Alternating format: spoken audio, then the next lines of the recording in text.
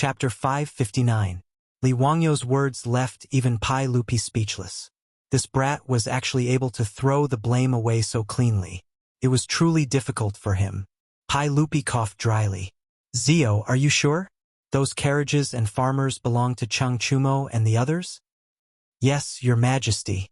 If Your Majesty and the other officials do not believe me, you can summon Chang Chumo and the others into the hall and ask them. Li Wangyou said casually. They are in my residence in Kaihua Square today. Your Majesty can summon them into Taiji Palace for questioning. Pai Lupi nodded. Mi Tua immediately gestured to the eunuch beside him, and the eunuch immediately ran out of the hall. Chang Yaojin could not help but laugh out loud, causing the officials in the hall to raise their eyebrows. Pai Lupi coughed dryly. Jijia, don't cause trouble in the court. Yes, Your Majesty. This subject just could not hold back for a moment. Please forgive me. Chang Yaojin waved his hand at Pai Lupi without the slightest hint of apology, causing Pai Lupi to roll his eyes. Fang Xianling, Du Ruhui, and the other big shots also reacted and could not help but laugh. Wang Renyu, Zhang Yuanshou, Ho Junji, and the others all felt like they had been F***ed. Today, the aristocratic families wanted to use yesterday's case of moving carriages for no reason to slap Li Wangyou's face. Although they could not do anything to him, it was still good for them to vent their anger. However, Li Wangyou's nonchalant words left him out of the matter. This was a pain in the ass. If the imperial censors continued to impeach him, they would offend Fang Xianling, Du Ruhui, Chang Yaojin, Yuqi Jingda, Chai Shao, and the other big shots. But it was even more impossible to not impeach him. They could not possibly go to Pai Lupi and say, "Sorry, we impeached the wrong person. We won't impeach him, right?" Chang Yaojin thought of this and could not help but laugh, mocking the aristocratic families for being humiliated today. None of the imperial censors had expected Li Wangyou to be so shameless. Everyone in Chang and knew that the horse carriage that entered the city to remove dung yesterday belonged to his mansion. But he refused to admit it. What could he do? Not long after, the group of hedonistic sons were led into the Taiji Palace by the servants and had an audience with Pai Lupi. The censors who impeached Li Wangyou were extremely disgusted at this moment, but they could only pinch their noses and ask the foppish lords, "General Chang, may I ask if the carriage that killed someone in Chang'an yesterday belongs to you?" Chang Chumo nodded his head casually. That's right, that's exactly the case. The faces of the imperial censors became more and more ugly. Director Chang had tacitly agreed to this matter, making their impeachment today a complete farce.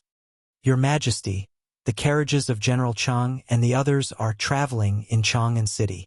We feel that Your Majesty should reprimand them to not disturb the people. The censors could only be careful with their words and tried their best to speak to Li Erqi in a tactful manner.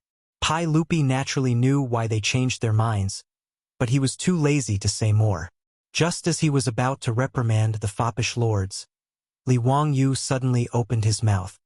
Your Majesty, the imperial censors had impeached me for the same crime, but they had asked Your Majesty to severely punish me and order me to compensate the injured people. Why is it that when it comes to Chang Chumo and the others you only reprimand them? What kind of logic is this? I ask Your Majesty to severely punish Chang Chumo and the others as a warning to others. Li Wangyou said these words righteously, as if he was the upright and plain-spoken imperial censor who was absolutely irreconcilable with Chang Chumo and the others. His words made the faces of the imperial censors who had impeached him turn even darker, but they could not refute. They could only shut their mouths and pretend to be ostriches, allowing Li Wangyou to slap their faces. Chang Chumo and the others looked very wronged and bowed to Pai Lupi. Your Majesty, if we were not strict enough and the carriage in Chang and injured dozens of people, we are willing to accept Your Majesty's punishment. However, we are not satisfied with this matter.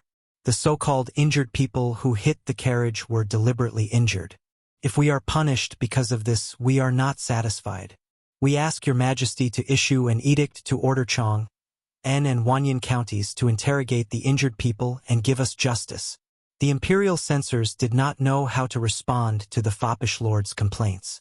If these words were said by Li Wangyou, they would naturally jump out and righteously reprimand Li Wangyou for talking nonsense. They would also take out a large number of witnesses and evidence to prove that Li Wangyo's carriage hit and injured the people. But these words were said by the foppish lords, so the imperial censors did not know what to do. They secretly turned their heads to look at Wang Renyu and Zhang Yuanshou, but saw them slowly shaking their heads. They knew that this matter could only be dropped. Pai Lupi did not expect that Li Wangyu could shift the blame to such an effect. Previously, he was like Fang Xianling and the others. They were all thinking that Li Wangyu would be impeached and it would be difficult for them to get away. But he did not expect that Li Wangyu and the foppish lords would change the target of the imperial censors' impeachment to a group of foppish lords. The great clans were naturally unwilling to offend so many imperial court bigwigs over such a small matter. This gave Li Wangyu and the others a chance to reverse the situation. As long as the officials did not obstruct them, Pai Lupi would naturally agree to the demands of the foppish lords. As long as they were willing to investigate this matter, they would definitely find the truth. Wang Renyu and Zhang Yuanshou glanced at each other and decided not to intervene. Today, Li Wangyu had gotten off lightly. While the great clans were unwilling to participate in this matter, Hou Junji's complexion turned unsightly. At this point, he could no longer continue to watch from the sidelines. Before Pai Lupi could speak, Hou Junji stepped forward and said, "Your Majesty, this subject believes that Chang Chumo's words are incorrect. Those 50 injured people were all hit by carriages. This matter is absolutely true, and there are several dozen passers-by as witnesses. How pitiful and innocent are these injured people. It's one thing for the authorities not to compensate the injured, but how can they be interrogated? This is truly detrimental to your Majesty's reputation of loving the people as your own children. This subject believes that this matter cannot be allowed." Li Wangyu and the foppish lords were not at all surprised by Hou Junji's words. On the contrary, they looked at each other and smiled.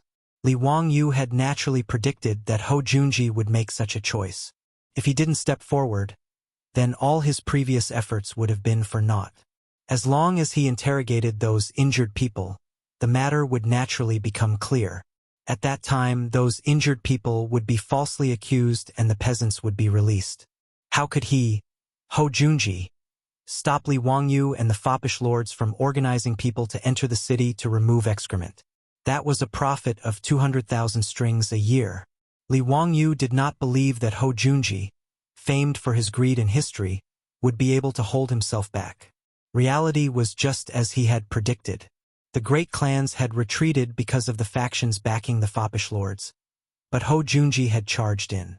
Chang Chumo chuckled and said, "Your Majesty, since Duke Lu has said so, I would like to ask your Majesty to make a trip to Chang'an County and have the injured confront the farmers.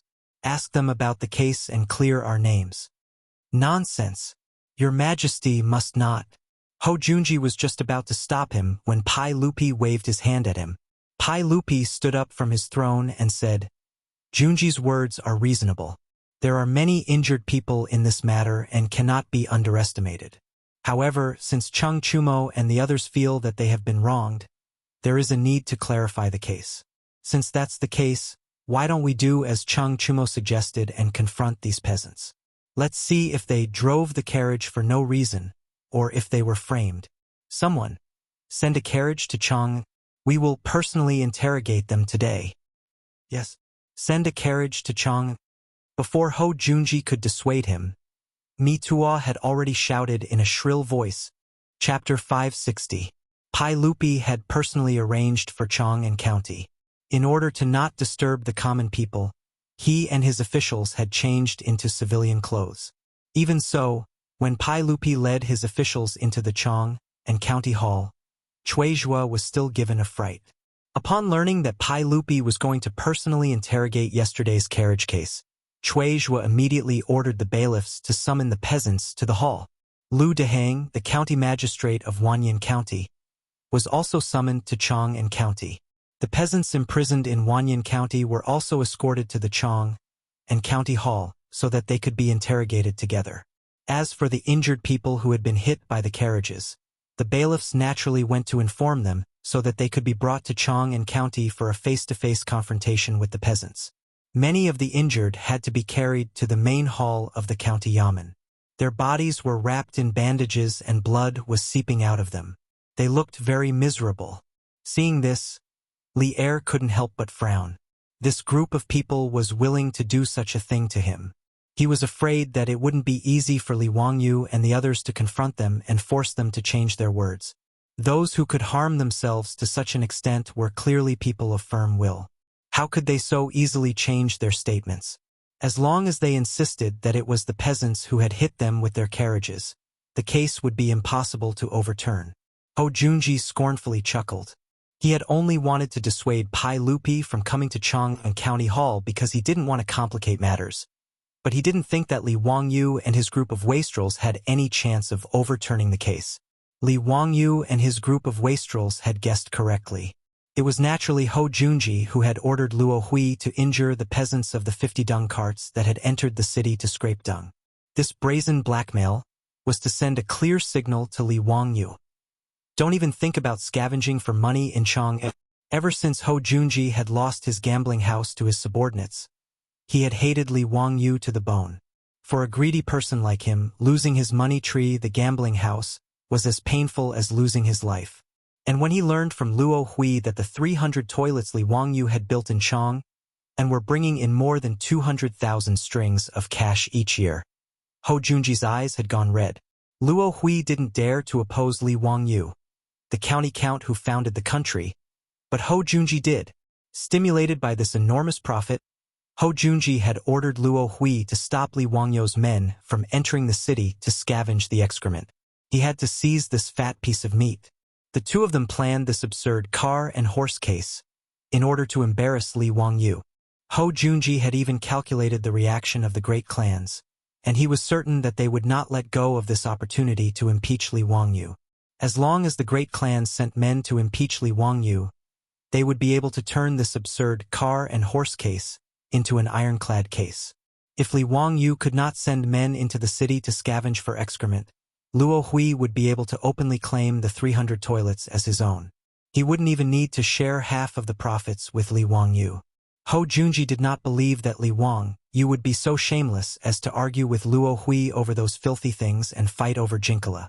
Moreover, if the toilets were left unattended, excrement would spill everywhere and pollute the environment, and Ho Junji might even find someone to impeach Li Wangyu. Luo Hui had gone to scavenge for excrement, but he had done a good deed without leaving his name behind. How could he be blamed? This was Ho Junji's wishful thinking. He had never imagined that Li Wangyu would shift the responsibility of scavenging for excrement onto the wastrels. Ho Junji was filled with regret that the great clan's impeachment plan had been abandoned halfway. But Ho Junji didn't care. If he couldn't scam Li Wangyu, then so be it.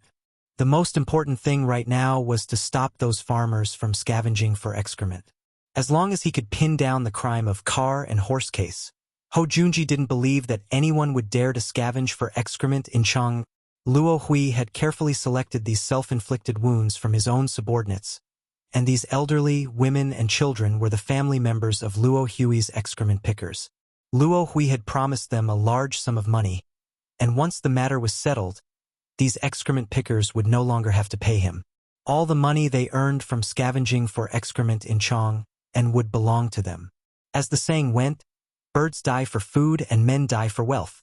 These excrement pickers were already their family members, so how could they not be tempted by these conditions?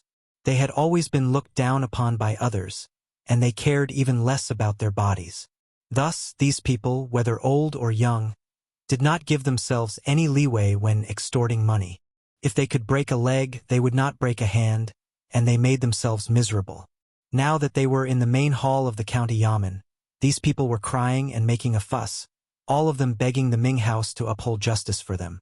They had to severely punish those farmers who had injured them and give them justice.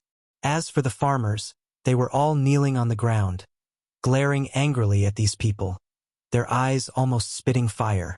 At the time, Lu Shi had believed that he had accidentally run into that old woman while driving the carriage. But after he was imprisoned in the Chang'an County prison, he understood everything. How could he have been careless? Someone was clearly trying to frame them.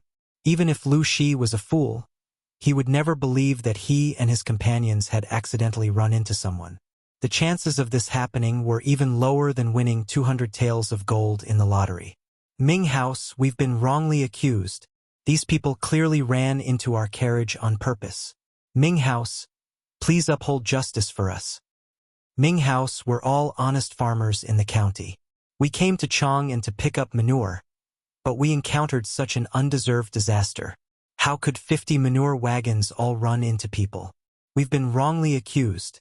Lu Shi knocked his head on the ground loudly. Ming House, please uphold justice for us. While the farmers were crying for justice, the injured naturally started to make a fuss again. Nonsense. How many people in Chang'an have seen you run into us with your carriages and horses? You farmers are not allowed to quibble. Ming House, my leg is broken. The doctor said that it can't be cured. These farmers still dare to slander us. Ming House, please uphold justice for us. God damn it. I'm already so old. And you still dare to accuse me? Aren't you farmers afraid of being struck by lightning? The Chang'an County Yamen was as noisy as a market. Both sides were crying for justice. Cui Zhuo was so angry that he picked up his gavel and slammed it loudly. Only then did everyone shut up. If anyone dares to cause trouble in court again, I'll give them 20 strokes of the cane.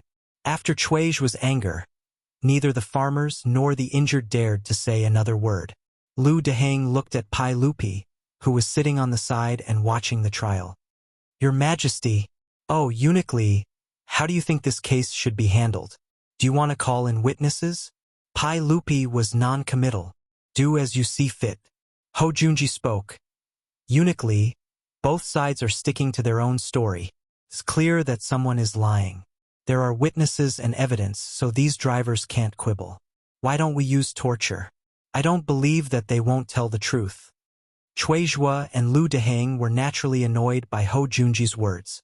They couldn't bring themselves to use torture on these farmers in front of County Count Huxian and all the other hedonistic scions. Li Wangyu chuckled and stood up as well. Uncle, everyone, Duke Lu's words are reasonable. There are bound to be people lying on both sides, but it's not like they won't confess under torture. I don't want that either. It's easy to tell if they're telling the truth. I have a divine tool that can detect if someone is lying. Since both sides are sticking to their own story, why don't we try my divine tool and use it to detect if someone is lying? Divine tool? Detect if someone is lying? Pai Lupi and everyone else felt their minds go blank. What was the meaning of this? Chapter 561. Pai Lupi was drinking tea, and when he heard Li Wangyo's words, he almost choked to death. There was naturally no such thing as a lie detector in the Tang dynasty, but based on its literal meaning, everyone could understand that it was a test to see if one was lying, right? The officials naturally didn't believe Li Wangyo's words and began to question him. Zio, don't joke around. How could there be such a thing? Haha, this is the first time in this old man's life that I've heard of an object that can detect lies. This is truly interesting. County Count who, don't mess around. How could there be such a thing? The human heart is hard to fathom. What kind of object can detect if someone is lying? Zio, how can that divine artifact of yours detect lies? Li Wangyo's smile only grew wider and wider in the face of everyone's doubts. Everyone, as the saying goes, if one lies, they will be struck by lightning. This divine artifact of mine is the same. It can distinguish between good and evil. If one lies, they will be struck by lightning. It is extremely accurate. If everyone doesn't believe me, you can give it a try. His words made Pai Lupi and the officials look at each other in dismay. They felt that Li Wangyu was getting more and more ridiculous. That lie detector test had already made everyone feel that it was inconceivable. Why was there a question about being struck by lightning? Could this Li Wangyu really be the reincarnation of an ancient expert? Now that he had recovered his memories, he could even produce such a divine artifact.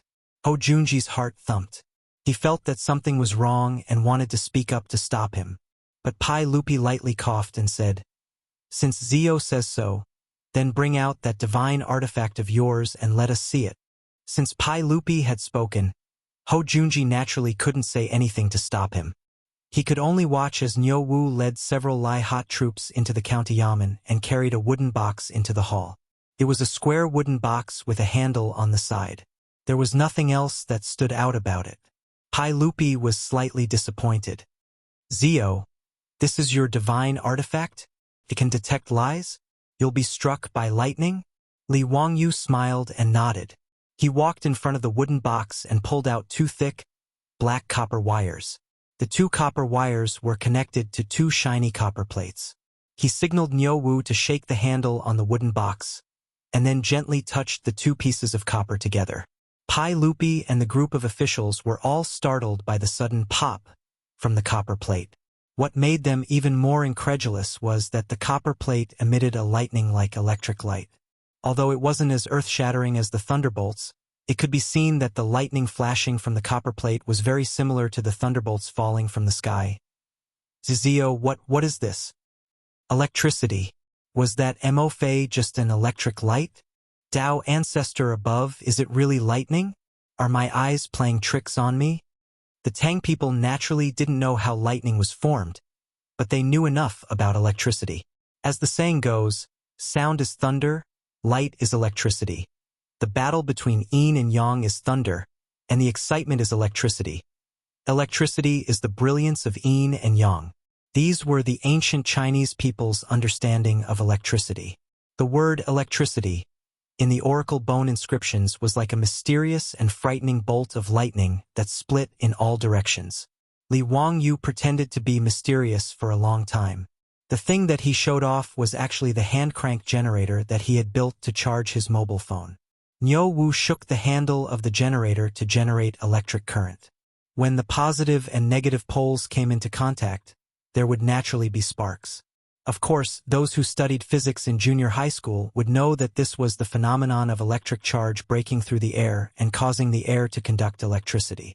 However, this scene in the eyes of Pai Lupi and the group of officials had a different feeling. Li Wangyu really created electric light in front of them. This was really too unbelievable. A hand-crank generator, a simple discharge phenomenon, to the Tang people, the stimulation was no less than a UFO suddenly landing on the road and aliens walking out. Ho Junji's mouth dropped open in disbelief. Demonic arts. This is demonic magic. Feng Xianling immediately refuted. Thunder and lightning are righteous. How can it be demonic? Duke Lu, don't talk nonsense. How can this lightning be a demonic technique? Du Ruhui also nodded. Since ancient times, China believed that thunder and lightning were controlled by the god of thunder and the goddess of lightning. Thunder and lightning had the meaning of punishing evil and promoting good. The god of thunder could distinguish between good and evil in the human world, enforce the law on behalf of the heavens, kill evil people, and uphold justice. After seeing the copper plate of the hand-crank generator emitting electric sparks, everyone present believed that this thing could distinguish good from evil and detect lies. This scene naturally fell into the eyes of the farmers and the injured, and each of them had different reactions. The farmers kowtowed to the wooden box, and their faces were filled with joy. They felt that they would be able to redress the injustice they had suffered. As for the injured, each of their faces was uglier than the last. There were even old women who were so frightened that they started crying. Uncle, everyone, why don't you try my treasure? Let's see if it can distinguish good from evil and clear the good people's names. Li Wangyu pointed to the hand-crank generator and looked at Pai Lupi and the officials. Sure. Pai Lupi nodded. He was also extremely curious. How can this thing distinguish good from evil? How can it detect lies? It's very simple. As long as you hold these two copper plates with both hands and shake the handle, the liars will naturally be struck by lightning. Pai Lupi nodded. Good, then let them try it. Let's see if this lightning can distinguish good from evil. Li Wangyu said. This little nephew will have these farmers and the injured people confront each other. Good and evil can be determined with a single test. When Lu Shi heard this, he immediately stood up and bowed to Li Wangyu. County count who? I am willing to go first and confront that old woman. Okay, then I'll start with you. Hold these two copper plates and recount what happened that day. You cannot lie, or else you will be punished by the lightning. As Li Wangyu spoke, he placed the two copper plates in Lu Shi's hands, and then indicated that Lu Shi could start shaking the handle. Pai Lupi and the other officials stared at Lu Shi without blinking. But Lu Shi was completely fine. Holding the copper plates, he began to recount what had happened the day before. "Uncle, please take a look. The lightning did not punish this farmer, which means that he is telling the truth," Li Wangyu said with a smile. Ho Junji suddenly stepped forward. "Wait a moment, you want this one to shake the handle? Is that possible?" He naturally didn't believe in some divine tool. He felt that Li Wangyu must have done something to it, so he wanted him to personally shake the handle. Li Wangyu naturally didn't object. He indicated that Niu Wu should step aside and hand the handle to Ho Junji. "Duke of Lu, this treasure of mine is extremely simple to control. Once they start talking, just shake the handle, and this divine tool can tell if that person is lying or not." Ho Junji expressionlessly nodded. He carefully examined the wooden box, and after confirming that there were no traps, he took the handle. He was still worried, so he had Lu Shi hold the copper plates in one hand and repeat what he had said just now while shaking the handle. Seeing that there was still no reaction, he awkwardly stopped. Li Wangyu indicated that Lu Shi should step aside, and then he indicated that the old woman he had knocked over should come forward. The old woman's head was wrapped in thick gauze, and she had a miserable and pitiful appearance. But at this moment, there was a hint of timidity on her face, and her legs were trembling. However, in the main hall of the county yamen, in front of the two Ming residence officials and a group of officials, she did not dare to say anything. She could only tremble as she received the 2 copper pieces and held them carefully in her hands. This old woman went out yesterday, and as soon as she stepped out of the workshop, she was knocked over by that carriage. Just as the old woman began to speak, she howled miserably as if she had received a huge shock. She threw away the copper plate in her hand. Her intense reaction left Ho Junji dumbstruck. Chapter 562. Ho Junji angrily glared at the old woman. "Old woman, what are you screaming for? It hurts. It hurts.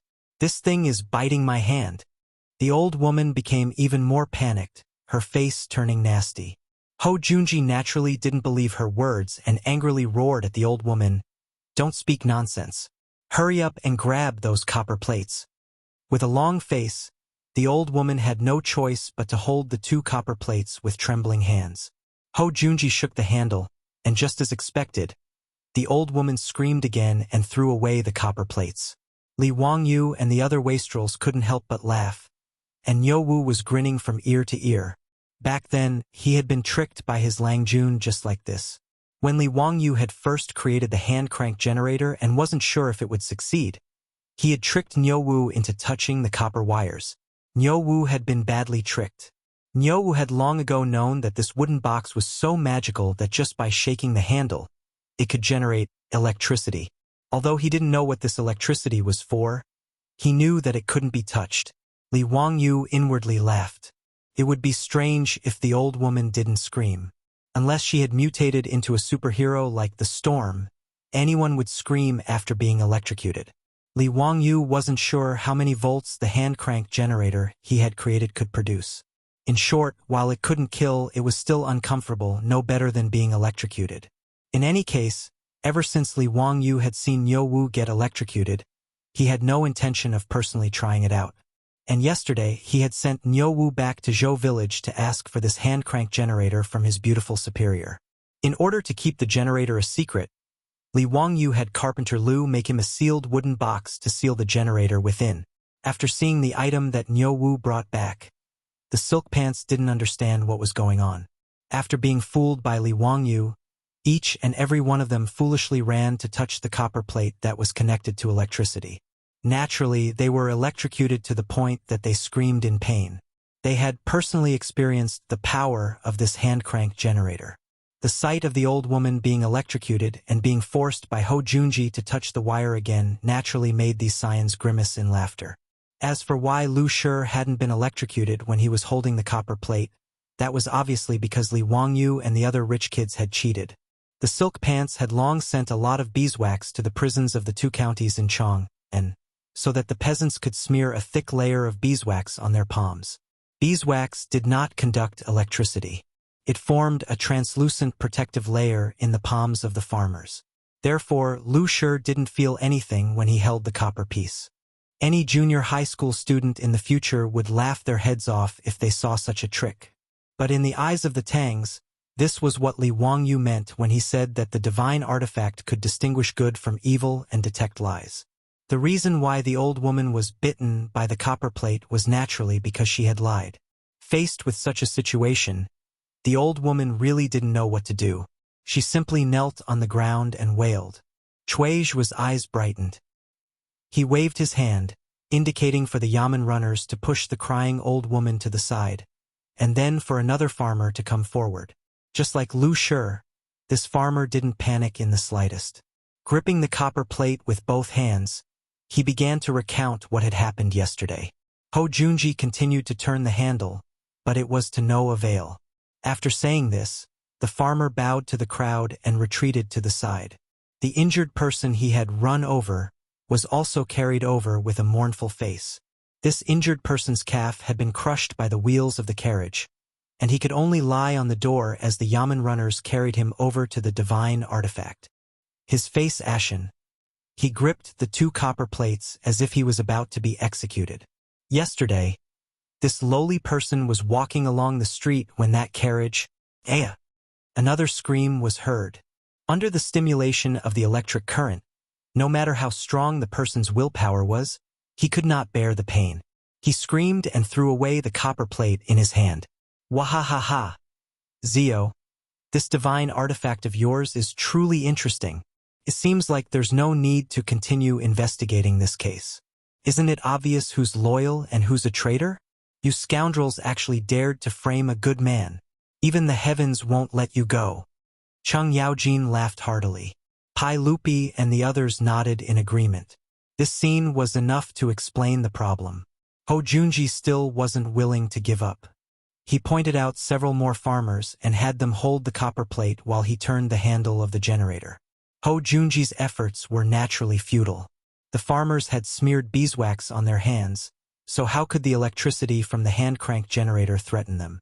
As for the victims, they screamed as they were electrocuted. None of them were able to escape. This ironclad fact was placed in front of everyone's eyes. The group of victims, who were still clamoring before no longer made a sound. One by one, they knelt on the ground and kowtowed repeatedly. At this point, there was nothing more to be said. Ho Junji was so angry that he threw down the generator and returned to stand among the officials in a daze. He had no idea how things had come to this. Chuizhua and Lu Dehang glanced at each other and then slapped down the gavel. What else do you have to say? Hurry up and confess the truth. Must you force this district to punish you? Finally, someone couldn't resist the pressure and confessed. This commoner will confess. We intentionally ran into those carriages. It has nothing to do with the drivers. We only have ourselves to blame. With this precedent, the others naturally couldn't continue to deny it. With sullen faces, they obediently confessed everything. Speak. Who ordered you to do this? Chuizhua asked once more. It's Luo Hui who ordered us to do this. He said that as long as we did this, we wouldn't be charged for scraping dung in Chang'an. This commoner was muddle-headed and did this. Please, Ming House, for the sake of our physical disabilities, forgive us. That's right. It was Luo Hui who ordered us to do this. Ming House, please investigate. Luo Hui is the true mastermind. Ming House has pity on us. We know our wrongs. Please forgive us, Ming House. We are willing to testify against Luo Hui. Please, Ming House, show mercy. This group of people began to feel fear. Falsely accusing someone of being punished was no laughing matter. Thus, they all began to accuse Luo Hui in a futile attempt to lessen their crimes. Come, sign their confessions. Chuizhua didn't waste time. In front of Pai Lupi, he naturally had to punish them according to the laws of the Tang Empire. He didn't care whether these people lived or died. He directly had the scribes deliver their confessions for these people to sign. Once everyone had signed, Chuizhua directly announced that the case of the 100 farmers of Hu County had been framed and that they would be acquitted. The 50 scammers were falsely accused and punished. Based on the crime of driving without reason, they were all caned 80 times. The first offender, Luo Hui, was arrested by the Yamen runners and sentenced separately. Pai Lupi and the other officials naturally had no objections to Chuizhua's punishment. Meanwhile, in the main hall of Chang'an's county government, the 100 farmers burst into thunderous cheers. The sound waves almost tore off the roof of the county government. Ming House is wise. This lowly commoner kowtows to Ming House. The farmers all knelt down and thanked Chuizhua and Lu Deheng. Then they turned their heads and kowtowed to the rich playboys and Li Wangyu. Pai Lupi nodded in satisfaction. He got up and prepared to return to the palace. However, he waved at Li Wangyu and whispered, "Zio, can you give me that precious magical item of yours?" Li Wangyu looked around, then moved closer to Pai Lupi's ear and whispered, "Uncle, that thing is fake. It doesn't have the ability to detect lies." When Pai Lupi heard this, he became a Spartan. Damn, I was tricked by this bastard again? Chapter 563. Pai Lupi angrily glared at Li Wangyu. He knew that this wasn't the place to talk, so he indicated for Li Wangyu to follow him back to Taiji Palace. As for the hand-crank generator, Pai Lupi had Mi Tuo bring it back. Li Wangyu saw that it was still early, so he hurriedly called out to the other scions and had them arrange for the farmers to start digging excrement today. They didn't want to waste any more of their time to earn money. As for Ho Junji, his expression was constantly shifting. Standing among the officials, he gave Li Wangyu an extremely unfriendly look. Li Wangyu would occasionally meet his gaze, and when he saw this expression, not only did he not fear it, he even smiled even more happily. After following Pai Lupi back to Taiji Palace's administrative hall, Pai Lupi had Mi Tuo bring the hand-crank generator over and walked around the wooden box a few times. After asking Li Wangyu, he indicated for Mi Tuo to open the wooden box. After carefully examining the structure, he couldn't help but be disappointed. As expected, it wasn't some divine treasure. It was just some copper wire wrapped around a magnet, and it didn't have any mysterious energy. In truth, this was the second hand-crank generator that Li Wangyu had built. The one made of silver wire was still in his residence, and it was powered by water to charge his mobile phone. This was just a backup, so it didn't matter if Pai Lupi took it apart. Pai Lupi couldn't figure out what it was, so he turned to Li Wangyu and asked, "Zio, what's the use of this thing?" Li Wangyu spread out his hands. "Uncle, you've also seen it. This little nephew named this thing a hand-crank generator. As for its use, it's naturally capable of producing electricity." "What use does this electricity have? Can't it distinguish between good and evil and detect lies?" Pai Lupi was still unwilling to give up. If there really was something that could do this, it would be far too useful to him. Li Wangyu couldn't help but sweat. This superstitious person who didn't understand science was too stubborn. "Uncle, this thing can only produce electricity. Can't distinguish between good and evil."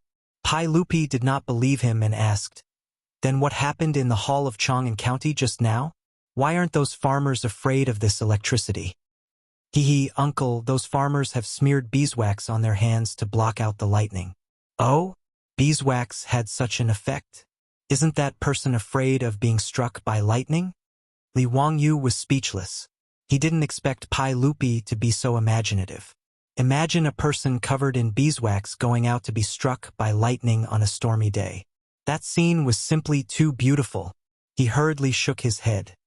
"Uncle, the electric light produced by this hand-crank generator is just a drop in the ocean compared to thunder and lightning. The power is completely different. Applying beeswax on my hands can isolate the electricity from the hand-crank generator, but it can't isolate the lightning." Li Wangyu gave Pai Lupi a general knowledge of electricity. Pai Lupi listened with great interest. Pai Lupi even let Mi Tuo and a few of his servants have a taste of being electrocuted. Mi Tuo kept looking at Li Wangyu with resentful eyes. "Zio, what other use does this electricity have other than electrocuting people?" Nothing." Li Wangyu also had a headache. He really couldn't think of any use for electricity in the Tang dynasty.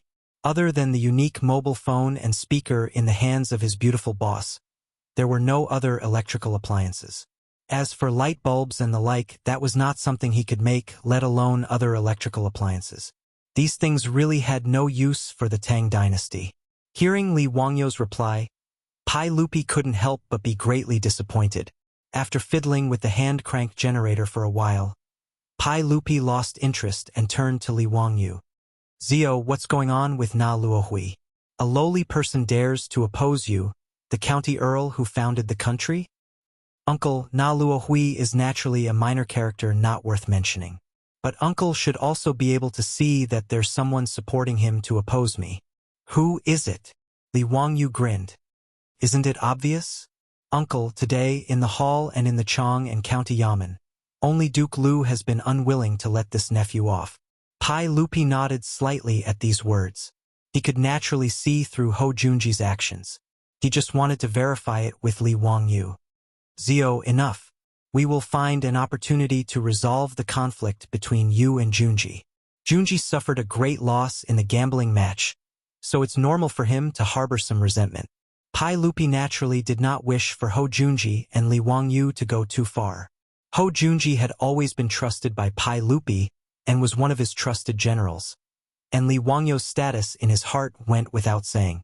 For Pai Lupi, the relationship between the two of them was like palm to palm. If they went too far, it would not look good on his face. Pai Lupi still believed that Ho Junji was opposing Li Wangyu only because he had lost the gambling match. Upon hearing Pai Lupi's words, Li Wangyu immediately began to consider whether or not he should give Ho Junji a bad look. Pai Lupi's trust in Ho Junji was unquestionable. 2 years later, Li Jing, the war god of the Tang dynasty, had been forced to abdicate and give the post of Minister of War to Ho Junji. Li Wangyu truly did not wish to see Ho Junji's authority grow. This was not a good thing for him. After making up his mind, Li Wangyu whispered to Pai Lupi, Uncle, I'm afraid that you're wrong. Duke Lu is making things difficult for this nephew not because of that gambling match, but because of profit. Oh, what do you mean? Uncle, you also know that those 300 toilets make no less than 200,000 strings of coins a year from the excrement sales. This nephew has already reported this to Aunt, and we plan to use it all to help the orphans and widows. Pai Lupi nodded and praised. Not bad. Maid Guanyin has already informed us of this matter. Zio, for you to be so righteous, us have a whole new level of respect for you. Caring for the young, supporting the old, helping the poor, and alleviating the sick are all acts of benevolence that benefit the country and the people. Brat, this time you didn't mess around with those profligates. Once your Wangyu Charity Hall is established, we will inform Duke Dai to hand over 20% of the annual lottery earnings to the charity hall so that it can be used to help the people. Li Wangyu hurriedly bowed. This nephew thanks Uncle on behalf of the people. However, Uncle, this nephew doesn't care about the 200,000 strings of coins, but there are people who care about wealth. Pai Lupi couldn't help but glare at him. You're saying that Junji is eyeing your excrement sales? How is that possible? He's the mighty Duke Lu, so how could he do such a thing for some money? Hee, Uncle, this nephew isn't speaking nonsense. Uncle, do you know why that Luo Hui is acquainted with Duke Lu? Why would he listen to Duke Lu's orders and do such an absurd thing? Why? Horse dung. Horse dung? What does that mean? Pai Lupi didn't understand. In a few words, Li Wangyu explained how the Tang dynasty's army sold horse dung for public use. Pai Lupi had also heard of this matter, but he didn't think much of it. Zio, are you accusing Junji of embezzling horse dung money? Li Wangyu shook his head. Uncle, this nephew only feels that this is most likely the case. Whether it's true or not, Uncle will know once he investigates. This nephew has asked Chang Chumo and the others.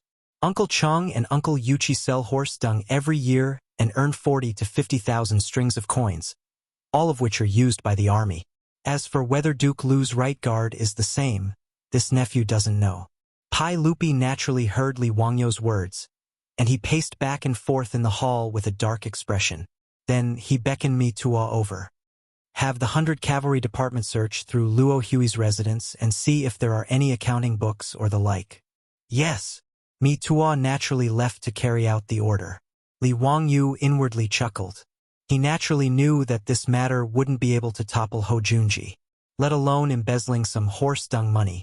Even when Ho Junji had destroyed Gaochang and taken the spoils of war that should have been offered to Pai Lupi still hadn't done anything to him. But planting a thorn in Pai Lupi's heart was also good. Perhaps in the 4th year of Chang'an, Ho Junji's appointment as Minister of War might be overturned because of this unremarkable horse dung? Chapter 564. In Guangda Lane, near the western market of Chang'an, a group of 100 cavalry officers smashed open the gate of the Luo residence and charged in.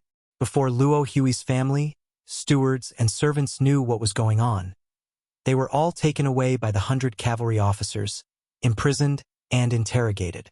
Luo Hui's wealth, which he had worked so hard to accumulate, was confiscated and his residence sealed. But Luo Hui's whereabouts were unknown, and he had never been captured. All the provinces and counties of the Tang dynasty had posted notices for Luo Hui's arrest, but he seemed to have vanished from the face of the earth. Li Wangyu wondered if Ho Junji had killed Luo Hui to silence him.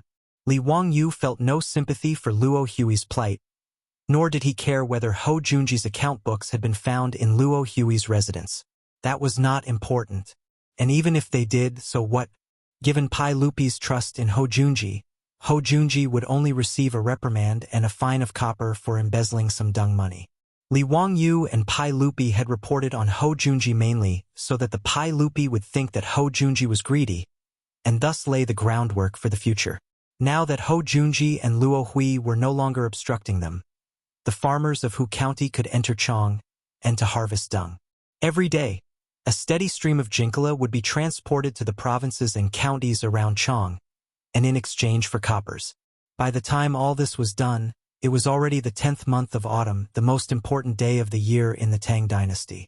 But this year, the plague of locusts had caused the farmers of the Guangzhou circuit to miss out on the joy of harvests. On the contrary, all the families were sighing in despair. The wheat fields that had once yielded 1 dan per mu were now only able to harvest 4 or 5 bushels. In fact, many fields had only harvested 2 or 3 bushels this year. With such a small harvest, not to mention paying the rent, it was not even enough for the family's rations for the coming year. Ma Zhou submitted a memorial to the Pai Lupi requesting that the land rent for this year's Guangzhou circuit be reduced. Pai Lupi nodded his head in agreement. He issued an edict to the Guangzhou Pass prefectures and counties to waive the land rent, and issued a general amnesty to the people. The autumn harvest had nothing to do with the people of Hu County. With Yang Quan's full cooperation, the 100,000 people of Hu County all switched to winter rice. Originally, the commoners were uneasy and felt that this matter was not reliable. After farming for his entire life, this was the first time he sowed rice seedlings in September. Many farmers were sobbing as they sowed the seeds. They felt that the seedlings would not survive at all. However, to everyone's surprise, the rice seedlings that were sown in the fields all survived. Now, the rice sprouts in the fields were green, giving the people of Hu County a glimmer of hope. Of the hundreds of villages in Hu County, the only one that hadn't switched to planting rice and was now entering the autumn harvest season was Dingzhou village. The ducks that Li Wangyu had fed back then had made great contributions on the battlefield. In the surrounding villages, the wheat fields in Dingzhou village were basically preserved. At most, the wheat fields in Dingzhou village were reduced by 20 to 20%. Therefore, when the government of Hu County ordered people to burn the wheat fields and switch to rice, they only bypassed Dingzhou village's fields. Since ancient times, China had placed great importance on agriculture. Even though the farmers of Dingzhou village no longer relied on the crops in the fields to make a living, when the autumn harvest came, everyone still went to the fields to harvest the year's worth of hard work. Even in the future, those well-dressed white-collar workers who were born in the countryside and worked in office buildings in various cities would still ask for leave during the autumn harvest and run back to their hometown to help harvest the wheat and rice. This was already a deep-rooted belief in the hearts of the Chinese. Li Wangyu was naturally aware of this as well. Now that he had many people in his residence, he naturally had to help the village. Early in the morning of the autumn harvest, Li Wangyu led Niu Wu and Niu Yong, as well as a group of servants to the fields in the village to help harvest the wheat. Even his beautiful superior led the old steward, Perrin, Aphrodite, and a group of maidservants to help. Some delivered water, while others followed to pick up the wheat. It was very lively. Li Wangyu symbolically harvested a few clumps of wheat before he was so tired that he was sweating profusely. He felt like he couldn't even straighten his back. The old village chief hurriedly advised him to rest at the side. His beautiful superior waved at him from under the shade of a tree. Hee. Didn't someone boast to me that he was a village boy? Why can't you do it after just a few times? Your body is really weak. Li Wangyu was so angry that he almost wanted to drag her back to his residence to prove his ability after being teased by his beautiful superior for being weak. However, this was clearly just a thought. Li Wangyu rolled his eyes at her. Nonsense. When I was young, my family harvested by hand, but it wasn't my turn to work at that time. By the time I grew up, the village was already harvesting mechanically. Every year during the autumn harvest, there would be an army of harvesters that would come to work with harvesters. They would only harvest 100 pieces of wheat per moo. Who would be so full as to put in the effort to harvest? Humph, sophistry. In the end, you are too weak. With your small body, I don't know where you got the courage to kill 3 Japanese in a row. The beautiful superior changed the topic and brought up this matter again, making Li Wangyu very embarrassed. He could only touch his nose and not say anything. That day in the prison, he drew his sword and killed 3 Japanese. Naturally, the beautiful superior knew about it immediately. Because of this, the beautiful superior was so scared that she couldn't sleep well for several nights. She had nightmares and had to comfort Perrin, who was also scared. After seeing Li Wangyu again, the beautiful superior couldn't care less about being reserved. She directly threw herself into his arms and cried for a long time. This let Li Wangyu experience the feeling of holding a soft jade in his arms. However, after the beautiful superior vented her emotions, she showed her female power and pulled Li Wangyu's ear for a long time. Only when Li Wangyu repeatedly promised that he wouldn't be so impulsive in the future did she let him go. Therefore, when the beautiful superior brought up this matter again, Li Wangyu could only keep quiet to avoid provoking her again. With nearly 100 people from Li Wangyu's residence helping to harvest, in addition to the threshing machine that Li Wangyu made, the harvest in the village was very fast. Buckets of wheat were put into sacks and pulled by carriages back to the granaries of the various residences in the village. These 2 days, the village was very lively. Everyone's face was full of smiles.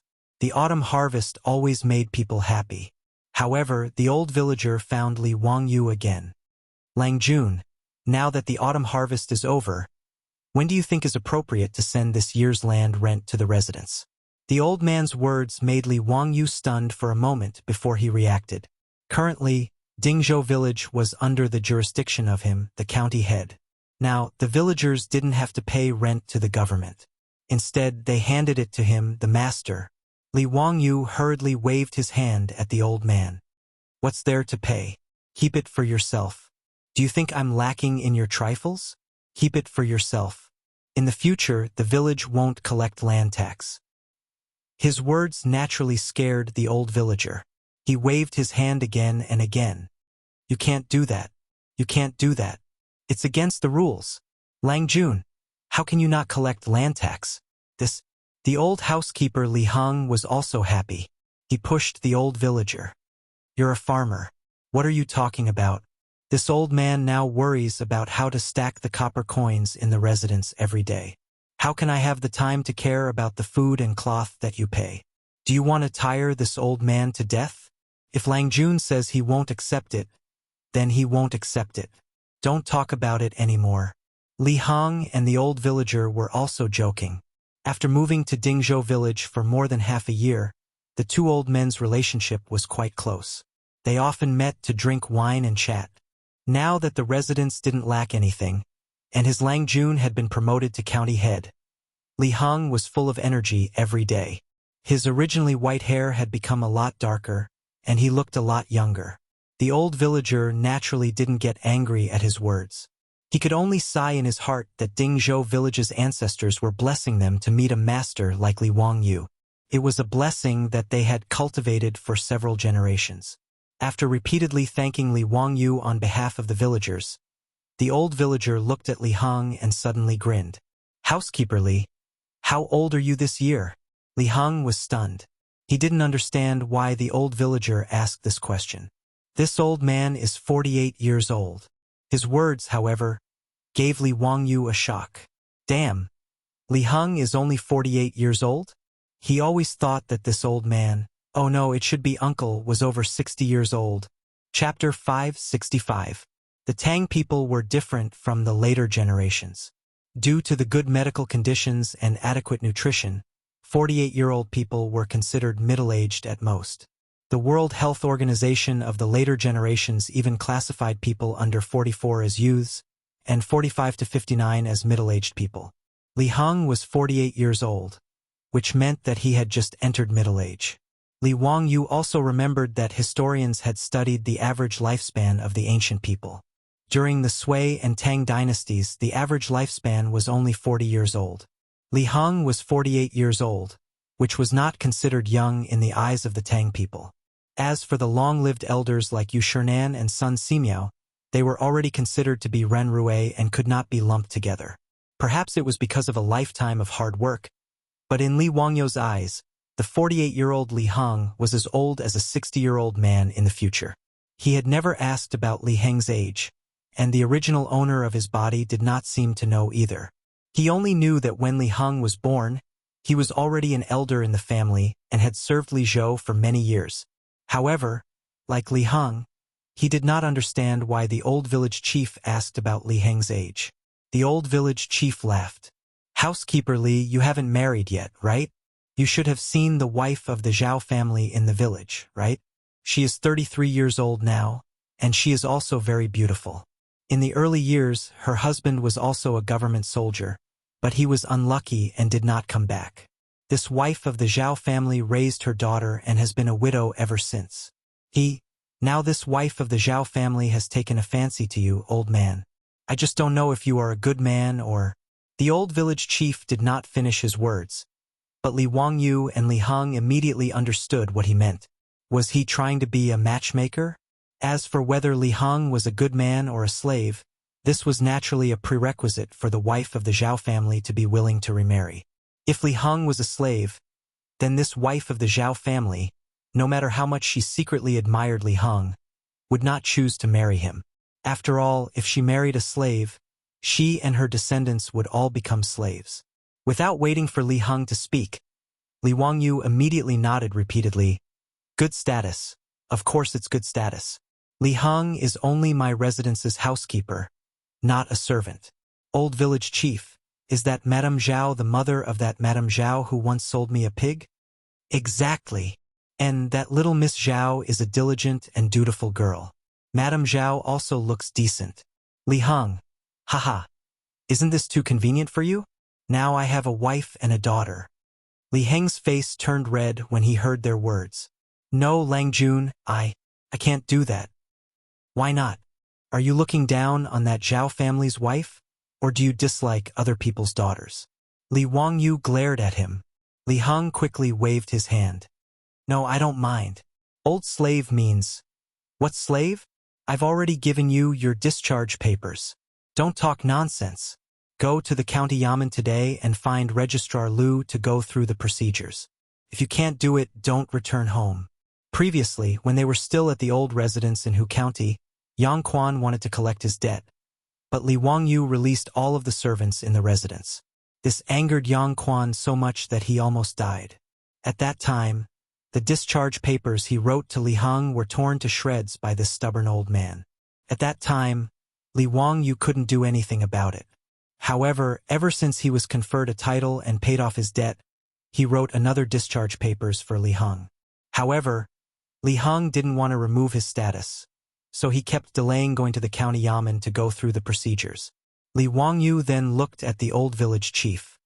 Village chief, I'll agree to this on behalf of Li Heng. I'll have to trouble you to ask Zhao family's wife. If there's no problem, I'll have a matchmaker go to her house and give her 3 betrothal gifts so that Li Heng can marry her.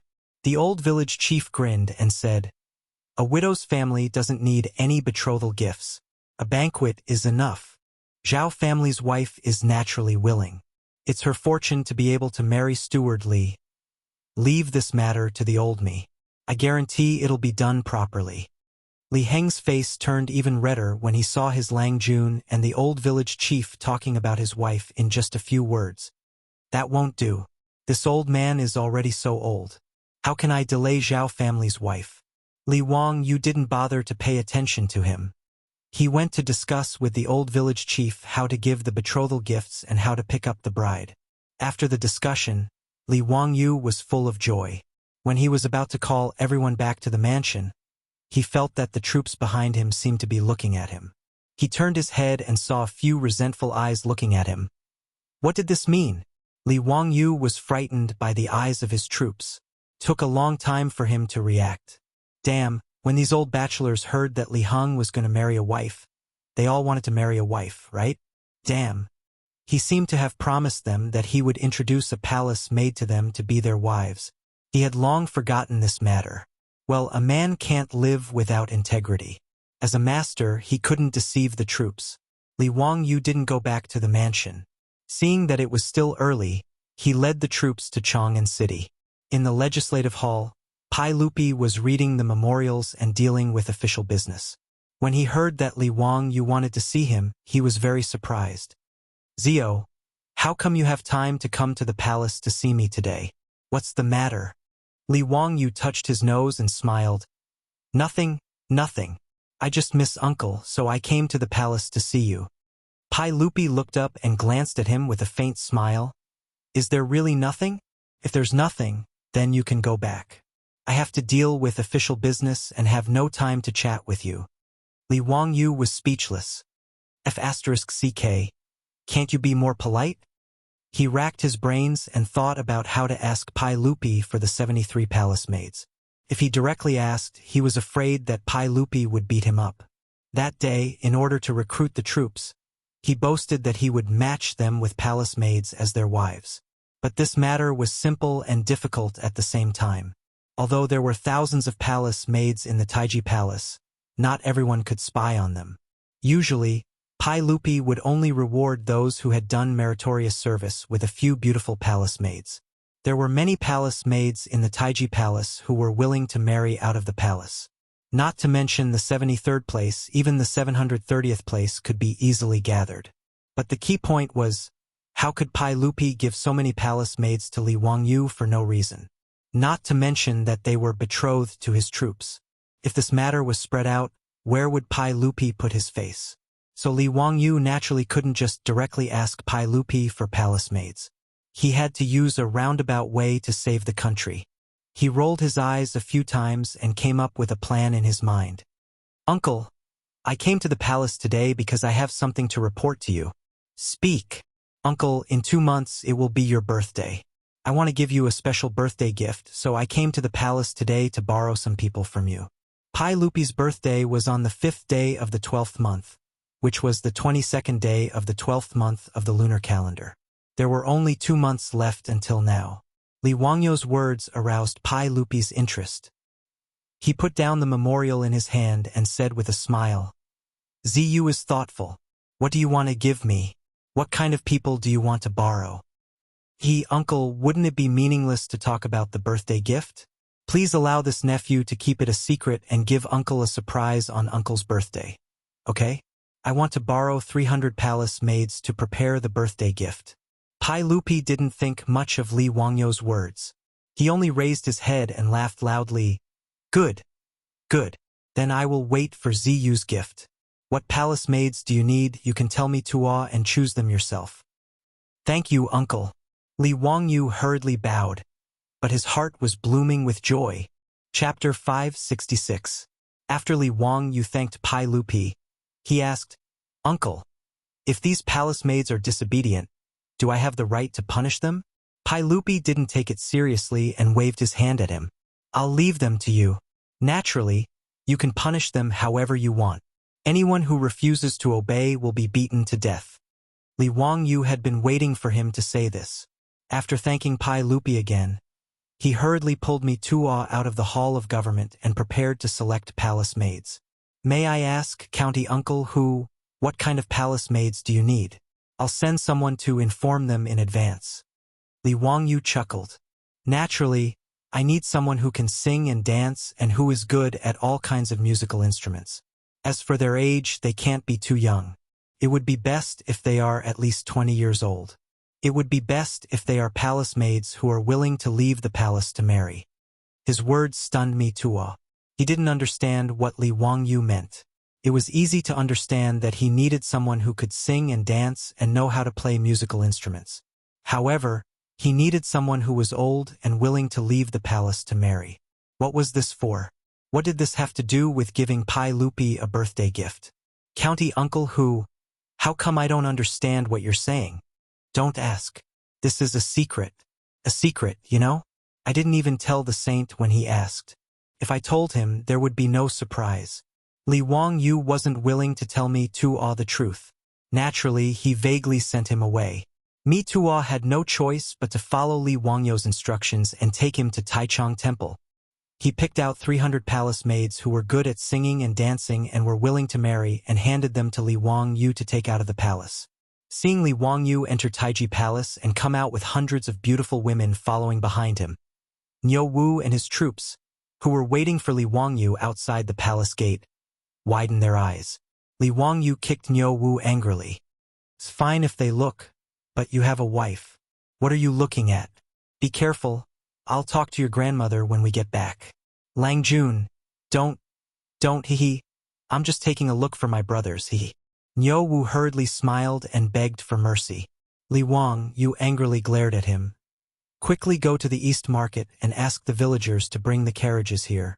Otherwise, we won't be able to return to Dingzhou village today.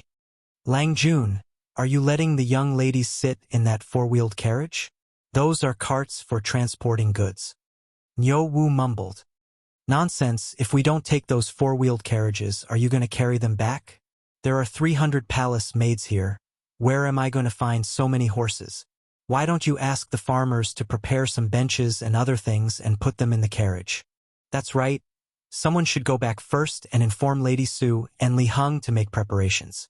These 300 palace maids will be staying in the residence for 2 to 3 months.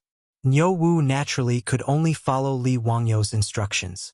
He arranged for a troop to go back to Dingzhou village to report, and then hurried to the Shunfeng Carriage Company in the East Market. While waiting for the carriage to arrive, Li Wangyu suddenly thought, should I make four-wheeled carriages for customers? Previously, he had asked Carpenter Liu to make many luxurious versions of the four-wheeled carriages, and gave them to the dukes, including Empress Zhongsun, and received the appreciation and gratitude of everyone. Now in Chang'an City, there were more and more people who commissioned craftsmen to make these four-wheeled carriages. However, the customers were all nobles and rich businessmen. In Chang'an City, ordinary people still relied on the number 11 bus to travel and relied on walking.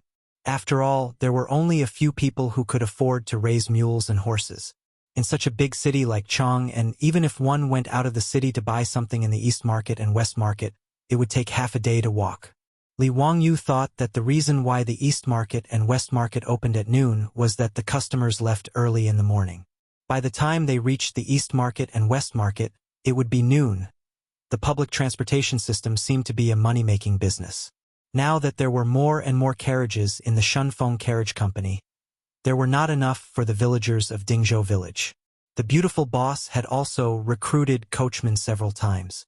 The coachmen who came to apply came in an endless stream. After all, the income of the coachmen of the carriage company was very enviable.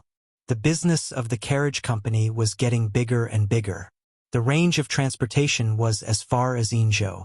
The beautiful boss was going to continue to expand the range of transportation. The farther the transportation distance, the more money they could make, but the less time the villagers of Dingzhou village could go home. Li Wangyu recently felt that he often did not see young and strong people in the village. This was not what he wanted to see. Therefore, he had been thinking about how to help the villagers find a job that could make money and did not have to travel far. Today, he had to transport 300 palace maids back to the village, which gave him an idea. This bus was also a profitable business. Thinking of this, Li Wangyu told the troops and turned back to the Taiji Palace. In the legislative hall, Pai Lupi was surprised to see Li Wangyu return. Zio, is there anything else? Uncle, I just thought of something and came to report it to you. What is it? Uncle, the population of Chang'an City is close to 1 million. However, there are only a few people who can raise mules and horses. In Noda's Chang'an City, it is inconvenient for the people to travel. It is very distressing. Pai Lupi heard this and was slightly stunned. Then he slowly nodded. Zio, you are right. I have heard that many people are complaining about this. However, I have no choice. Chang'an City is so big. I can't send a horse and a mule to each of them. Li Wangyu rubbed his hands and laughed. Uncle, I have a way to solve the problem of the people of Chang'an City. Are you interested? Pai Lupi asked curiously. What is it? Tell me quickly. Public carriage. What is a public carriage? Pai Lupi did not understand. He understood the word public. The records of the Grand Historian explained it as, the law belongs to the emperor and the world is public, which means publicly owned, public. But how did the carriages become public? Uncle, I plan to build a batch of carriages with built-in benches for people to sit in. They will follow a fixed route in Chang'an City. When the people need it, they can raise their hands and call for a stop. When they reach their destination, they can get off at any time. The fare is also very cheap. I think 2 coins per person will be enough. In this way, the problem of the people of Chang'an City being difficult to travel can be solved. Pai Lupi carefully thought about Li Wangyu's words. He nodded and then shook his head. Zio, your idea is very good. With this public carriage, the problem of the people of Chang'an City being difficult to travel can be solved. However, I don't think it is too little to only charge 2 coins for the public carriage. Isn't it too little? I am afraid it is not enough for the coachman's monthly salary and the horse's fodder. With only your subsidy, I am worried that the public carriage will not be able to operate for long. It is better to charge more.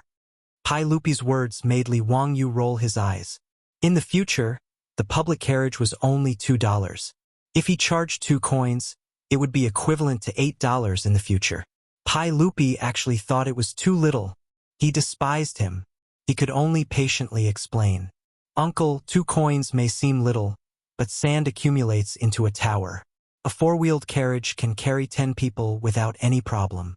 In Noda's Chang'an City, investing in 200 public carriages is not much at all. In other words, these carriages only need to make 1 trip for 4 strings of copper coins. However, the passengers can get on and off at any time. Regardless of distance, it is 2 coins. In addition, the carriages will be on the road from the opening of the gate to the beating of the drum. I estimate that, with 200 public carriages, the daily income will not be less than 100 strings of copper coins. It is enough to cover expenses. Pai Lupi was slightly surprised. He did not expect to earn so much. That's right. In that case, Zio, quickly build these public carriages. I am looking forward to it. Li Wangyu smiled and said, Uncle, I want to ask you for an imperial edict. What imperial edict? Hee. Exclusive rights in Chang'an City. Chapter 567. Li Wangyu had asked Pai Lupi for exclusive rights because he was afraid that others would see the benefits and also build carriages to compete with him. This public carriage was the private land that he had prepared for the villagers of Dingzhou village. Naturally, he would not let others have a share of the profits. Not only the public carriages in Chang'an City, but also between Hu County and Chang'an City, he planned to open public carriages for the people to travel. Pai Lupi naturally saw through his thoughts. He could not help but shake his head and smile bitterly. Zio, you are really thinking about the future of your villagers. Uncle, no matter what, the villagers of Dingzhou village are business partners with Ant. We should take care of them. Li Wangyu smiled slyly. He was not wrong. The royal family owned 50% of the shares of Shunfeng Carriage Company, Li Wangyu owned 30%, and the remaining 20% belonged to Chang'an's Chou family and Dingzhou village. A small shareholder was still a shareholder. All right, this public carriage is your idea, so I will do as you wish. Only your family is allowed in Chang'an City, but I also have a condition. Uncle, please say it. Since you said that 2 coins is enough, Then, after the public carriage is put into use, the price cannot be raised. How about it? Are you willing to agree? Li Wangyu nodded repeatedly. Of course, I can guarantee it. Pai Lupi nodded with satisfaction and agreed to Li Wangyu's request. Although he had never seen a public carriage before, he could imagine the many benefits it would bring to the city.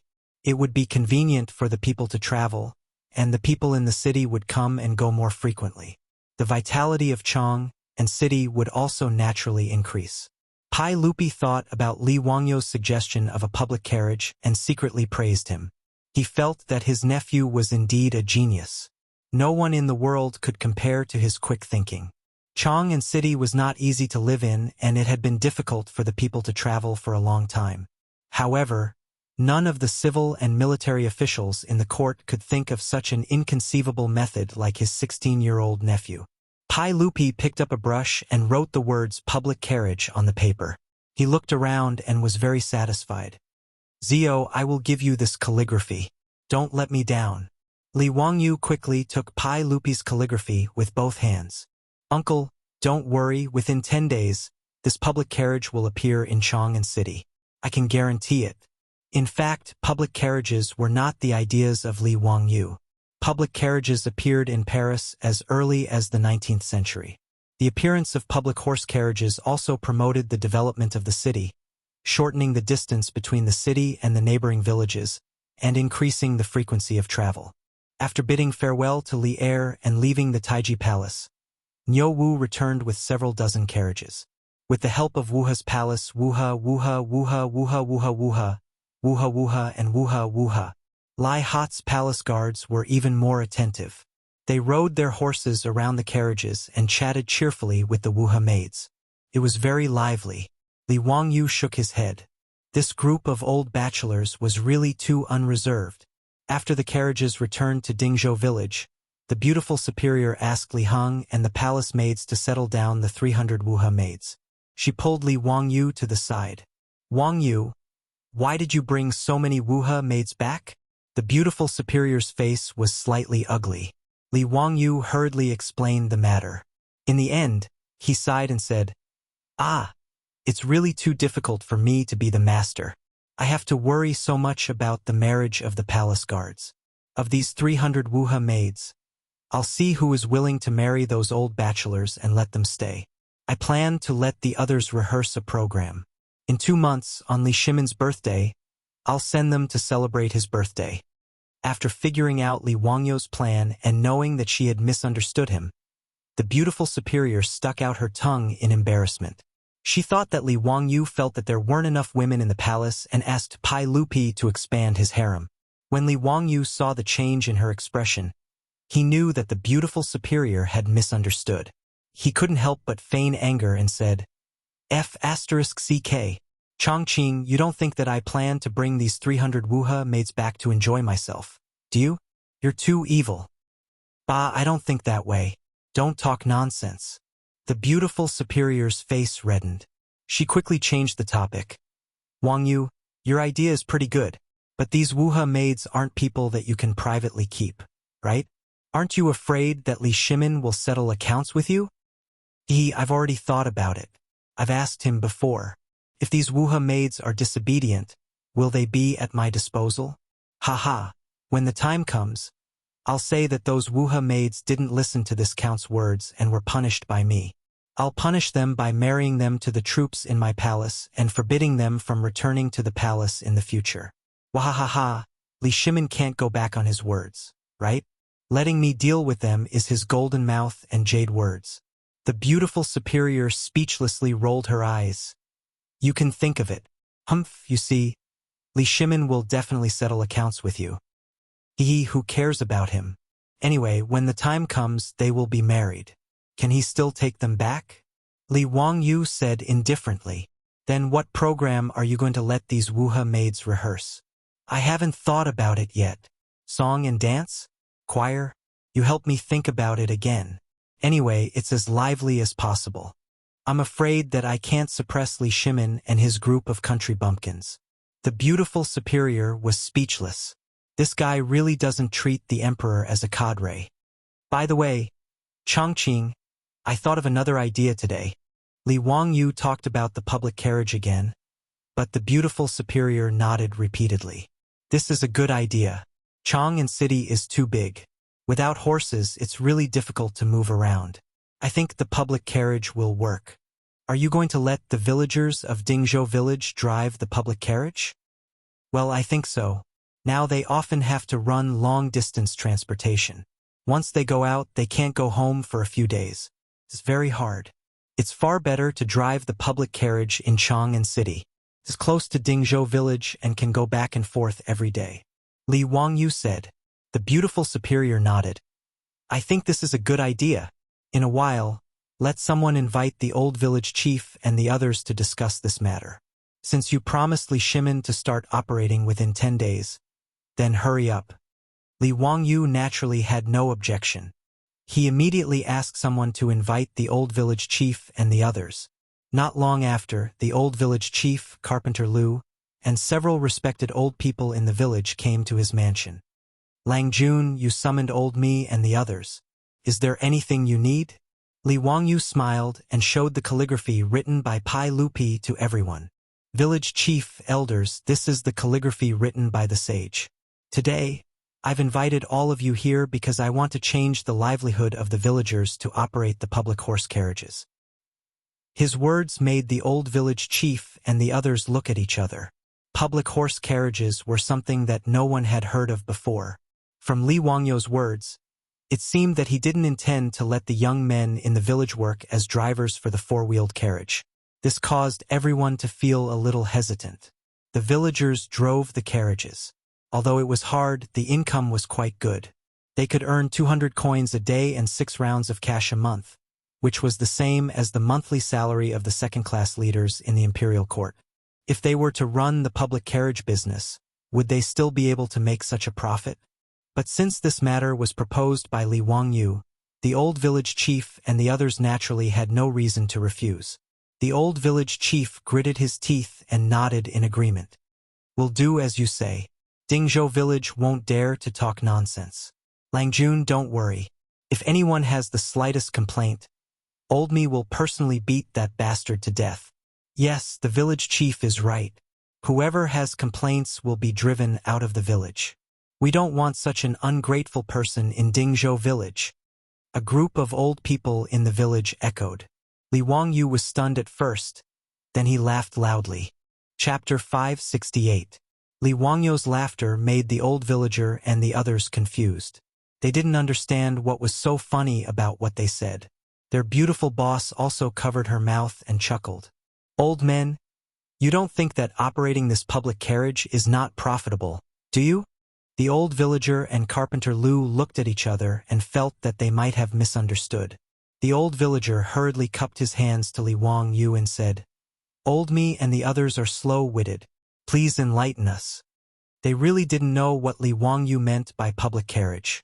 Li Wangyu reached out and handed over a drawing. It was a simple sketch that he had just drawn. The drawing was still a four-wheeled carriage. The difference was that the carriage was very tall, enough for a person to stand in. There were 2 benches on both sides and some wooden poles in the middle of the carriage. Carpenter Lu looked at it for a long time and didn't understand. This carriage was obviously not used to transport goods. However, it was completely different from the luxury carriages that Li Wangyu had asked him to build. Not only was it very simple, but he also didn't understand what the wooden poles in the middle were for. Lang Jun, what is this public carriage for? Old me is slow-witted. I don't understand, the old villager asked. Li Wangyu smiled and said, It's for transporting people. The seats on both sides are for passengers to sit and rest. The wooden pole in the middle is for people to stand in the carriage and hold on to it to avoid falling. Carpenter Lu finally understood after Li Wangyu's explanation, but he still asked doubtfully, Lang Jun, this public carriage is used to transport people? What is it used for? Li Wangyu smiled and explained the concept of the public carriage to the old villager and the others. They finally understood and couldn't help but applaud. Good. This idea is really good. Old me has been to Chang'an City several times. It is really too big. It takes a few hours to walk from the city to the East City. Longjun's idea is really good. This public carriage will definitely be popular. Yes, that's right. Longjun is indeed a literary star that descended from the heavens. You can even think of such a method. TSK, TSK. This public carriage is really something. The old villager was a little confused. Longjun, isn't it too cheap to only charge 2 copper coins each time? Li Wangyu was speechless. Why was this old man the same as Pai Lupi? They all felt that 2 copper coins was too little. He could only calculate the expected income of the public carriage for the old villager and the others. Only then did these old men become happy. As long as this public carriage could make money, they believed that Li Wangyu would definitely not mistreat the farmers. In the end, Li Wangyu said, "The public carriage in Chang'an City. I intend to cooperate with the village in this business. What do you think of it?" "Longjun, you are flattering us. How can we refuse? Old me and the other 127 villagers thank you for your kindness, Longjun." The old villager hurriedly bowed to express his gratitude. He naturally knew that Li Wangyu was giving money to their village again. That's good. In that case, the cost of building the carriage and buying the horses will be paid by me. As for the income, let's split it 50-50. My mansion and the village will each take half. As for how much the villagers who drive the carriage will take, I'll leave it to you to discuss. Li Wangyu's words shocked the old villager. He hurriedly stood up and waved his hands to refuse. "Longjun, we can't do that. We can't do that. The village can take 10%. How can we share it 50-50 with you? It doesn't make sense." "Yes, Longjun, it's too much. We can't do that." "Longjun, how can we just sit back and reap the benefits when you pay all the capital? We can't do that." Li Wangyu rubbed his temples. This group of old men was too stubborn. "Well, the village will also pay half of the capital, and then we'll split it 50-50. That's it. If you say one more word, I won't do this business." Dingzhou village was not short of money now. Back then, the Chiu family took out a large amount of copper coins to buy 10% of the shares from the old villager. In addition to the share from the carriage company for half a year, the village's public account was full of money. When the old villager saw that Li Wangyu was so determined, they could only thank Li Wangyu again and settle this matter. Carpenter Lu patted his chest and said, "Old me will immediately go back and start building the carriage. I guarantee that it won't delay Longjun's business." Nowadays, Li Wangyu asked Carpenter Lu to build more and more things. Even the surrounding villages came to look for Carpenter Lu to build their own water carts, carriages, and other things. Carpenter Lu also had a keen eye. He simply recruited many apprentices from the village and the surrounding villages and set up the first carpentry workshop in Dingzhou village. His 3 sons all became masters in the workshop. They led a group of apprentices to build all kinds of things. The business was doing quite well. Among the villagers of Dingzhou village, there were close to 200 coachmen in the Shunfeng carriage company. Within 10 days, Carpenter Lu's workshop naturally could not build so many public carriages. However, Li Wangyu was not in a hurry. He pushed all 200 public carriages to Chang'an City. After 10 days, there would be about 50 public carriages on the road to meet the initial demand. After the matter of opening public carriages in Chang'an City was confirmed, the villagers of Dingzhou village were naturally all smiles. Driving a public carriage in Chang'an City was much better than running on the road in the rain and wind every day. Moreover, they did not have to travel far. They could drive the carriage back to Dingzhou village after getting off work every day. Why not? Li Wangyu also went to Chang'an City a few times in the past few days. He found Chuizhua and Lu Deheng. The 3 of them followed the map of Chang'an City and planned a preliminary route for public carriage operation. Chuizhua and Lu Deheng were completely convinced by Li Wangyu's ability to create trouble. These things happened one after another. The storm of building toilets in Chang'an City had just passed a few days ago. This county earl who created a public carriage. However, Chuizhua and Lu Deheng, the 2 county magistrates of Chang'an City, had to admit that Li Wangyu created good things. Not to mention the toilets. Since the 300 toilets were put into use, and with the supervision of the Yamen runners and the marquis, the The situation of people urinating everywhere was no longer there. There were no yellow and white things in the streets and alleys. Even the flies and mosquitoes had decreased a lot. This public carriage was even better. It only cost 2 coins to make it convenient for people to travel. Naturally, it was a good thing for the country and the people. However, the two of them did not understand why Li Wangyu had to define the route of public carriages with such strange names as First Road Public Carriage and Second Road Public Carriage. Li Wangyu was too lazy to explain. Of course, this was just his bad taste acting up. Li Wangyu was never tired of being able to bring about all kinds of shadows of later generations in the Tang dynasty. Cui Zhuo and Lu Deheng did not delve into why these public carriages had to be called First Road Public Carriage. They just raised a question, which made Li Wangyu depressed. County Earl, who most of the people here are illiterate. Even if you write Second Road on the carriage, I'm afraid it won't work, right? Not to mention the carriage stop you mentioned. No one will be able to understand the words on it. Li Wangyu was speechless. Damn, I forgot about this. Nowadays, illiterates were everywhere in the Tang dynasty. Chapter 569. The earliest tram in China was put into use in Tianjin in 1900. At that time, the literacy rate of the people in Tianjin was not much better than that of the Tang dynasty.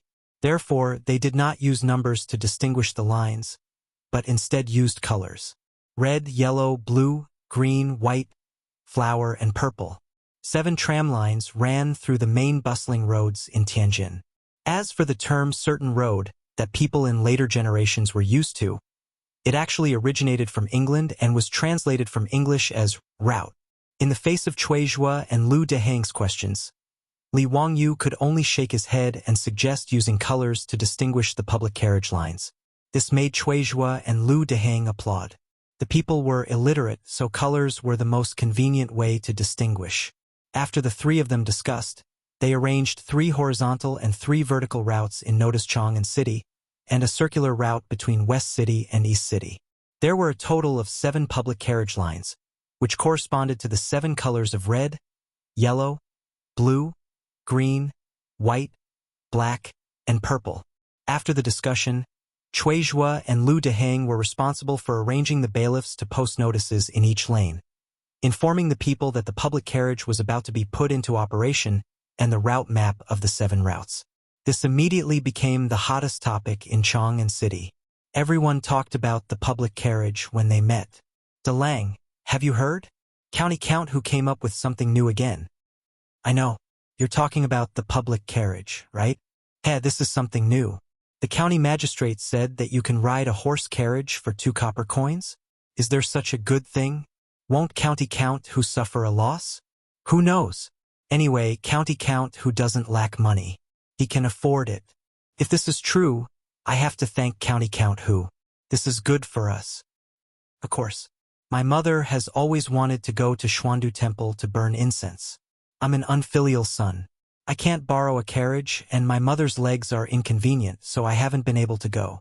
If the public carriage is real, then it is the blessing of the Tao ancestor. I can bring me to the Xuandu Temple. Just wait. The bailiff said that the public carriage will be in operation in 5 days. I asked clearly, this blue plate carriage has to go from the Qixia Gate Street in front of our inner square to the Golden Light Gate Street. If we change to a red plate carriage, we can go directly to the East Market or the West Market. It is too convenient to buy things. In fact, compared to the original 100 copper coins price for an ox cart that could carry a load of 100 caddies and travel 50 kilometers in the Tang dynasty, the 2 copper coins public carriage fare was not cheap. However, the starting price for an ox cart was 50 copper coins. Regardless of whether the distance was less than 50 li, the price was still the same. In this way, 2 copper coins for a ride in a carriage was much cheaper. The average monthly income of the people in Chang'an was consistent. 2 coins was not a low cost, but the enthusiasm and expectation of the public carriage did not diminish. Li Wangyu, on the other hand, was busy letting the villagers of Dingzhou village familiarize themselves with the route, giving them pre-job training, arranging for the purchase of horses, adjusting the public carriages. 10 days passed in the blink of an eye after a series of tasks were completed. Early in the morning drum of Chang, and city had just been beaten and the gate was opened. The old soldier guarding the gate saw many people pouring out of the gate and standing on the street outside the gate, looking around. Have they come? Have they come? Have you seen them? Can't be that early, right? The gate has just opened. Let's wait a little longer. Did the announcement say today? Yes, today is the day. The old soldier was puzzled. He went forward and asked, "Everyone, what are you waiting for?" "Waiting for the public carriage." "May I ask what a public carriage is?" The old soldier did not understand and continued to ask. His words made the people around him laugh. "This soldier, have you not been in Chang'an city these days?" The old soldier nodded. "A few days ago, I asked for leave to go back to my hometown to attend a funeral. I only returned to Chang'an city yesterday." "No wonder you don't know about this. This public carriage is a new thing made by the county count. It is the carriage that carries passengers. Travels along 7 fixed routes in Chang'an city. Anyone who needs to take a carriage can wave for the carriage to stop. When they arrive at their destination, they can get off at any time. The fare is only 2 copper coins each time." The people in the square immediately explained enthusiastically. The old soldier was surprised. "There's such a good thing? Does the county count have so much gold in his manor that he has nowhere to spend it? When I go off duty later, I'll give it a try." "Haha! That's what everyone is thinking. Look, aren't we all waiting for the public carriage to arrive?" Everyone raised their heads in anticipation. Suddenly, someone shouted, "It's here! It's here! The green carriage is the public carriage passing by our square. I see the sign on the carriage." Everyone looked in the direction he was pointing. It was a 4-wheeled carriage that was slowly approaching. The carriage was taller than a normal carriage. There was a green sign on top of it. On the sign, there were 4 large words written in white: "Public carriage." Naturally, this was Pai Lupi's handwriting. Li Wangyu had shamelessly printed the sign on the public carriage. Everyone hurriedly waved their arms, indicating that they wanted to get on the carriage. However, the carriage did not stop. As it slowly drove past the crowd, the driver helplessly said, "I'm sorry, everyone. The carriage is full. Please wait for the next one." His words naturally caused an uproar among the crowd. Then, those who reacted quickly turned around and ran in the direction of the carriage. This public carriage could only seat about 10 people. Just in front of their square, there were no less than 100 people waiting to try it. How long would they have to wait? Moreover, there were other squares in front of their square. They might as well run a few steps and stop the carriage in front of them. The people who managed to stop the public carriage with great difficulty excitedly raised 2 copper coins and asked the driver, "Is this 2 copper coins? I'm going to Shi City." The farmer of Dingzhou village smiled and nodded. "Yes, 2 copper coins. Just throw it in this box." At the entrance of every public carriage, there was a large locked box. There was a hole in the top for inserting coins. This was the money box that Li Wangyu had created. It was directly in place. No one is selling tickets. The people curiously threw in 2 Kaiyuan Tongbao coins and boarded the carriage. Even if there were no more seats and they could only stand in the middle of the carriage, they still enjoyed it. Regardless of whether they knew each other or not, they excitedly chatted about the novelty of this public carriage. The public carriage became popular on the first day of operation in Chang'an city. Carpenter Lu, his 3 sons, and a group of apprentices worked overtime for 10 days, but they only managed to build 50 carriages. There were a total of 7 routes in Chang'an city. On average, each route could only allocate 7 to 8 carriages. Even if all the carriages were filled, they could only transport 500 to 600 people at a time. There were millions of people in Chang'an city. Even if 1% of the people needed to travel, it would still be 10,000 people. These 50 carriages were just a drop in the bucket.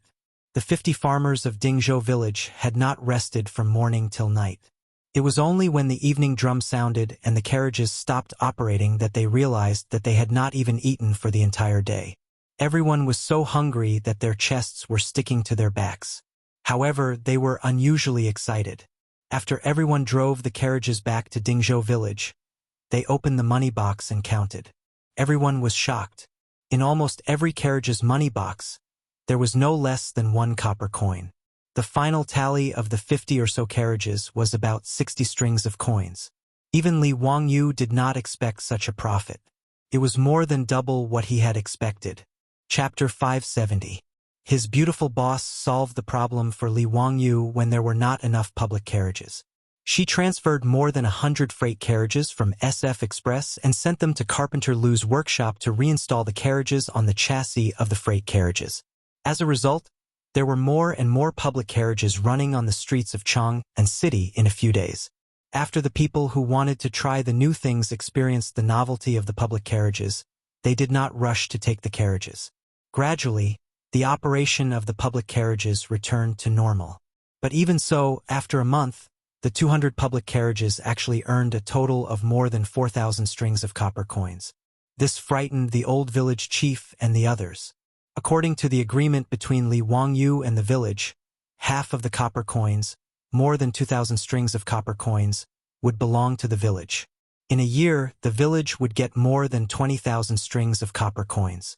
Even if the 127 families in Dingzhou village shared the income, each family would get more than 180 strings of copper coins, which was more than 10 strings of copper coins per month. The old villager suddenly felt that the money was too hot. If he counted the dividends from the Shunfeng Express Carriage Company, wouldn't every family in Dingzhou village be able to get about 300 strings of copper coins in a year? Were they still villagers? Even the merchants in Chang'an city who opened shops could not earn more than 300 strings of copper coins a year. The old villager looked at the account book in his hand with a headache. He simply turned his head and asked to see Li Wangyu.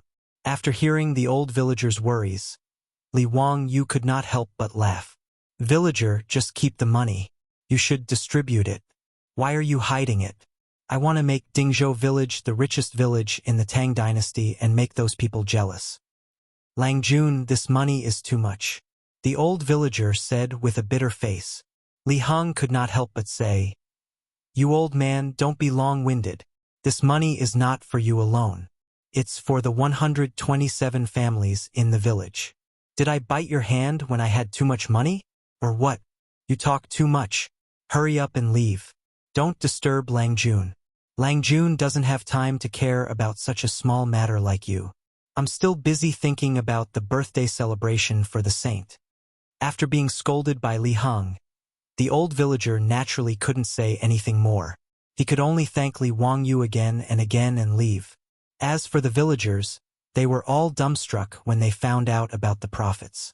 Who would have thought that more than half a year ago, Dingzhou village, which was still like mud, was now not only living in brightly lit, tile-roofed houses, but also earning more than 20 strings of copper coins every month. This kind of thing was something that he didn't even dare to dream about back then. None of the villagers dared to disturb Li Wangyu. They simply ran silently to the front door of Li Wangyu's mansion and kowtowed to it. When Li Wangyu found out about this, he didn't know whether to laugh or cry, but he could only follow the villagers. Just as Li Heng said, he was busy. The 300 palace maids that he had tricked from Pai Lupi were actually taken by the group of thirsty old bachelors in his mansion in just 10 days. When Li Wangyu saw his 73 troops, each leading a shy palace maid to kneel in front of him and beg for his help, he couldn't help but feel his temples throbbing a few times. This group of old hooligans, damn, they really acted too quickly. When he thought about how he still hadn't coaxed his beautiful boss to bed and carried out some healthy physical and mental exercise, Li Wangyu felt stifled. Why were these palace maids and young ladies so unreserved? How could he let these old hooligans get what they wanted so easily? Li Wangyu didn't think about it. These palace maids that he had brought out from the palace originally wanted to leave the palace to marry people. Now that they had finally left the tightly guarded Taiji Palace, how could they be willing to go back? If it weren't for the fact that Li Wangyu only had 73 troops in his mansion, and that the other servants and palace maids didn't take a fancy to them, perhaps none of the 300 people would be able to return. At that time, he really wouldn't be able to explain to Pai Lupi. He couldn't be thick-skinned and tell Pai Lupi that the 300 palace maids were disobedient and had been punished to marry people, right? It would be strange if Pai Lupi didn't explode. However, these palace maids were originally tricked out by him, intending to find a groom for these troops. Now that other people were interested in each other, he naturally couldn't do something that would spoil the mood. "All right, all of you get up. I'll approve your marriage. As for the saint, I'll explain it to him. When the 73 of you sought refuge with me, I said that I would give each of you a house. This lord naturally can't go back on his words. Coincidentally, I built more than 100 houses in Dingzhou village, so I'll give them to your family." Li Wangyo's words naturally made the troops overjoyed, and they kowtowed again and again. As for the 73 palace maids, their faces were filled with joy, and many of them were crying tears of joy. These days, they had already seen the various benefits of Dingzhou village. They were even more envious of the palace maids who could marry the old soldiers in the village. Many of the palace maids were familiar with the 3,000 palace maids that Pai Lupi had moved out of the palace, and naturally, they had been guests in their new homes. They yearned for those well-equipped houses. They had also looked forward to being able to leave the palace and live in such a house. But it was just a dream. They didn't expect that today their dreams would come true. How could they not be excited? When Li Wangyu was building Dingzhou village, he had originally planned for 120 houses. However, later on, when he thought that he would recruit more troops, he had to prepare houses for them. Thus, he asked the Ministry of Works to expand the construction area and built more than 100 houses. He didn't expect that it would come in handy today.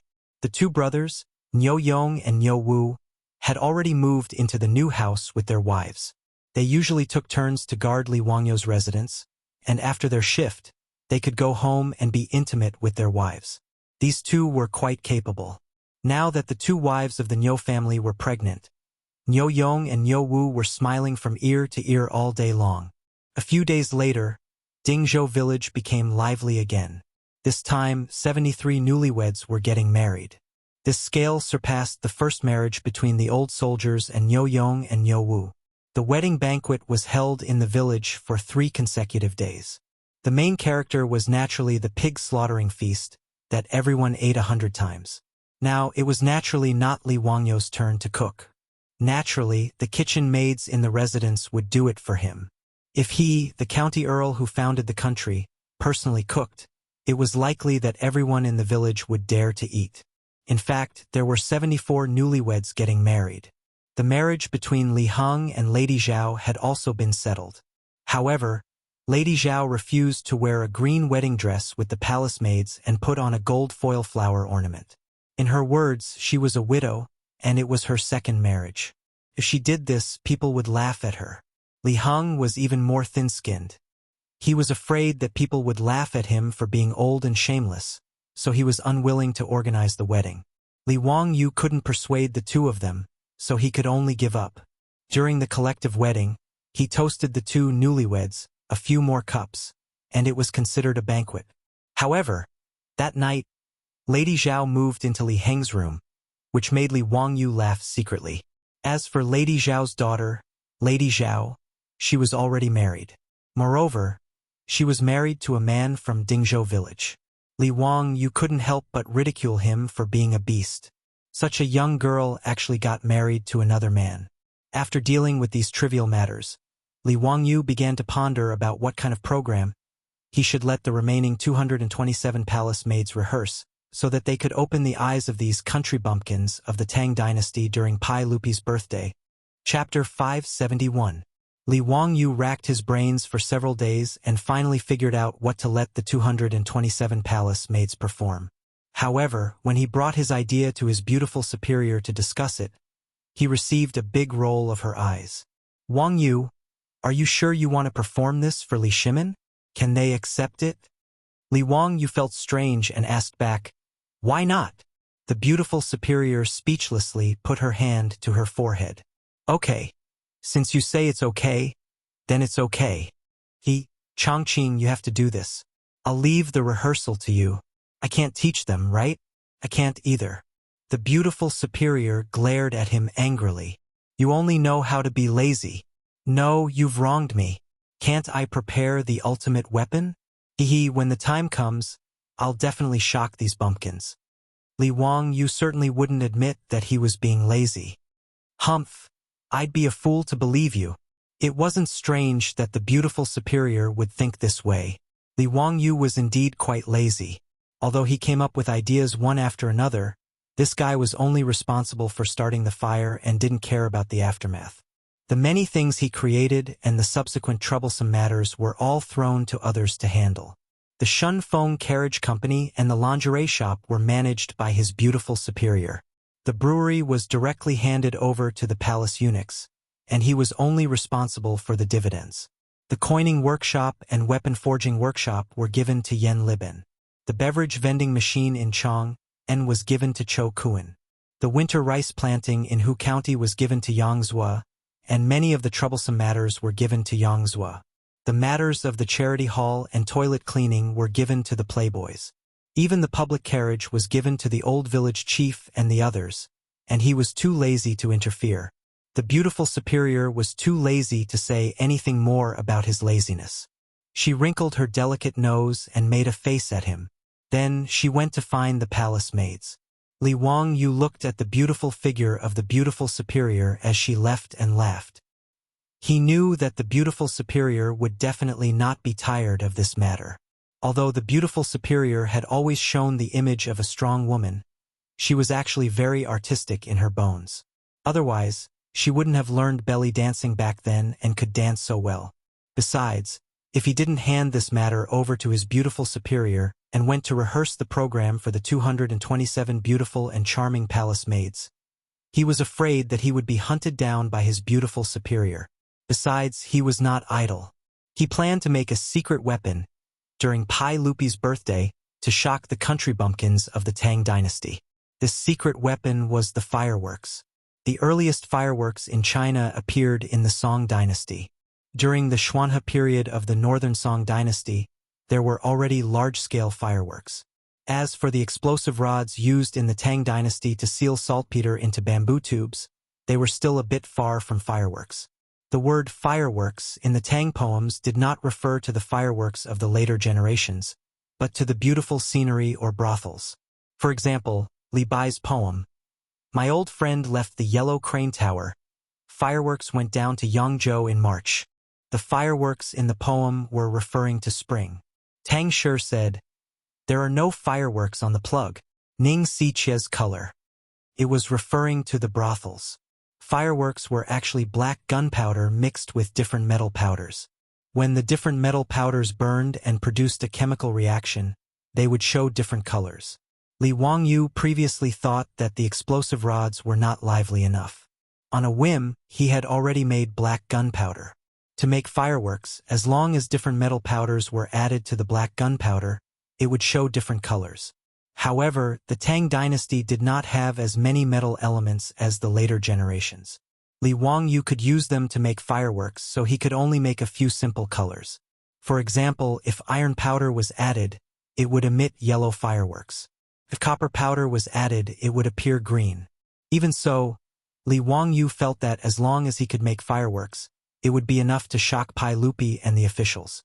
However, how to make fireworks made Li Wangyu scratch his head. He only knew the general principle and had never really done it in the later generations. Fortunately, it was still early, so he was not in a hurry. He could slowly experiment. He led Niu Wu and Niu Yong to a secluded place in the mansion. After fiddling with it for a few days, Li Wangyu still could not make fireworks. This made Li Wangyu very depressed. Today, the fireworks experiment failed again. Li Wangyu simply gave up and ran to Dingzhou village to relax. He chatted and laughed with the villagers and ants along the way. He greeted them and chatted about daily life. He also taught the naughty children in the village a lesson. Li Wangyu's depressed mood improved again. He walked around the village with his hands behind his back. Unexpectedly, he saw his old butler Li Heng arguing with the old village chief. Li Wangyu was curious and secretly walked over. He wanted to hear what the two old men were arguing about. "No, this is not negotiable. The manor's cowherd is lent to the village for farming. How can you use it to push the mill? Don't you have a dozen cows in your village? Why do you still want to use the manor's cows?" Li Heng's loud voice did not wait for Li Wangyu to come closer. The old village chief laughed and said, "The cows in the village are all old. How can they do this kind of work? The cows will not break even if they are used. You old thing, why are you so stingy? Bah, you old fellow. The village has so many copper coins in the public account. Go to Chang'an city's mule market and buy some cows. Hee, Longjuan's manor has 20 cows. They are all raised in the village. Why waste copper coins to buy cows?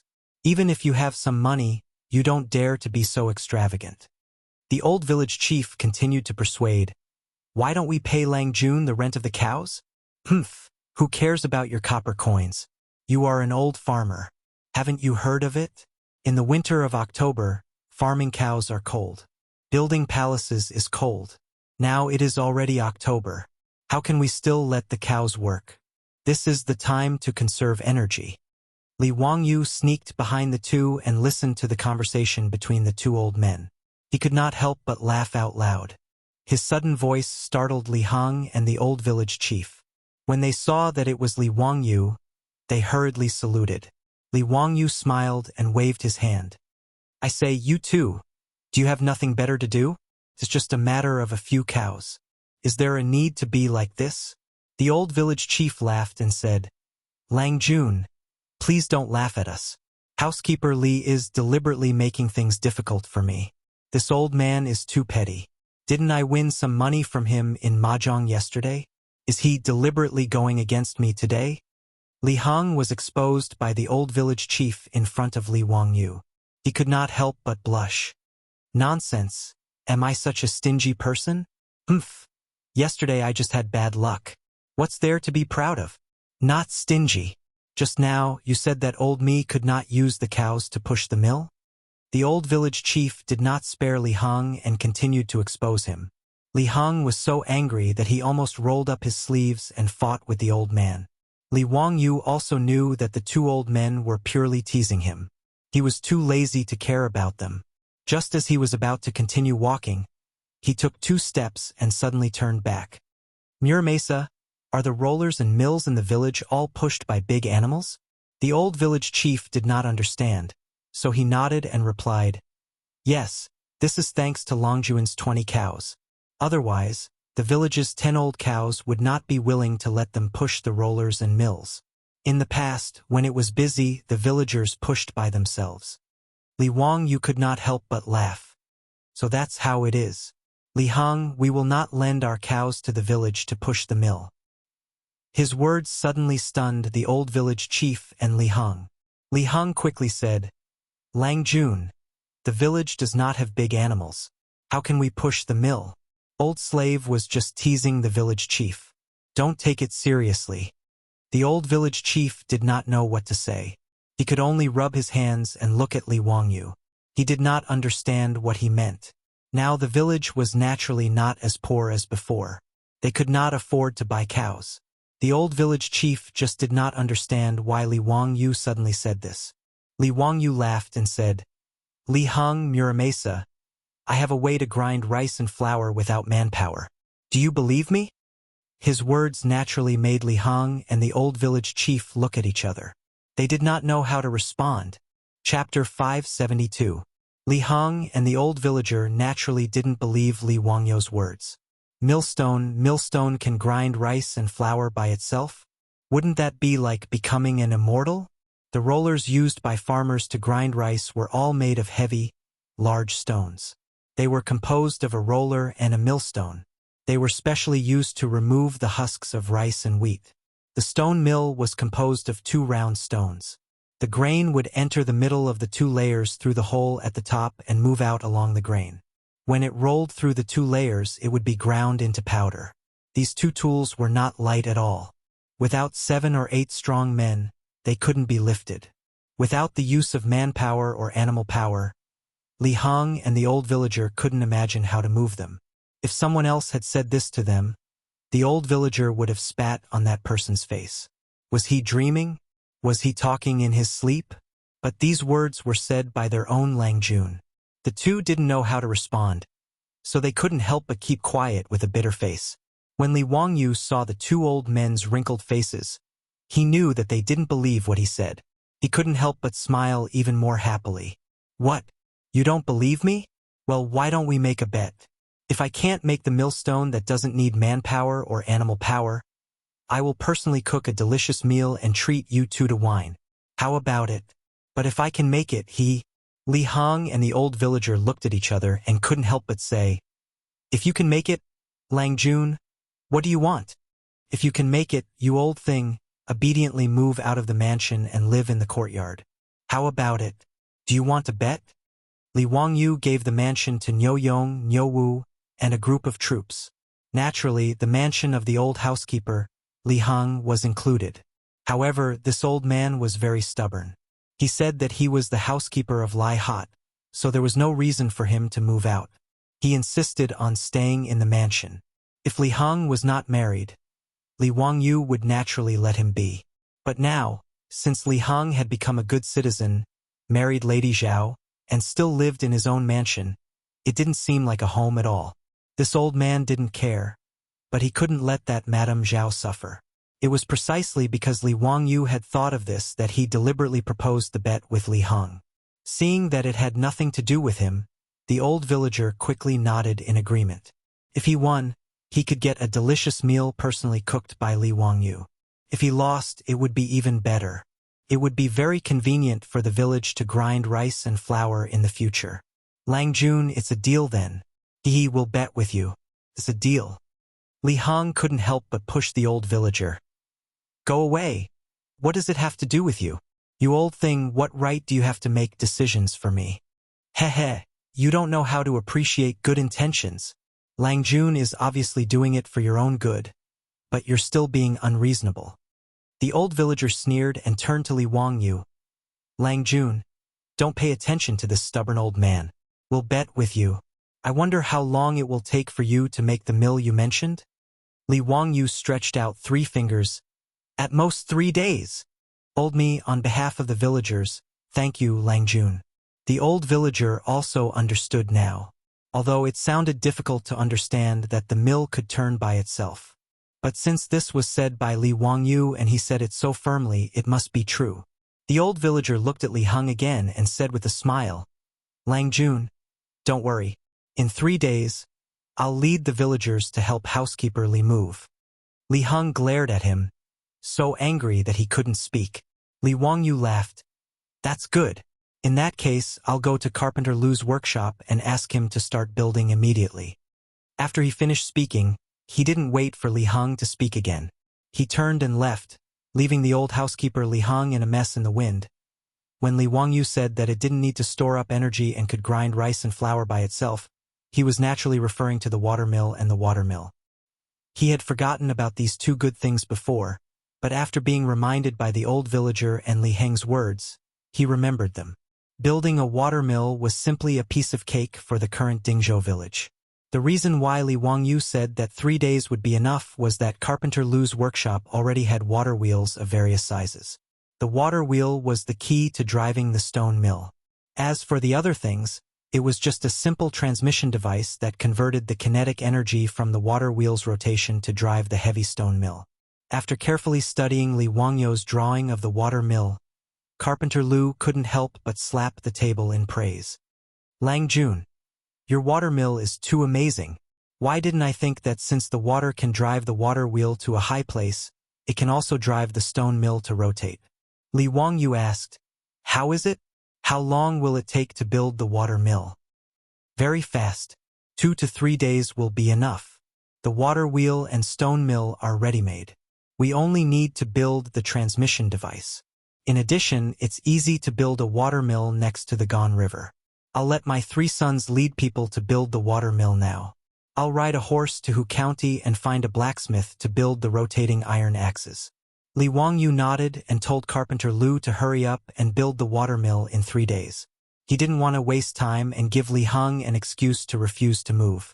With Li Wangyu's instructions, Carpenter Lu naturally didn't dare to waste time. He let his sons and apprentices put down their work and quickly built the water mill. The villagers didn't know what Carpenter Lu and the others were busy with by the Gan River.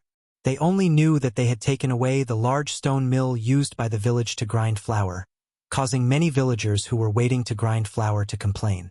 Some people even ran to the old village chief to complain, But they were scolded by the old man and told that they would know in 3 days.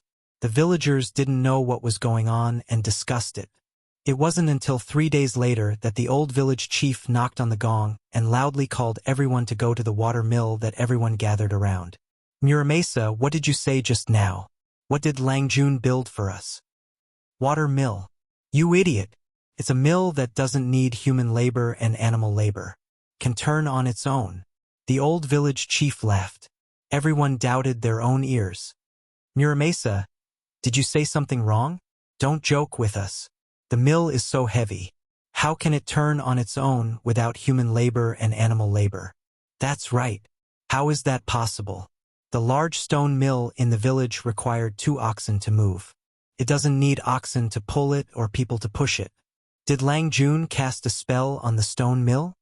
The old village chief knocked a chestnut on the head of the youth in front of him. You idiot. How can Langjun be wrong? I went to take a look. It's a mill that uses a water wheel to move it. Despite his explanation, the villagers still shook their heads. It's good that the water wheel can carry water, but the stone mill is so heavy. How can the water wheel move it? That's right. The small stones by the river can't be washed away by the river. It takes 7 or 8 strong men to lift the stone mill. How can a water wheel move it? The villagers didn't believe him, but they still followed the old village chief to the water mill by the Gone River. When they saw the large stone mill that Carpenter Lu had taken away spinning under the water wheel, they were so shocked that their jaws almost dropped. Chapter 573. The water mill was installed with the stone mill that Carpenter Lu had dismantled from the village. The stone mill was huge with a diameter of about 1.5 meters. Originally, it would have required 2 bulls to pull it. But now, what appeared in front of everyone's eyes was a millstone that was constantly rotating under the push of the water wheel. Oh my God! So this water can really move the millstone? You idiot, didn't the village chief say it just now? This is something that Langjun made, so how can it be wrong? Bah! You seem to be doubting it just now, right? No, you heard wrong. How can I doubt Langjun's words? Tisk tsk. Not using mules, horses, or oxen to pull the mill is really convenient and convenient. A villager immediately discovered the benefits of the water mill. Using animals to pull the mill not only required a lot of effort to drive the animals, but people also had to follow the animals and walk around the millstone. Grinding a dough of grain was not easy at all. Every time a dough of grain was ground, the animals had to rest. After all, even oxen would get tired. If they used manpower to move the mill, they could only move a small mill. This kind of large mill could not be moved by humans. Moreover, if they used manpower to move it, the efficiency would be even slower. With this water-powered stone mill, one person could grind grain. Moreover, there was no need to move at all. They only needed to continuously add grain to the stone mill. It was really much easier. Just as the villagers were discussing excitedly around the water mill, someone suddenly rushed out of the water mill. Someone curiously shouted, "Zhao Sanlang, why are you running? Go back and move the grain. Come and grind the flour." After being reminded by his words, the villagers immediately reacted. They stopped watching the water mill and all turned to run back to their houses. Not long after, there was a long line outside the water mill. Whether they needed to grind flour or not, they used wheelbarrows to transport a dough of grain, intending to try out the benefits of the water mill. The efficiency of the huge stone mill when grinding grain was astonishing. If a dough of grain was ground into flour, it could be ground once in more than 10 minutes. However, to grind it into fine flour, it usually needed to be ground at least twice. That would only take half an hour. Furthermore, this water mill didn't need to rest. It could grind continuously, so its efficiency was naturally very high. When Li Wangyu led Li Heng to inspect the water mill, the villagers of Dingzhou village crowded around and bowed to him. "Langjun, this water mill is really useful. Thank you, Langjun. Thank you, Langjun. Langjun, look, this is the mill that I just made. It's so white and fine. This water mill is really too good. It doesn't take any effort at all. It only took a moment to grind it out." Zhao Sanlang, who ran the fastest, squeezed through the crowd and grabbed a handful of freshly ground flour as he spoke to Li Wangyu. Haha, that's good. I didn't let Carpenter Lu work hard in vain. Li Wangyu laughed and nudged Li Heng with his elbow. How about it? If you're willing to bet, you have to admit defeat, right? Today I will move to your courtyard. Don't be so long-winded. Li Heng had no choice but to nod silently. The water mill of Dingzhou village became the busiest place in the village. For the entire day, as long as the villagers had free time, they would run to the water mill and stare at the spinning millstone without blinking. The news quickly spread from 1 to 10, and from 10 to 100. After receiving the news, Yang Quan once again rode a horse and rushed from Hu County to Dingzhou village. He went straight to the water mill. Zio, why didn't you tell your elder brother that you made such a good thing? Yang Quan squatted in front of the water mill without a care for his image. He carefully inspected the water mill before pulling Li Wangyu to complain. Then, he stretched out his hand and asked, "Where is the blueprint for this water mill?" Li Wangyu rolled his eyes speechlessly. Aren't these officials of the Tang dynasty too self-conscious? Why do I feel like I owe them something? Hee, Brother Shuqing. What do you want the blueprint for? Li Wangyu pretended to be ignorant and asked back. Yang Quan was familiar with him, so naturally, he wouldn't fall for his trick. Of course, it's to promote the construction of this water mill in all the villages in Hu County. Zio, don't tell me you want to ask me for money again? You are the dignified county magistrate of Hu County, yet you have the nerve to ask? Li Wangyu asked curiously, why should I have the nerve? Brother Shuqing, friendship is friendship, business is business. If you want the blueprint for the water mill, give me something in exchange for it. Yang Quan pretended to be angry and said, all right, I'll give you this 100 or so catty. How about it? Li Wangyu looked at Yang Quan from head to toe and shook his head. No, you're too old. It's not worth much. His words almost made Yang Quan's nose crooked from anger. He breathed heavily and said, tell me, what do you want to do this time? Li Wangyu was waiting for him to say this. He laughed mischievously and said, not much, not much. I'm not greedy. Help me repair the road in exchange. How about it? Yang Quan was stunned. Repair the road? Repair what road? The road from Dingzhou village to Hu County. You're the dignified county magistrate of Hu County. Haven't you noticed that this road is too lousy? Every time it rains, it becomes a muddy pond. I can't even go out. That road should have been repaired long ago. Speaking of this matter, Li Wangyu had a stomach full of complaints. The road from Dingzhou village to Hu County was not an official road and lacked maintenance. Now, it was already in tatters. Moreover, the road was narrow and could only accommodate one horse carriage. If there was a horse carriage coming from the opposite side, they had to find a wide place to pass. It was fine if they traveled on horseback, but if they sat in a horse carriage, they would feel dizzy from the bumps and it was really torturous. Now that Dingzhou village was getting richer and there were more and more horse carriages, it was time for the road to be repaired. Li Wangyu had been thinking about this for a long time. When he met Yang Quan today, he casually brought it up. Yang Zhua, on the other hand, was shocked by his words. Zio, you're asking for too much. You actually want me to build a road that's 20 li long for a water mill blueprint?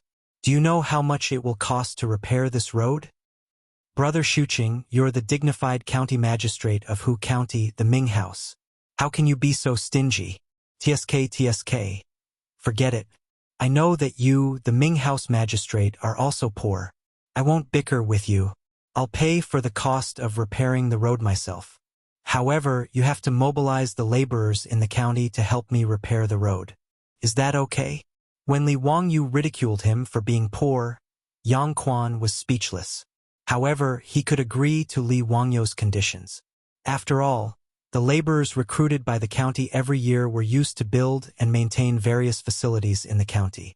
Of course, it was also okay to let these laborers repair the road. Moreover, since Li Wangyu said that he would pay for all the expenses, Yang Quan had no reason to refuse. He pondered for a moment and nodded. Okay, I can agree to this condition. Seeing that he agreed, Li Wangyu quickly added, I want to double the width of this road. The county will have to settle the land that the roadbed occupies. You! Yang Quan almost wanted to blow his beard again. However, when he thought about it, there weren't many farmlands on both sides of the road from Hu County to Dingzhou Village. Even if the roadbed was doubled, he estimated that the compensation from the county would only be around 100 mu. After doing this calculation, Yang Quan decided to endure it. In any case, this road really did need to be repaired. Especially now that Pai Lupi came to Dingzhou Village from time to time, the road was too bad. It really couldn't be justified. Seeing that Yang Quan nodded in agreement, Li Wangyu opened his mouth to speak again. This time, Yang Quan couldn't hold back anymore. His saliva almost sprayed on Li Wangyu's face. "Zio, that's enough." Li Wangyu shrugged. Brother Shuqing, why are you in such a hurry? I'll treat you to a drink." Chapter 574. At Li Wangyu's residence, Yang Quan drank and chatted merrily with Li Wangyu. After eating and drinking to his heart's content, he returned to the county office with the blueprints for the water mill. It was currently the slack season, so enlisting laborers wasn't too troublesome. Yang Quan didn't go back on his word. He quickly recruited 5,000 laborers from the county and had the bailiffs and scribes lead them to begin repairing the road from Dingzhou Village to Hu County. Although the laborers didn't need to be paid, Li Wangyu still had to pay for their meals. Li Wangyu naturally wasn't stingy with the copper coins.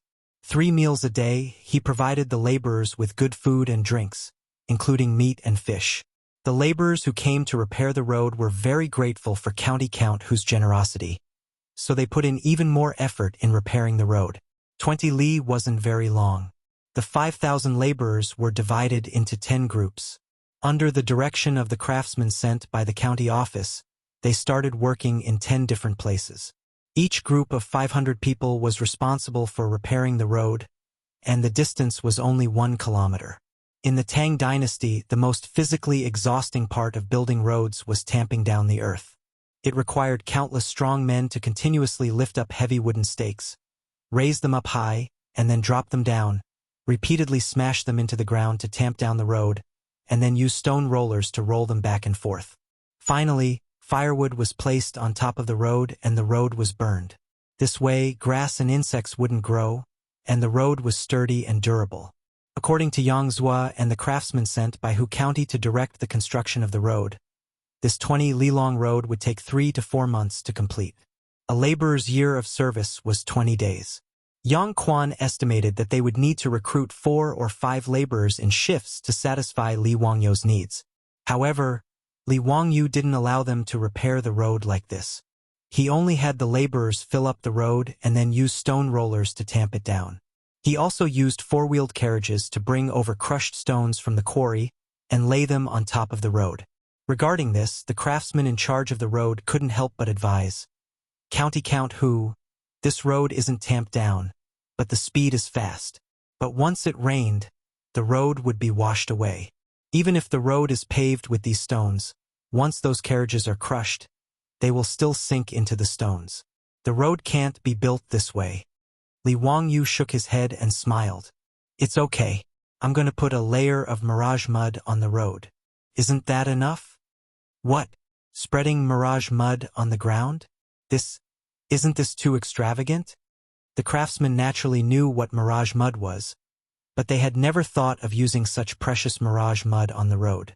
In his opinion, wasn't this a prodigal son? The craftsman complained in his heart. In Chang'an, it was rumored that County Count Hu was a prodigal son. It seemed that the rumors were true. What was the difference between paving a road with mirage mud and paving a road with money? However, Li Wangyu was the one spending the money anyway. Since he was willing to spend it on this path, Blacksmith naturally couldn't say much. Besides, he was also very curious about what it would be like to spread the mirage mud on the road. What he didn't know was that, in fact, Li Wangyu was also complaining in his heart that the Ministry of Works and the work supervisor of the Tang dynasty were too unreliable. The method of how to fire the volcanic ash in place of cement had long been given to the Ministry of Works and the work supervisor. However, half a year had passed, and the production had not increased at all. Wasn't it just calcining lime and clay in a kiln? It was such a simple thing, but it took so long. This cement had not been popularized in the Tang dynasty, and it was still a rare thing. Li Wangyu didn't know that although lime was not a rare thing in the Tang dynasty, the production was not high. After all, lime could only be obtained by craftsmen mining limestone and calcining it. The efficiency of large-scale industrial production could not be compared with the efficiency of modern times. That was to say, County Count, who was now influential enough, and Yen Libin was mediating for him in the work supervisor. Otherwise, even if he spent money, he couldn't get so much cement to pave the road. In order to build this 20 miles long road, Li Wangyu pestered and pestered endlessly. From the Ministry of Works and the General Supervisor, he obtained 20,000 stones of mirage mud. 20,000 dan, which was only 2,000 tons, cost Li Wangyu 10,000 strings of cash, which was equivalent to 5 strings of cash per ton of cement.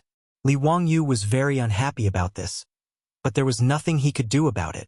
In modern times, cement was only 400 to 500 strings of cash per ton, but these 5 strings of cash were equivalent to 20,000 strings of cash in modern times.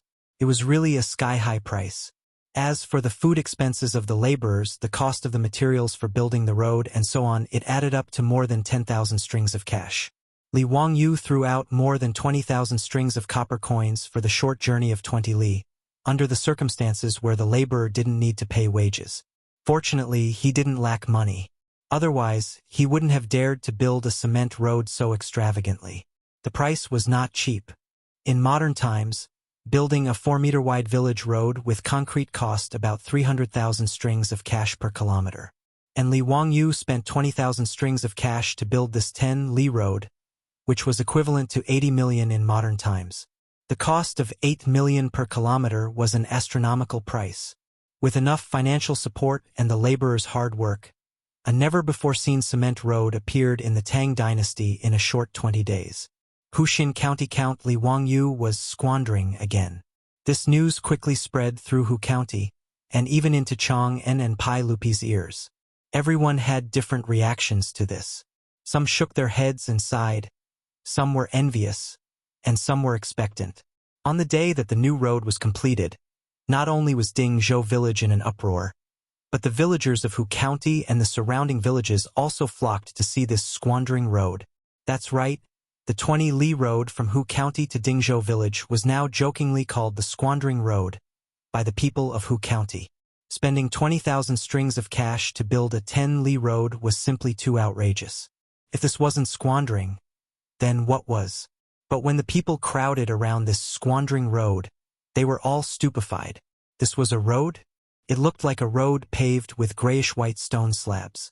This was truly beyond the imagination of the Tang people. Although Li Wangyu had already handed over cement to the imperial court, it was still rarely seen among the common people, much less used to pave roads. The common people had never seen a road paved with cement, and they had never imagined that it would look like this. An elderly man smashed his crutch on the cement road a few times in disbelief. Not only was there no dent, his hand went numb from the impact.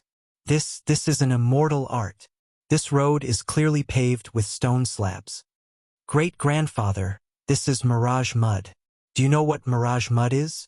It was made by the Count of Hu County. After the mirage mud dries up, it becomes this kind of mud. It's incomparably hard and impervious to fire and water. It's truly miraculous, someone explained to the old man. A busybody immediately ran over to fetch a bucket of water and poured it over the road. The crowd watched as the water did not seep into the road. Instead, it flowed to the sides of the road and into the drainage ditches. The remaining water stains on the cement road quickly evaporated under the sunlight, leaving not a single trace of water behind. There were also 4 grooves in the cement road, with wooden tracks embedded in them. These were tracks designed for carriages, and they were called tracks. Of course, things like tracks were not invented by Li Wangyu. Tracks had already appeared in the Qin dynasty. These wooden tracks would hold the wheels of the carriages. They were smooth and smooth, allowing the carriages to move very quickly. These tracks were similar to the tracks of the Tang dynasty, but they were smoother and smoother. While the people of Hu County were marveling at this squandering road, another group of people had set out from Chang'an and was heading straight for this road. Chapter 575. The person who came was Pai Lupi. He led a group of civil and military officials to visit Li Wangyou's prodigal road. Li Wangyu had already mentioned to Pai Lupi and the others about using mirage mud to build roads. However, no one took it to heart. In the eyes of Pai Lupi and the others, such precious mirage mud should be used to build city walls and fortresses. Only then would they be impregnable. He didn't think it would be beneficial to use it to build roads. He even thought it was a waste. Today, Pai Lupi and the officials were discussing matters in the morning court when Mi Tuo came to report that Li Wangyou's 20-li-long Mirage Mud Road was open to traffic today. Although Pai Lupi thought it was a waste to use Mirage Mud to build roads, he was very curious about the road built with Mirage Mud. Therefore, under the urging of Chang Yaojin and the others, he simply stopped the morning court and led the officials directly to Hu County to watch the fun. When they arrived at the cement road outside Hu County, it was already as lively as the Lantern Festival. The cement road was full of people who came to watch the fun. Although Pai Lupi was the emperor of the Tang dynasty, and the officials and nobles were also a group of people with the highest status in the Tang dynasty, when they saw the cement road, their reaction was not much better than the crowd of Hu County people. The group of civil and military officials, when faced with this unprecedented cement road, couldn't help but gasp in surprise. Chang Yaojin even jumped down from his horse and stomped on the road a few times with his feet. Son of a bitch, Zio is really generous. This mirage mud is actually used to pave the road? My goodness, this road is really solid. No matter how hard the road is, it's not as good as this mirage mud. Yuqi Jingda, Qin Xiong, and the other generals were also shocked by the road that was as flat as a stone slab. Some people even pulled out the sabers at their waists and slashed the road. Duan Luin, the Minister of Works, carefully inspected the cement road beneath his feet. He then turned his head and called for a carriage. He had the carriage drive up and down the road a few times. After the series of tests were completed, he turned his head to Pai Lupi and praised, "Your Majesty, County Count Huxian's Mirage Mud Road is incredible. The road was flat, and the carriage was even faster than before. This subject has tested it just now. Compared to the official road, the speed of the carriage can be increased by almost 10%, and it is very stable. Not only does it save on horsepower, the carriage can also carry more goods." Amazing. Pai Lupi nodded. When Ziyu said that this mirage mud could be used to pave the road, I didn't think so. But I didn't expect that the road paved with mirage mud would be so incredible. It was really beyond my expectations. Duan Qing, the production of the mirage mud needs to be increased as soon as possible. Duan Luin smiled bitterly. "Your Majesty, I naturally know the benefits of the mirage mud, but the production of lime is limited. This subject has already ordered people to do their best to mine the limestone and burn it. The main reason is that the limestone mine is remote and inconvenient to transport." Li Wangyu, who had rushed over after receiving the news to welcome Pai Lupi and the others, heard Duan Luin's words and couldn't help but be surprised. In his memories, China was an important source of limestone. Almost every province and city had limestone mines. In particular, Guangzhou Road, which was located in the modern Shaanxi province, had the largest limestone reserves in the country, close to 5 billion tons. Duan Luin actually said that the limestone mine was remote and inconvenient to transport. Could it be that the limestone mines haven't been discovered yet? This was interesting. Li Wangyu rubbed his chin and felt that he could make a move. It seemed to be a good business. Not to mention the large mines far away. He didn't have enough manpower or machinery to mine them. However, Li Wangyu remembered that there was a limestone mine in Hu County. Back then, the limestone mining companies in Hu County didn't pay attention to environmental protection and crazily mined. At one time, there were close to 1,000 mining companies and thousands of lime kilns. After more than 10 years of vicious mining, the pollution caused by the production of these companies caused the surrounding people to suffer greatly. After the TV interview was broadcasted on TV, it caused a huge social reaction. Li Wangyu also remembered the existence of the limestone mine in Hu County after watching that news program. However, now wasn't the time to talk about this. It was better to find someone to explore the mine and confirm its location. After Li Wangyu remembered this matter, he greeted Pai Lupi and the others and introduced them to the cement road. Zio, I heard that you spent 20,000 strings of cash to build this road? Do you know what the people of Hu County call this road? Li Wangyu laughed and said, Hee, I know. It's the road of squandering. I think it's pretty good. Building a road and squandering is a good thing. If Yang Mingfu, Chui Ming House, and Lu Ming House are willing, I'm even willing to use my own money to build the road from Hu County to Chang'an into a mirage mud road like this. What does Uncle think? His words moved Pai Lupi. The road from Hu County to Dingzhou Village was only 20 li. Moreover, only Dingzhou Village and the villages along the road would benefit from it. However, if they wanted to build the road from Hu County to Chang'an, it would be too valuable. As the southern gate of Chang'an, Hu County was an important connection to Izhou. Moreover, due to the high price of housing in Chang'an, many merchants set up their workshops in Hu County. Every day, countless carriages and caravans traveled between Hu County and Chang'an. In fact, after seeing the cement road built by Li Wangyu, Pai Lupi had already thought about how spectacular it would be if such a road could be built throughout the Tang dynasty. However, 20,000 yuan to build 20 kilometers of road was such an expensive price that it directly discouraged Pai Lupi from building the road. How many official roads were there in the Tang dynasty? If all the roads were to be built at this price, the Tang dynasty would probably become the first dynasty to go bankrupt because of road construction. Now that Li Wangyu proposed to use his own money to repair the 80 li road from Hu County to Chang'an, Pai Lupi was naturally happy to see it happen. If 20 li cost 20,000 strings of cash, wouldn't 80 li cost 80,000 strings of cash? Moreover, the official road from Hu County to Chang'an was incomparable to the small road from Dingzhou Village. It was at least twice as wide as the Mirage Mud Road in front of them. Based on this calculation, it would probably cost no less than 100,000 strings of coins to build this 80-mile-long road, or even more. Li Wangyu was willing to pay for this.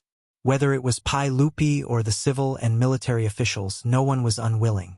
Yang Quan, Cui Zhua, and Lu Deheng looked at each other and immediately stood up. Your Majesty, we naturally agree. If the Count of Hu County is willing to pay for the construction of the official road from Hu County to Chang'an, we will take care of all the enlistment without any objections. Pai Lupi nodded slightly and looked at Li Wangyu. Zio, have you thought it through? Are you willing to pay for the construction of the official road from Chang'an to Hu County? Li Wangyu's smile became even brighter. Uncle, I naturally can pay for the construction. However, if I spend a lot of money to build this official road, there should be some benefits, right? Pai Lupi was slightly stunned. What benefits do you want? Not much, not much. I only want 100 copper coins. Chapter 576. Li Wangyu's words stunned Pai Lupi and the officials. They thought that there was something wrong with their ears. Only 100 copper coins? What the hell? What kind of condition was this? Li Wangyu calmly explained. Uncle, if I were to pay for the construction of this official road, the people would naturally be free to use it. However, shouldn't I pay a fee for the carriages of the merchants that come and go? 100 copper coins per carriage shouldn't be too much, right? His words made the officials and Pai Lupi even more confused. Many of them immediately began to silently calculate how much profit Li Wangyu could make by proposing this. At present, there were no less than 1,000 carriages going back and forth between Chang'an and Hu County every day. 100 copper coins per carriage really wasn't much. When Li Wangyu ate breakfast with Niu Yong, Niu Wu, and the others at Chongren Square, he spent more than 100 copper coins. The officials secretly pondered. Was it a lot to pay 100 copper coins to travel on such a flat mirage mud road? 1,000 carriages could collect 100 copper coins in a day. In a year, they could collect 30,000 strings of copper coins. Even if the road required 100,000 strings of copper coins, it would only take 3 years to recoup the investment. After that, it would be a net profit. The officials silently calculated in their hearts and suddenly realized that Li Wangyu wanted to build this road. The profits were too great. Wang Renyu, Zhang Yuanshou, and the other influential figures looked at each other and stood up to express their opposition. Your Majesty, you can't do this. How can the official road become a private road and collect fees? County Count, whose words are incorrect. Your Majesty, you can't do this. If the official road becomes a private road, what kind of scandal is this? If you want to collect 100 copper coins per journey for 80 li, Your Majesty, how is this different from highway robbery? Nowadays, there are no fees on the official road. That's right, Your Majesty. How can we let county count who exploit the people like this? The private road they were talking about was a privately built road. In the Tang dynasty, privately built roads had already been charged for the passage of pedestrians. Pai Lupi was originally somewhat tempted, but after being persuaded by Wang Renyu and the others, he couldn't help but hesitate. Zio, 100 coins seems a little too much. Li Wangyu had a very reluctant expression on his face. Then what about 50 copper coins? Can I charge you 50 copper coins? Wang Renyu and the others naturally shook their heads. No, 50 coins is still too much.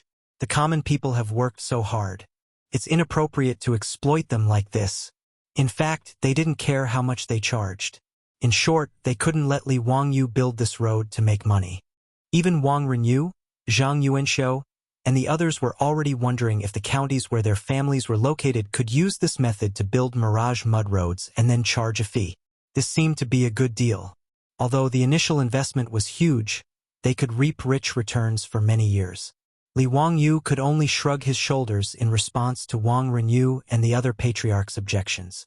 If that's the case, then forget it. The money in my residence doesn't grow on trees. I can't just throw it into the water and listen to the sound. In fact, Li Wangyu didn't really want to build the official road between Hu County and Chang'an. Before the production of cement in the Tang dynasty increased substantially and the price of cement lowered, the cost of building cement roads was too high. It was simply a thankless act. The purpose of his words just now was to plant a seed in Pai Lupi's heart. He wanted to let him know that building roads wasn't just a matter of losing money, but also had great potential. As the saying goes, if you want to be rich, you have to build roads first. This saying was absolutely correct. Li Wangyu felt that as long as he found the location of a lime mine in Hu County, the production of lime would naturally gradually increase.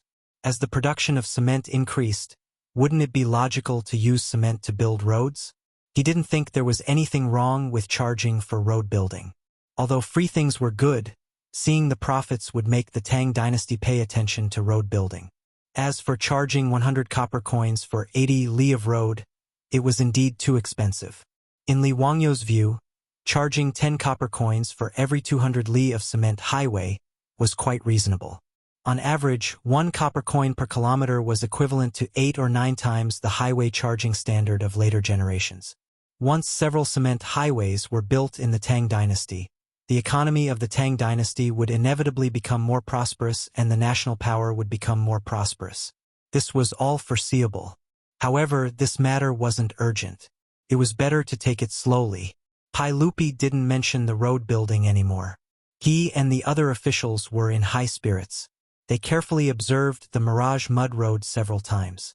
They even pulled Chang Yaojin and the others to gallop back and forth on the 20 li of cement road several times. The iron horseshoes collided with the cement road, constantly producing crisp sounds of hooves. It was very pleasant to the ears. After Pai Lupi had his fill, he called the officials to return to Chang'an. Although he didn't say anything before leaving, it was obvious that Pai Lupi had remembered this cement road in his heart. For a long time after that, the Prodigal Road, built by Li Wangyu with a huge sum of money, became the favorite place of the people of Hu County. Every day, many busybodies would go there to watch the fun. It was called the Internet Celebrity Road. Even in Chang'an, many people would ride horses to see it. Some people even used stones to knock on the road to test if it was really as indestructible as the rumors said. Yang Quan was afraid that people would destroy the road, so he had no choice but to arrange for the Yamen runners to maintain order on the cement road every day. After more than half a month, it wasn't until the middle of the 11th month of the second year of Jingguan that the popularity of the Prodigal Road slowly dissipated. There were no longer many onlookers. Li Wangyu was living a carefree life now. He had already fiddled with the fireworks and was waiting for Pai Lupi's birthday to show them. The more than 200 palace maids also had their beautiful superiors to arrange daily rehearsals for them. He didn't need to worry about them. Things went his way one after another. Back then, He had impulsively submitted a memorial to Pai Lupi to have the 100,000 people of Hu County switch to planting rice. Originally, he wasn't sure about this, but now, there seemed to be signs of success. The winter rice that had been sown actually started to sprout in the winter. This made Yang Quan, the county magistrate, overjoyed. Every day, he would ride his horse to each village and personally go down to the fields to check on the rice seedlings. According to the estimates of the experienced farmers in the county, in another 40 to 50 days, the rice in Hu County would ripen and be ready for harvest. After receiving this news, Li Wangyu let out a sigh of relief. It was as if a stone had been lifted from his heart. To be honest, if these rice plants had failed, Li Wangyu really didn't know how to face the people of Hu County. It wasn't that he couldn't support the 100,000 people, but that he couldn't face the disappointed gazes of the people. However, Li Wangyu's leisurely days didn't last long. The old immortal son Simiao came looking for him. Trouble had come knocking. Chapter 577. On this day, Li Wangyu had nothing to do, so he led Niu Wu and a group of troops to watch the palace maids rehearse. Lang Jun, are you planning to let these palace maids perform this on the saint's birthday? I'm afraid it's inappropriate. Niu Wu didn't even blink as he questioned Li Wangyu's decision. Li Wangyu kicked him in the butt angrily. Please wipe the saliva off the corner of your mouth before you say something more convincing. Niu Wu hurriedly wiped the corner of his mouth with his sleeve, but found nothing. Lang Jun, you're lying to me again. Where's the saliva? Humph, is that so? Then I'll have Xie Sanyang take a look and confirm whether or not you're drooling. The Xie Sanyang Li Wangyu mentioned was Niu Wu's beautiful palace maid wife. These two wives of Niu Yong and Niu Wu were born in Taiji Palace. Not only were they good at singing and dancing, but they could also write and draw. In this era where illiterates were everywhere, they were already considered high-end elites. Their beautiful boss was getting busier and busier, so she naturally needed people to help her. Strictly speaking, Perrin and Aphrodite were still in the category of illiterates. Needless to say, Perrin was naturally illiterate. When she was with Li Wangyu, she learned a little. If it was according to the standards of the Tang dynasty, Perrin was actually literate because she could write her own name. In the Tang dynasty, it was recognized that those who could write their own name were not illiterates. As for Aphrodite, although she could speak fluent Chinese, she couldn't write. According to the standards of the Tang dynasty, she was a standard illiterate. Even if she had received excellent education in Byzantium, it was useless. Therefore, Perrin and Aphrodite were still bitterly learning to read from their beautiful boss. Niu Yong's wife, Su Qiao, Niu Wu's wife, Xie Sanyang, and the dozen or so palace maids who married into Dingzhou village were in high demand in the eyes of their beautiful boss. What was the most precious thing in the 17th century? Talents. In the eyes of her beautiful superior, this group of palace maids who could write and calculate were the talents of the Tang dynasty. Under her persuasion, all the palace maids abandoned their families and husbands one after another. They no longer stayed in the courtyard to take care of their husbands and children. Instead, they followed their beautiful superior and worked for her. These dozen or so former palace maids were all regarded as capable assistants by their beautiful superiors.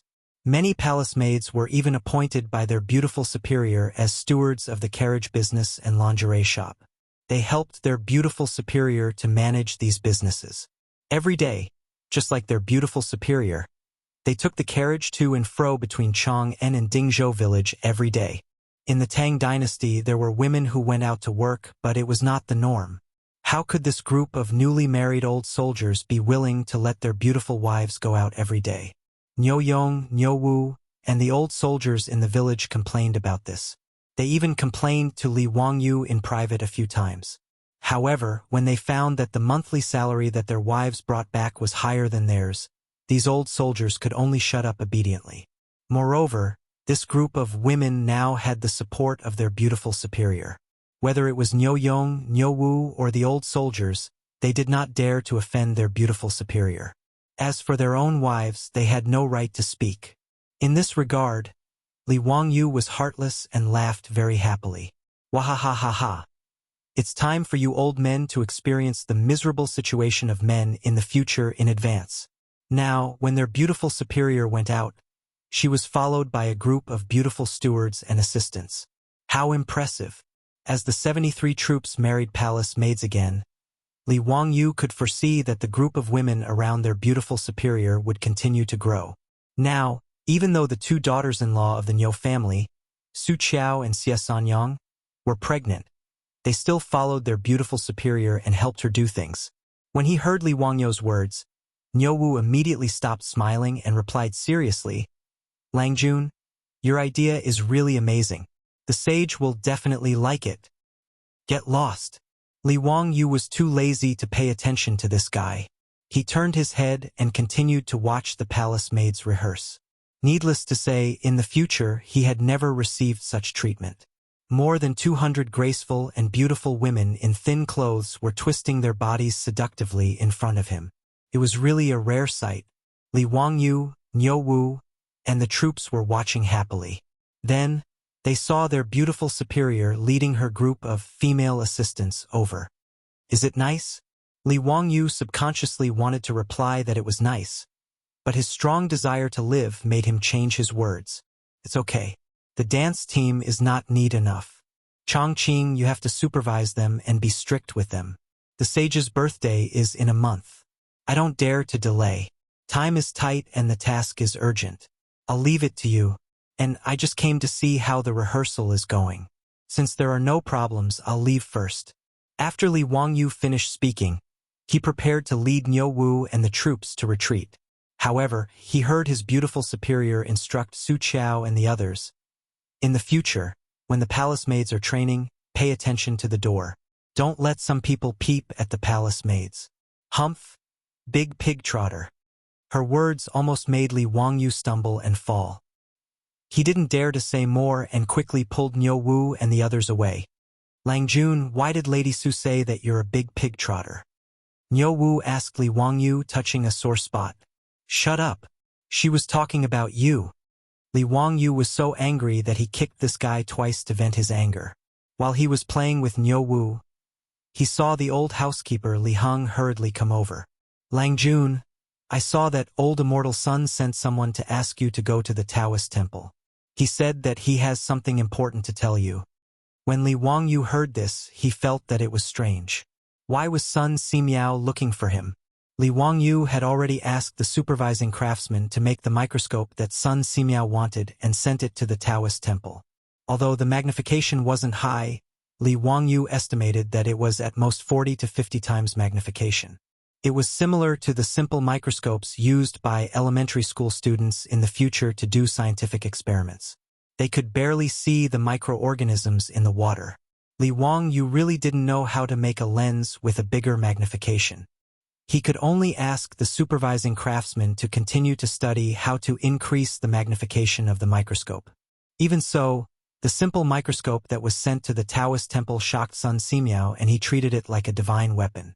Especially when the old Taoist saw the magnified scenes in his hair, blood, water, and leaves under Li Wangyu's guidance, he became even more obsessed. He hugged the microscope every day and refused to let go. Recently, the old Taoist didn't find trouble with Li Wangyu. He spent every day in the Taoist temple doing his scientific research. Since Sun Simiao was looking for him, Li Wangyu naturally wouldn't delay. He immediately rode to the Taoist temple. When he entered the Taoist temple, Sun Simiao's disciples naturally led him to the old Taoist. "Zio, you came at the right time. Haha, the penicillin you mentioned before, this poor Taoist has made it." Sun Simiao's words struck Li Wangyu like lightning. "What? Penicillin was made?" Chapter 578.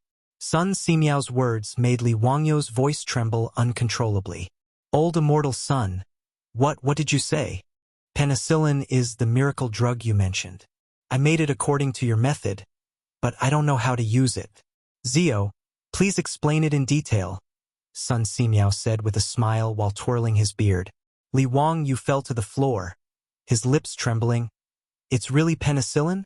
Old immortal son, you can't joke about this. Have you tested the efficacy of the drug?"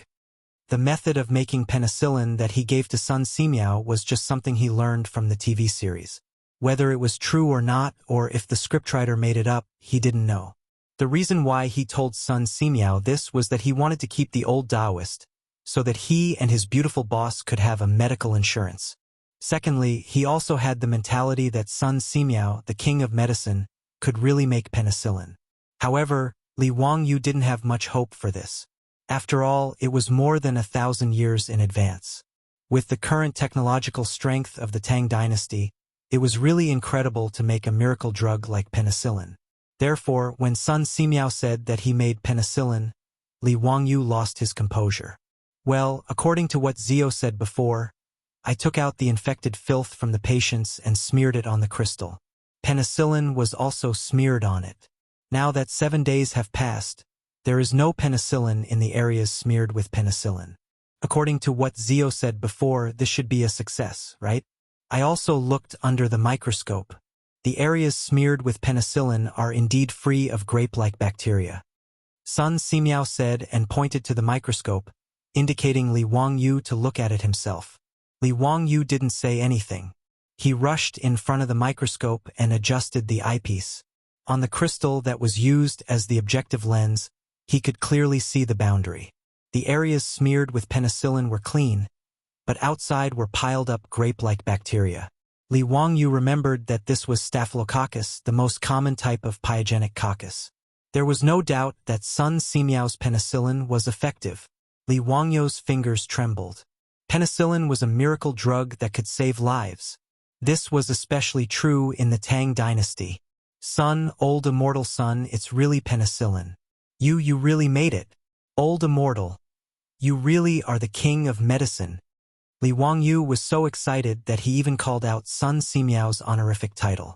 Regarding this, Sun Simiao only twirled his beard and laughed heartily. Zio, you're exaggerating. I'm not some medicine king. Ziyu, please tell us how to use this penicillin. Injections.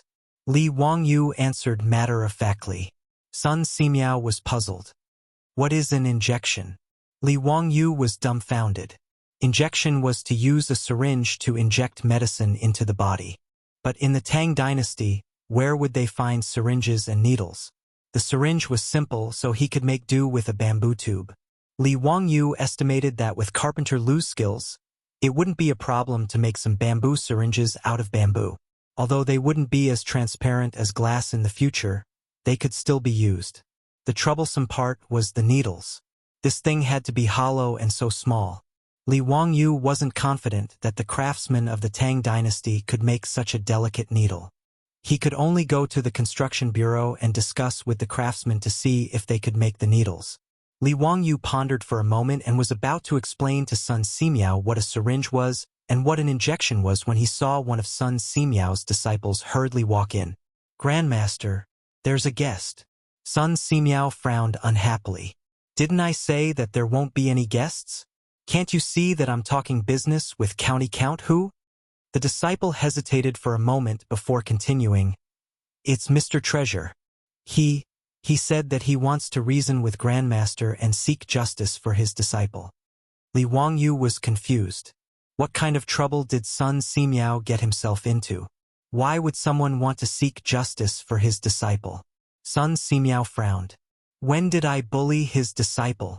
What justice do I want? Mr. Treasure said that Gung Hong, who was beaten to death by the sage, Gung Fengyu, was his disciple.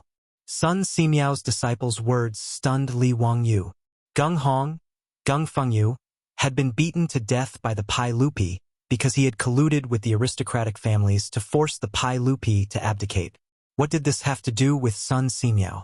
Who was this Mr. Treasure? Was he also a doctor? Li Wangyu felt that this name sounded familiar, but he couldn't remember. He asked Sun Simiao, Old Immortal Sun, who is this Mr. Treasure?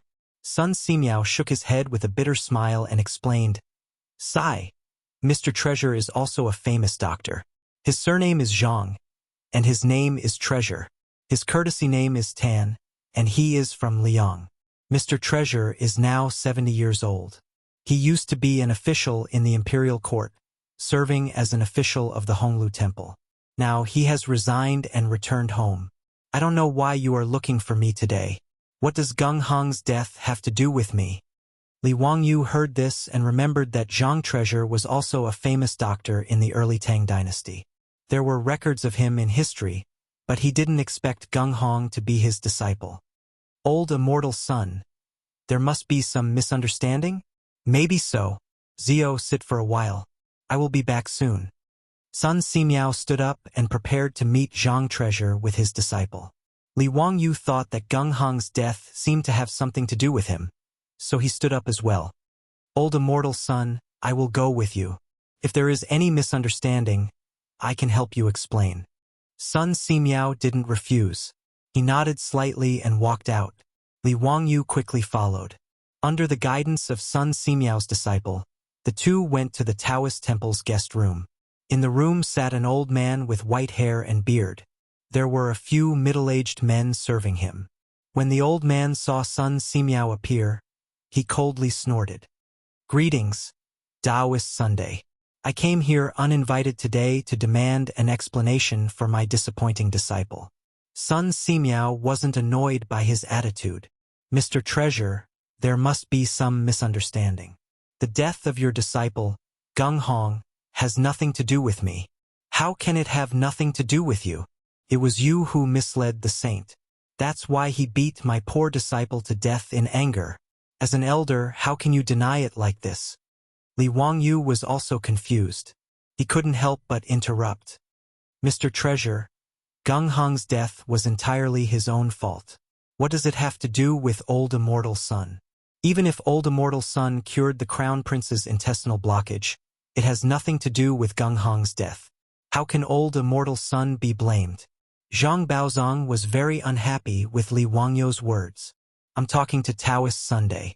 Who are you to interrupt? Taoist Sun, is this how you teach your disciples? Sun Simiao twirled his beard and smiled. Haha, I can't teach a disciple like County Count who. Mr. Treasure, you have misunderstood. This is the founding County Count of County Count who, Li Wangyu. Oh? You are Li Wangyu? That's great. I don't have to make another trip. Today, I want to talk to you. After Zhang Baozong heard Li Wangyu's identity, he didn't change his attitude. Instead, he glared at Li Wangyu and became more and more impolite. Li Wangyu, on the other hand, was stunned. Wasn't this person taking him too seriously? What arrogance!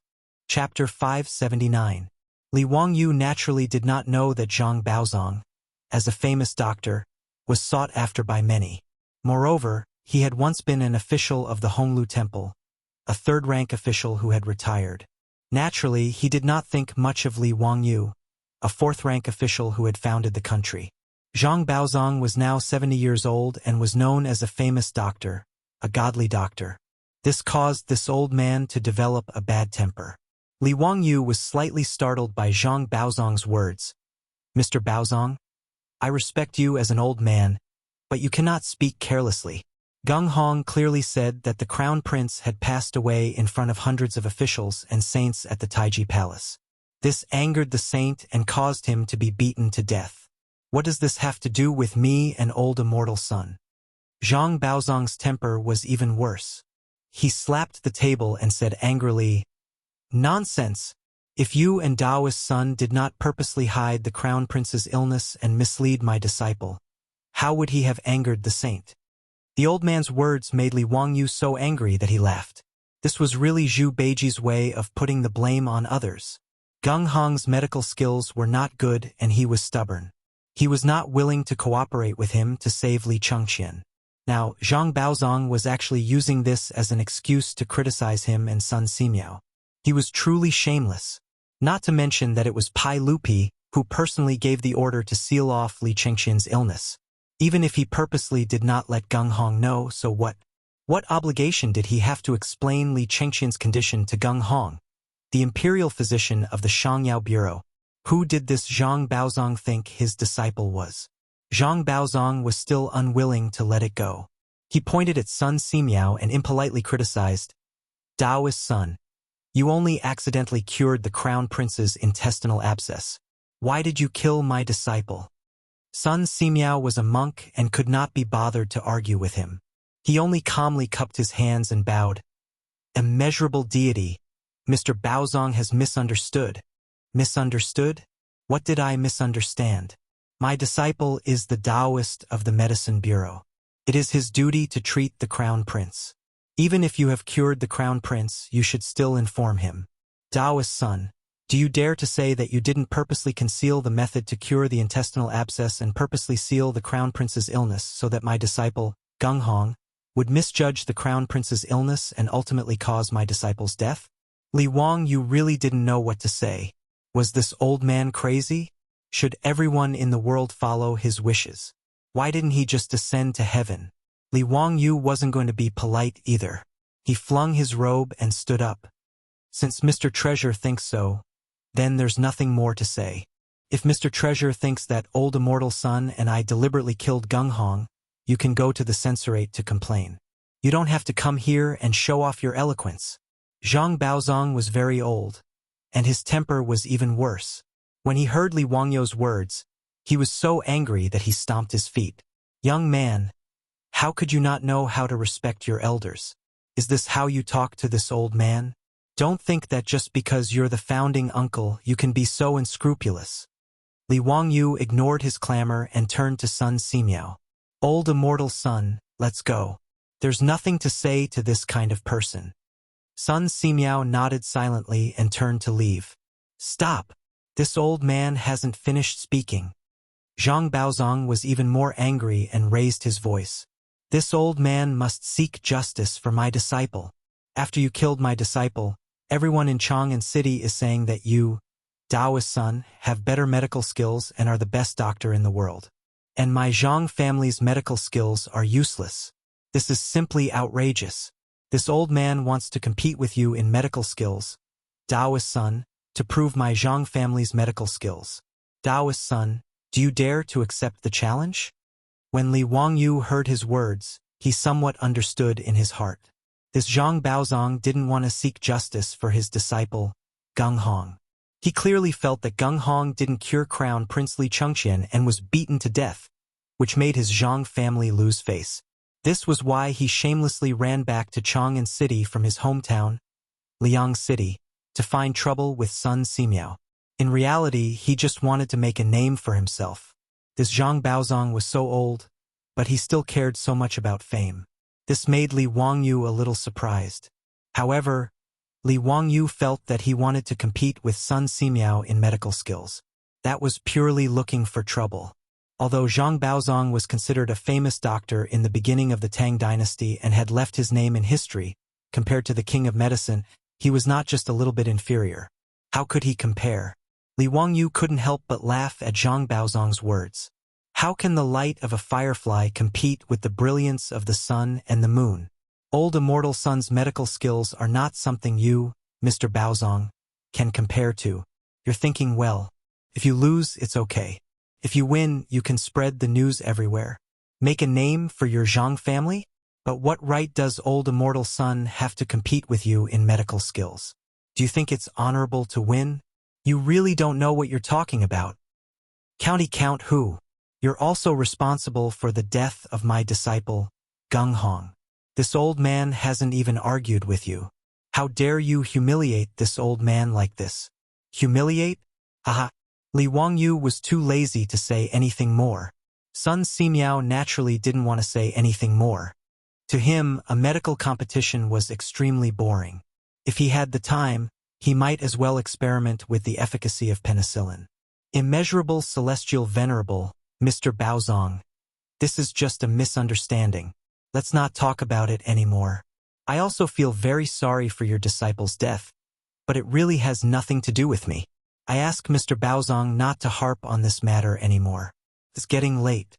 Mr. Baozong, you should return to Chang'an City as soon as possible.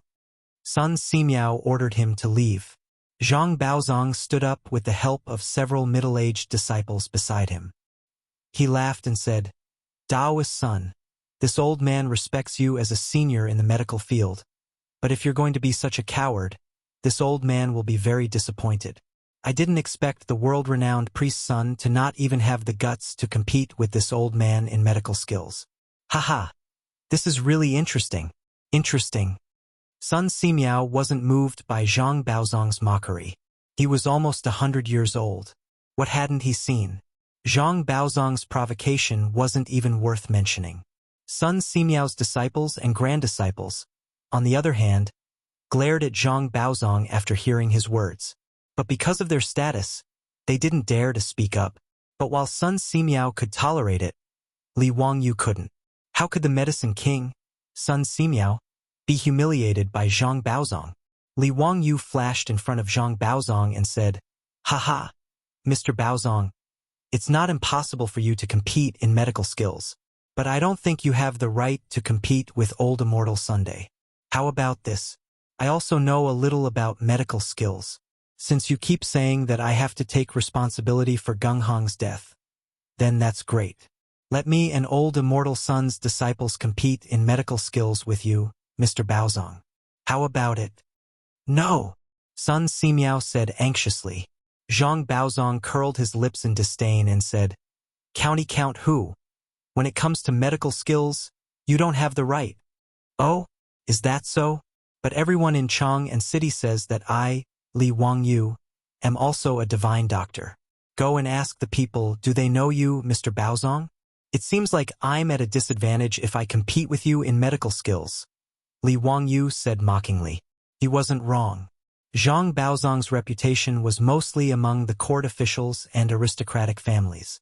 The Zhang family had never treated the common people, so how could they have any reputation among the common people? Li Wangyu's words almost angered the old man to death. Zhang Baozong stared at Li Wangyu and panted heavily. Chapter 580. Li Wangyu's words infuriated Zhang Baozong. Good. Since County Count Huxin says so, then this old man will compete with you first. I'll send someone to inform the patient. In 3 days, we'll take turns treating patients at the Imperial Physician Bureau. Whoever cures the most patients in 10 days wins. How about it?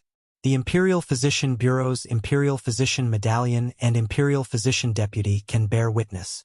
Li Wangyu naturally didn't object. He nodded with an expression that said, "As long as you're happy." Sun Simiao became anxious and tried to dissuade him. "Zio, why bother? This competition is meaningless. Don't fight with Mr. Baozong. Mr. Baozong, your disciple's death was a misunderstanding. It has nothing to do with me and Mr. Baozong. Let's just drop the matter of the competition." Zhang Baozong shook his head. "No. Since Mr. Baozong wants to compete with me, how can I drop the matter?" Li Wangyu also smiled and comforted Sun Simiao. "Old immortal Sun, I'll accept this. There's no need to worry." Sun Simiao saw that the two sides were determined to compete and could only sigh. Zhang Baozong turned to Li Wangyu and said, "Since it's a competition of medical skills, there needs to be a prize. If I lose, I'll immediately scram back to Liang and never treat patients again. I wonder what prize Mr. Baozong will offer if you lose?" Li Wangyu looked at him indifferently. "Mr. Baozong, what do you want? Why don't you just say it?" "Mr. Baozong, if you lose, have Lu Xinwei resign from his position as Imperial Physician of the Shangyao Bureau and recommend my disciple for the position. In addition, teach my disciple the method to treat intestinal ulcers." Li Wangyu couldn't help but smile at Zhang Baozong's words. "All right, no problem. However, since you want Brother Xinwei's position, I'll compete with Mr. Baozong with him. I'm sure Mr. Baozong won't mind, right?" "Humph, as you wish." Zhang Baozong didn't seem to mind. Zhang Baozong naturally knew about Sun Simiao's disciple, Lu Xinwei. Although his medical skills weren't bad, Zhang Baozong believed that he could crush him in the art of medicine. Chinese medicine was extensive and profound, and it relied on the accumulation of experience. Especially in the Tang dynasty, Chinese medicine did not have a strong theoretical system. Most of the time, doctors still relied on their own years of experience. This was also known as experimental medicine. Zhang Baozong was 70 years old this year. He had seen patients all his life, so his medical experience was naturally rich. Moreover, he was from a medical family. Through several generations of medical practice, He had summed up many effective treatment plans and secret prescriptions. This was also the reason why Zhang Baozong dared to challenge Sun Simiao. Although Sun Simiao was older, he might not have been practicing medicine longer than Zhang Baozong. After all, Sun Simiao was only from an ordinary farmer's family and did not have any family inheritance. He started practicing medicine at the age of 18 and started treating his neighbors in his 20s. He had been practicing medicine for more than 60 years. Zhang Baozong, on the other hand, started from the beginning. He memorized all kinds of medical books and the names of medicinal herbs. When he was 12 or 13 years old, he had already started to treat patients. Until now, he had been practicing medicine for more than 60 years. That was why Zhang Baozong was confident that his medical skills were not weaker than Sun Simiao's. In fact, he might even be stronger than Sun Simiao because he had his family's inheritance to rely on. As for Lu Xinwei, although he was the imperial physician of the medicine bureau, he was only in his 40s and had only been practicing medicine for less than 10 years. As for Li Wangyu, Zhang Baozong did not place him in his heart. Even if the rumors were amazing, and even if Li Wangyu started learning medicine in his mother's womb, Zhang Baozong did not feel that Li Wangyu had any profound medical skills. Actually, Zhang Baozong wasn't wrong about this. Li Wangyu naturally didn't know any medical skills. The reason why he dared to challenge Zhang Baozong was because he was relying on surgery, alcohol, and penicillin. If it wasn't for Sun Simiao coming up with penicillin, Li Wangyu would have no choice but to keep his mouth shut and ignore Zhang Baozong. But since he had a miracle medicine like penicillin, Li Wangyu would feel sorry for his identity as a transmigrator if he did not show off. It wasn't that penicillin could cure all diseases, but with the miraculous effects of penicillin and Lu Xinwei's medical skills, Li Wangyu didn't believe that he couldn't win against Zhang Baozong. It wasn't that TCM wasn't advanced or brilliant. At least in this era, TCM was far more advanced than any other medicine in the world. It was only in modern times that Western medicine developed along with anatomy, pathology, and pharmaceutics. In the 20th century, it was closely combined with modern science and technology. With the birth of systematic medicine, it developed into modern medicine. Even so, TCM didn't disappear. On the contrary, it continued to develop after introducing modern medical concepts. From this, one could see the greatness of Chinese civilization. As the saying went, TCM treated the root and Western medicine treated the symptoms. Naturally, TCM had its own unique points. But penicillin was a modern medicine that could directly destroy the cell walls of bacteria.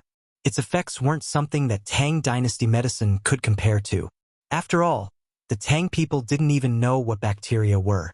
It was unrealistic to expect TCM to be able to quickly kill bacteria and reduce inflammation.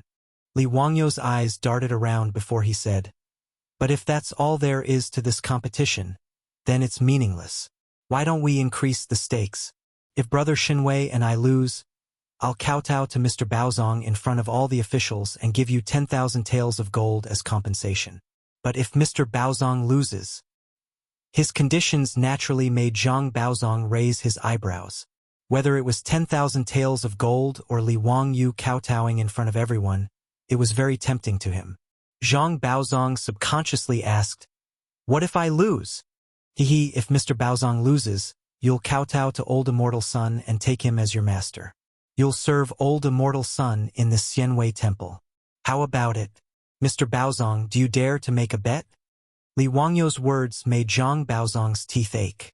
He was already 70 years old and had countless disciples and grand-disciples behind him. Asking him to take Sun Simiao as his master? He couldn't bring himself to do that. Seeing Zhang Baozong remain silent for a long time, Li Wangyu couldn't help but chuckle. What? Does Mr. Baozong not have the confidence to win against Brother Xinwei and me? If that's the case, then let's just forget about this medical competition. Humph, County Count who? You don't need to use words to provoke me. I've lived for more than 70 years and have walked more bridges than you have roads. It's not up to a junior like you to tell me what to do. Since County Count who insists on giving this old man tens of thousands of taels of gold, how could this old man not agree? All right, we'll do as County Count who says. If I lose, I'll take Daoist Sun as my master. Seeing that Zhang Baozong had actually agreed to his conditions, Li Wangyou's smile grew even wider. That's good. Then let's write down the terms of the bet so that no one will regret it in the future. That's how it should be. County Count Hu, you should prepare the gold early. Zhang Baozong didn't back down. Under Sun Simiao's witness, both sides wrote down the terms of the bet, signed their signatures, and slapped their palms together to swear an oath. They agreed to compete in the Imperial Medical Department in Chang'an, and 3 days later, Chapter 581, after Zhang Baozong left, supported by several disciples, Sun Simiao couldn't help but frown as he looked at Li Wangyu. Zio, why do you have to do this? Even I might not be able to beat Mr. Baozong with his medical skills, let alone Shen Wei. How did you and Shen Wei beat Mr. Baozong? Li Wangyu chuckled and said, Didn't you lend me the courage, old immortal son? Sun Simiao was confused. What does this have to do with me? Hee, if it weren't for you, old immortal son, how would I dare to make such a bet? Oh? Zio, you're so confident in this penicillin? It hasn't been used on patients yet. Sun Simiao still felt that this was inappropriate. Li Wangyu could only shrug. The Tang dynasty didn't have the conditions for pharmacological experiments, so there was nothing to say. They could just do clinical experiments. Anyway, it couldn't be too bad. Just like when Niu Yong was injured. If he didn't have the cephalosporin, wouldn't he have to watch Niu Yong die from inflammation? Besides, there was a penicillin skin test which could effectively prevent the patient from going into anaphylactic shock. Old immortal son, don't worry. I know how to use this penicillin. I'll go to Chang'an first and tell you the details when I come back. Li Wangyu didn't have time to talk to Sun Simiao. He just asked Sun Simiao to prepare the penicillin for him. He had to go to Chang'an immediately and find the craftsman to make the needles.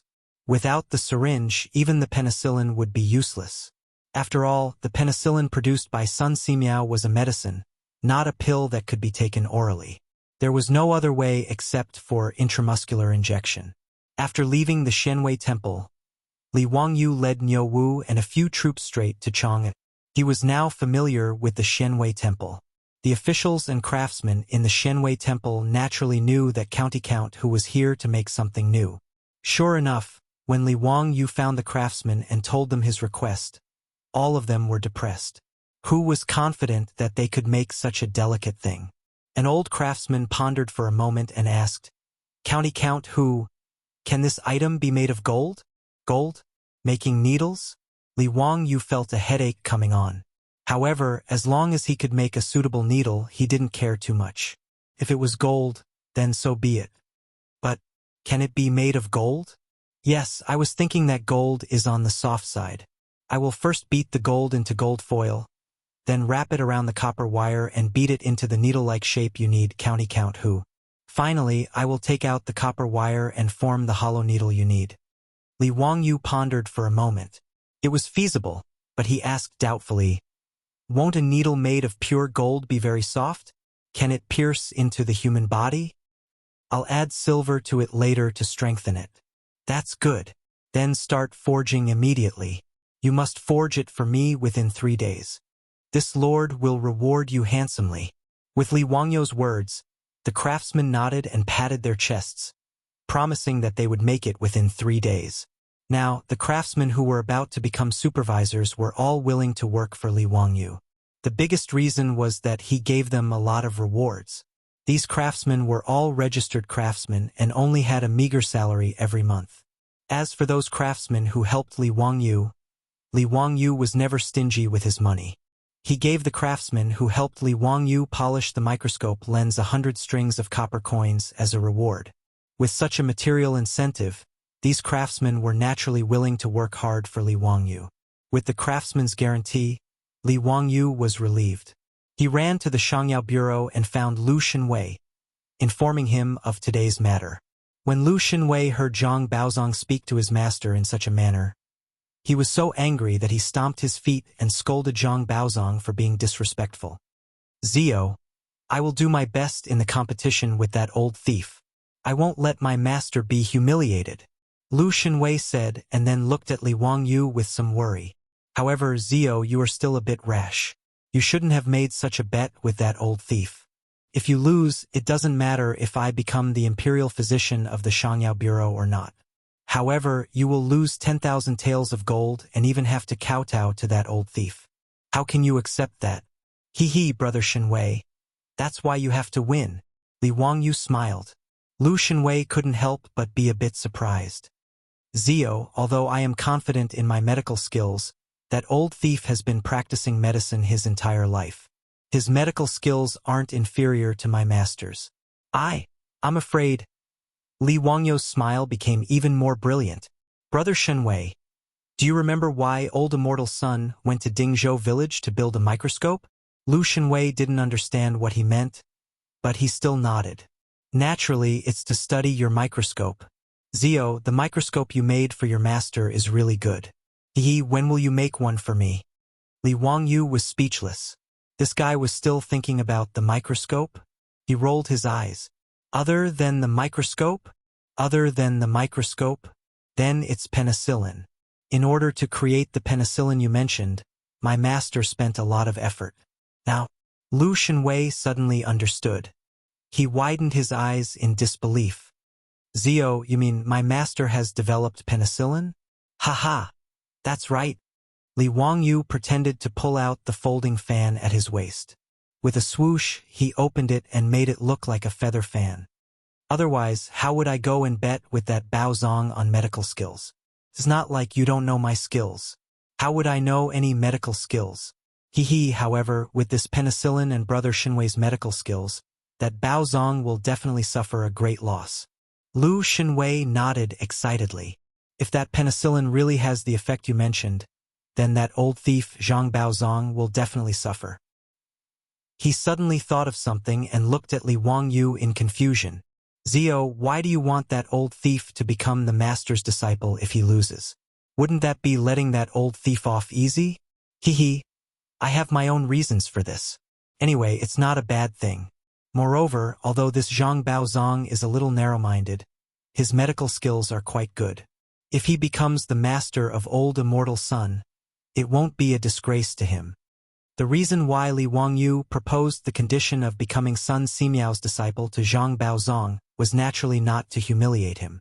Instead, it was because he had his eyes on Zhang Baozang's disciples. Every time Li Wangyu saw Niuyong's single arm and the old soldiers in Dingzhou village who were crippled, he felt his heart ache. Since ancient times, the so-called military doctors in Wuxia were unreliable existences. More than half of the old soldiers' disabilities were caused by quacks. However, Li Wangyu knew that Pai Lupi would continue to send soldiers to the outside world in the future. He could not stop this, nor could he stop it. Therefore, he wanted to do something for the soldiers who were fighting for the Tang dynasty. Surgery, alcohol, and penicillin were all good medical skills and medicines that could save the lives of countless soldiers. However, no matter how good the medical skills and medicines were, they still needed people to carry them out. The Tang dynasty was not like the modern era where there were enough medical personnel. Therefore, besides thinking about Sun Simiao's disciples, Li Wangyu also thought about Zhang Baozang's disciples. As long as Zhang Baozong kowtowed and became his disciple, wouldn't his disciples and grand-disciples all be brought in by Li Wangyu? However, Li Wangyu naturally would not tell Lu Shenwei about this. Lu Shenwei did not think too much about it. After confirming that he would compete with Zhang Baozong 3 days later, he simply took a leave of absence from the Chang'an Bureau and ran back to Dingzhou village with Li Wangyu to consult his master, Sun Simiao, and sharpen his spear before the battle. 3 days passed quickly, and the day of the duel had arrived. Chapter 582. The Imperial Medical Department of the Tang Dynasty was not only a hospital that treated the officials, but it was also the earliest and largest medical school in the history of the world. It had both medical treatment and teaching. During the Tang Dynasty, the Imperial Medical Department had more than 300 teachers and students. The head of the Imperial Medical Department was the Imperial Medical Officer, and the deputy was the Imperial Medical Assistant. Under them were the doctors, teaching assistants, teachers, and workers. The Imperial Medical Department had 2 departments, medicine and pharmacy. Under the medical department, there were 4 departments: medicine, acupuncture, massage, and curses. The medicine department naturally taught medical skills. Needless to say, acupuncture and massage were taught, and massage techniques were taught. What made Li Wangyu the most speechless was the curses department. Only a ghost would know what curses were used for. What was even more unexpected was that even the king of medicine, Sun Simiao, actually thought that the body of the forbidden spell is mysterious, and it is unreasonable to talk about it in detail. Therefore, it cannot be deduced. But if it is executed according to the method, the effect will be shown. Well, who asked the medicine king Sun Simiao to be a Taoist? It was reasonable for him to believe in these supernatural things. However, Li Wangyu swore that if he ever got sick in the future, and anyone tried to cure him with some bullshit curse, he would definitely throw that person out. After the Imperial Medical Department's Imperial Medical Officer received Zhang Baozong's notice, he was ecstatic and immediately expressed his full cooperation. His only request was to allow the medical department's teachers and students to watch the competition between Zhang Baozong, Li Wangyu, and Lu Xinwei. Zhang Baozong naturally nodded in agreement. He originally wanted to come to Chang'an City to rebuild the Zhang family's medical reputation and eliminate the negative influence brought by his disciple, Geng Hong. As for Li Wangyu and Lu Xinwei, they naturally did not have any reason to refuse. On the day of the competition, the close to 200 teachers and students of the Imperial Physician Department had already left the Imperial Physician Department early to welcome the arrival of Zhang Baozong, Li Wangyu, and Lu Xinwei. Li Wangyu and Lu Xinwei led Niu Wu and a group of troops to the Taichung Temple's Imperial Physician Bureau. When they saw this scene, Li Wangyu couldn't help but be stunned. The only thing missing was holding fresh flowers and shouting, "Welcome, welcome, a warm welcome." Weren't these imperial physicians and medical students a little too enthusiastic? How could he know that not to mention a godly doctor like Zhang Baozong, even Lu Xinwei, who was now the imperial physician of the Shangyao Bureau, was considered a great doctor in the eyes of the Imperial Physician Order and the medical students and teachers. To be able to watch such a doctor treat patients for 10 days was an absolutely rare opportunity, so they naturally cherished it. When Zhang Baozong led a few disciples over, the group of teachers and students of the Imperial Medical Department became even more enthusiastic. They clustered around Zhang Baozong and walked into the Imperial Medical Department. "Mr. Treasure, I have already informed the patients' families to come to the Imperial Medical Department for consultations starting today. How does Mr. Treasure plan to compete with Count Huxian and Lu Fengyu?" The Imperial physician asked politely. Zhang Baozong arrogantly looked at Li Wangyu. "County Count Hu, you can speak. I don't care." Li Wangyu smiled and said, "It's simple.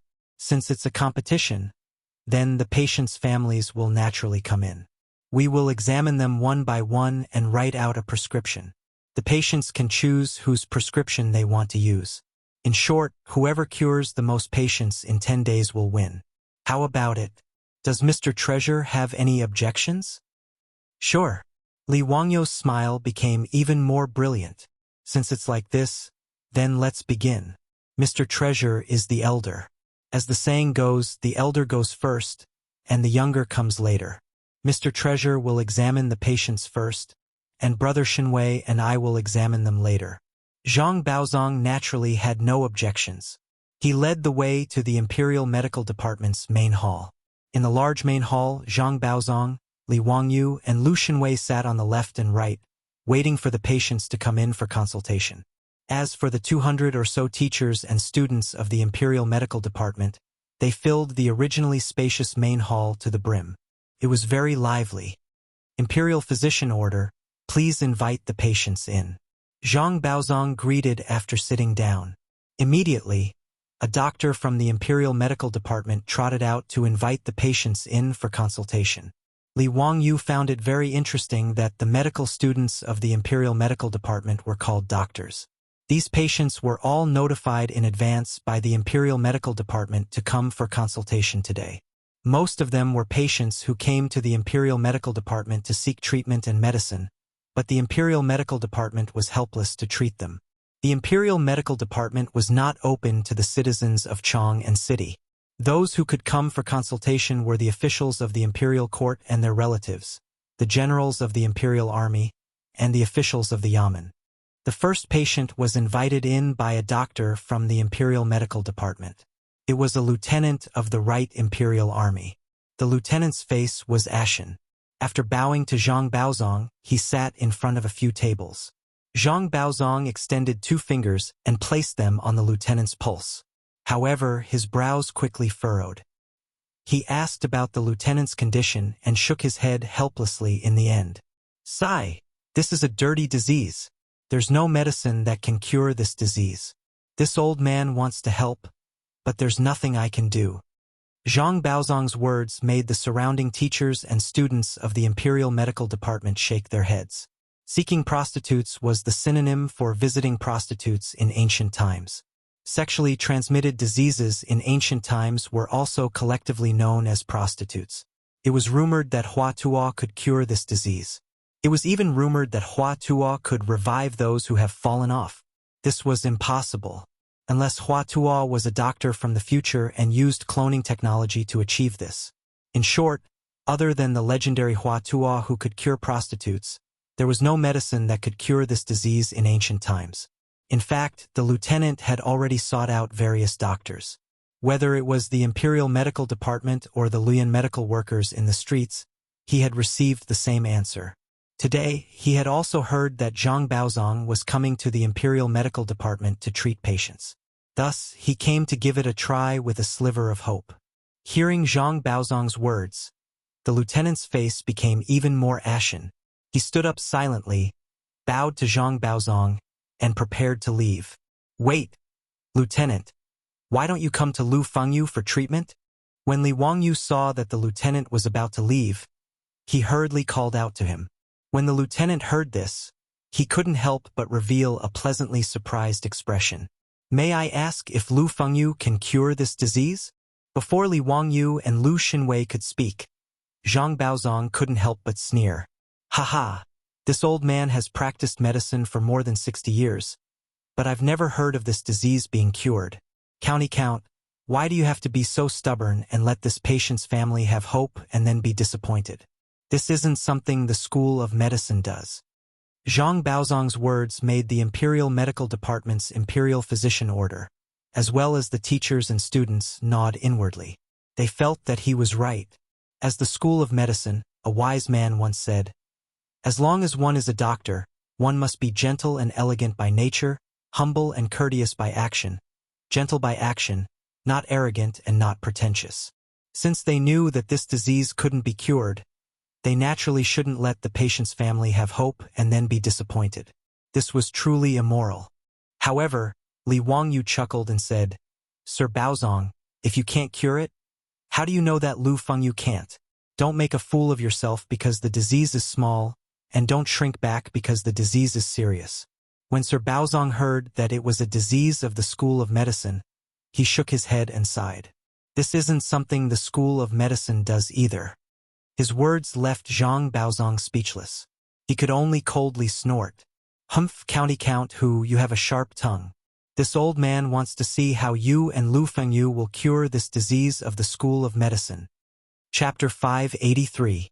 In response to Zhang Baozong's words, Li Wangyu was too lazy to even lift his eyelids. He waved his hand at the military officer. The military officer held onto a trace of hope as he walked towards Li Wangyu and Lu Xinwei. He bowed and said, "Lu Fengyu, please diagnose me." Lu Xinwei gestured for him to sit down and took his pulse. After a round of diagnosis, he nodded his head and said, "There's no mistake. It's indeed a venereal disease." Lu Xinwei's words made the military officer's face turn even uglier. He silently stood up and cupped his hands towards the two of them before preparing to leave. Li Wangyu asked curiously, "Where are you going? Are you not going to treat this disease?" "What? County Count who? What did you just say?" The military officer, who was just about to leave, was stunned by Li Wangyu's words. He turned his head in disbelief and asked, My disease can still be treated?" "Yes." Li Wangyu nodded his head with certainty. Wasn't it just venereal disease? There was no syphilis in China in this era. It was probably gonorrhea, and penicillin was the cure. Li Wangyu was even secretly delighted. What a coincidence!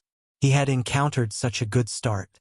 Venereal disease was an incurable disease in ancient times, but an antibiotic like penicillin was the cure for it.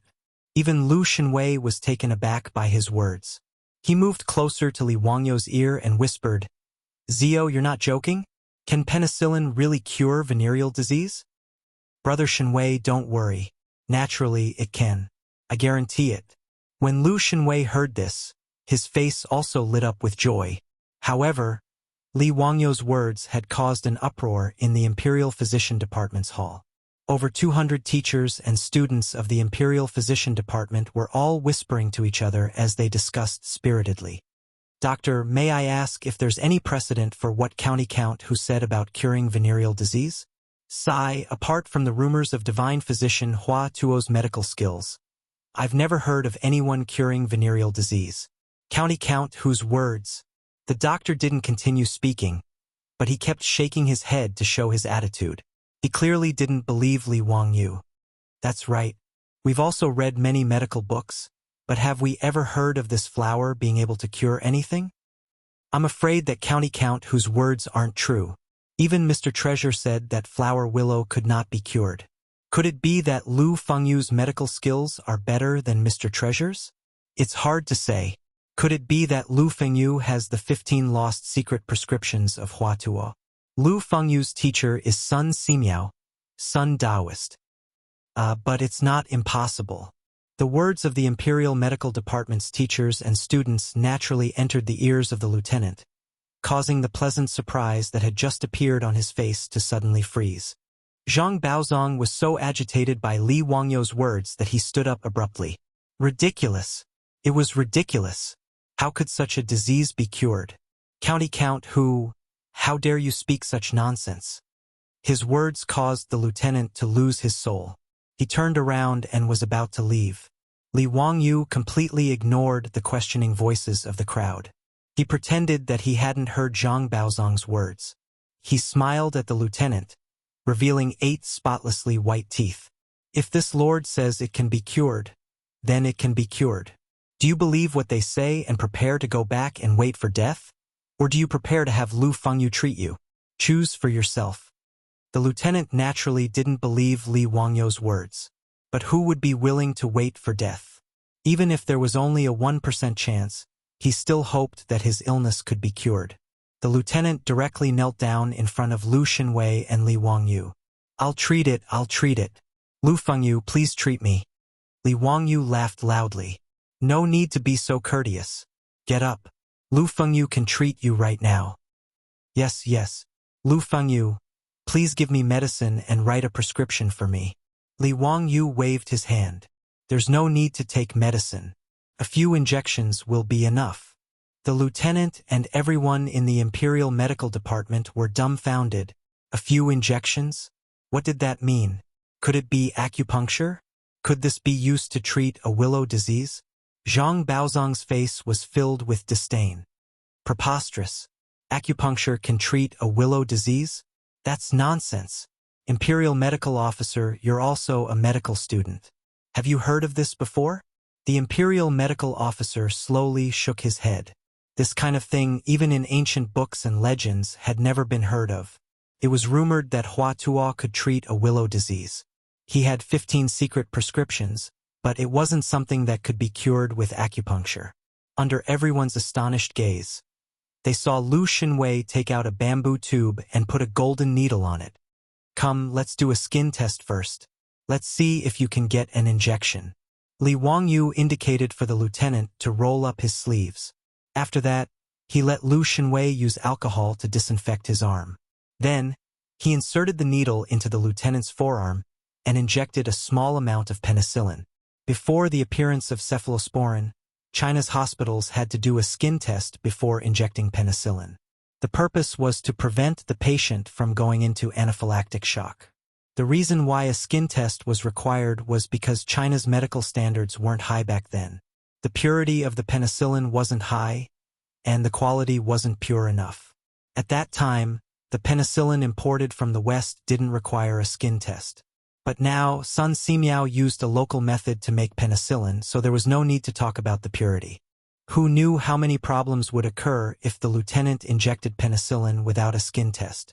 After Lu Xinwei pulled out the needle, the lieutenant and everyone else were confused. They had never heard of such a treatment method. The imperial medical officer walked over and bowed to Li Wangyu. "May I ask what you're doing?" "I'm giving him a skin test." What's a skin test?" "Haha. To treat a willow disease, you have to inject penicillin, a divine medicine developed by Sun Daozhong. Old immortal Sunday penicillin is a divine medicine that's worth more than gold.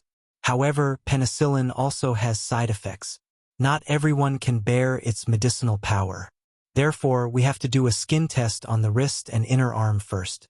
Only those who don't have a reaction can continue to inject penicillin." The imperial medical officer was confused. He didn't understand what side effects were, but he roughly understood the meaning. It was probably the meaning of medicine is 30% poison. As for penicillin, he had never heard of such a strange name. But after hearing Li Wangyou's words, he was even more interested. He quickly asked, "May I know what diseases Sun Daozhong's penicillin can cure?" "Diarrhea, lower blood pressure, various blood diseases, coughing, cold attacking the lungs, wind and heat attacking the lungs, turbid phlegm blocking the lungs, willow disease, 7-day wind. These diseases can all be cured by penicillin."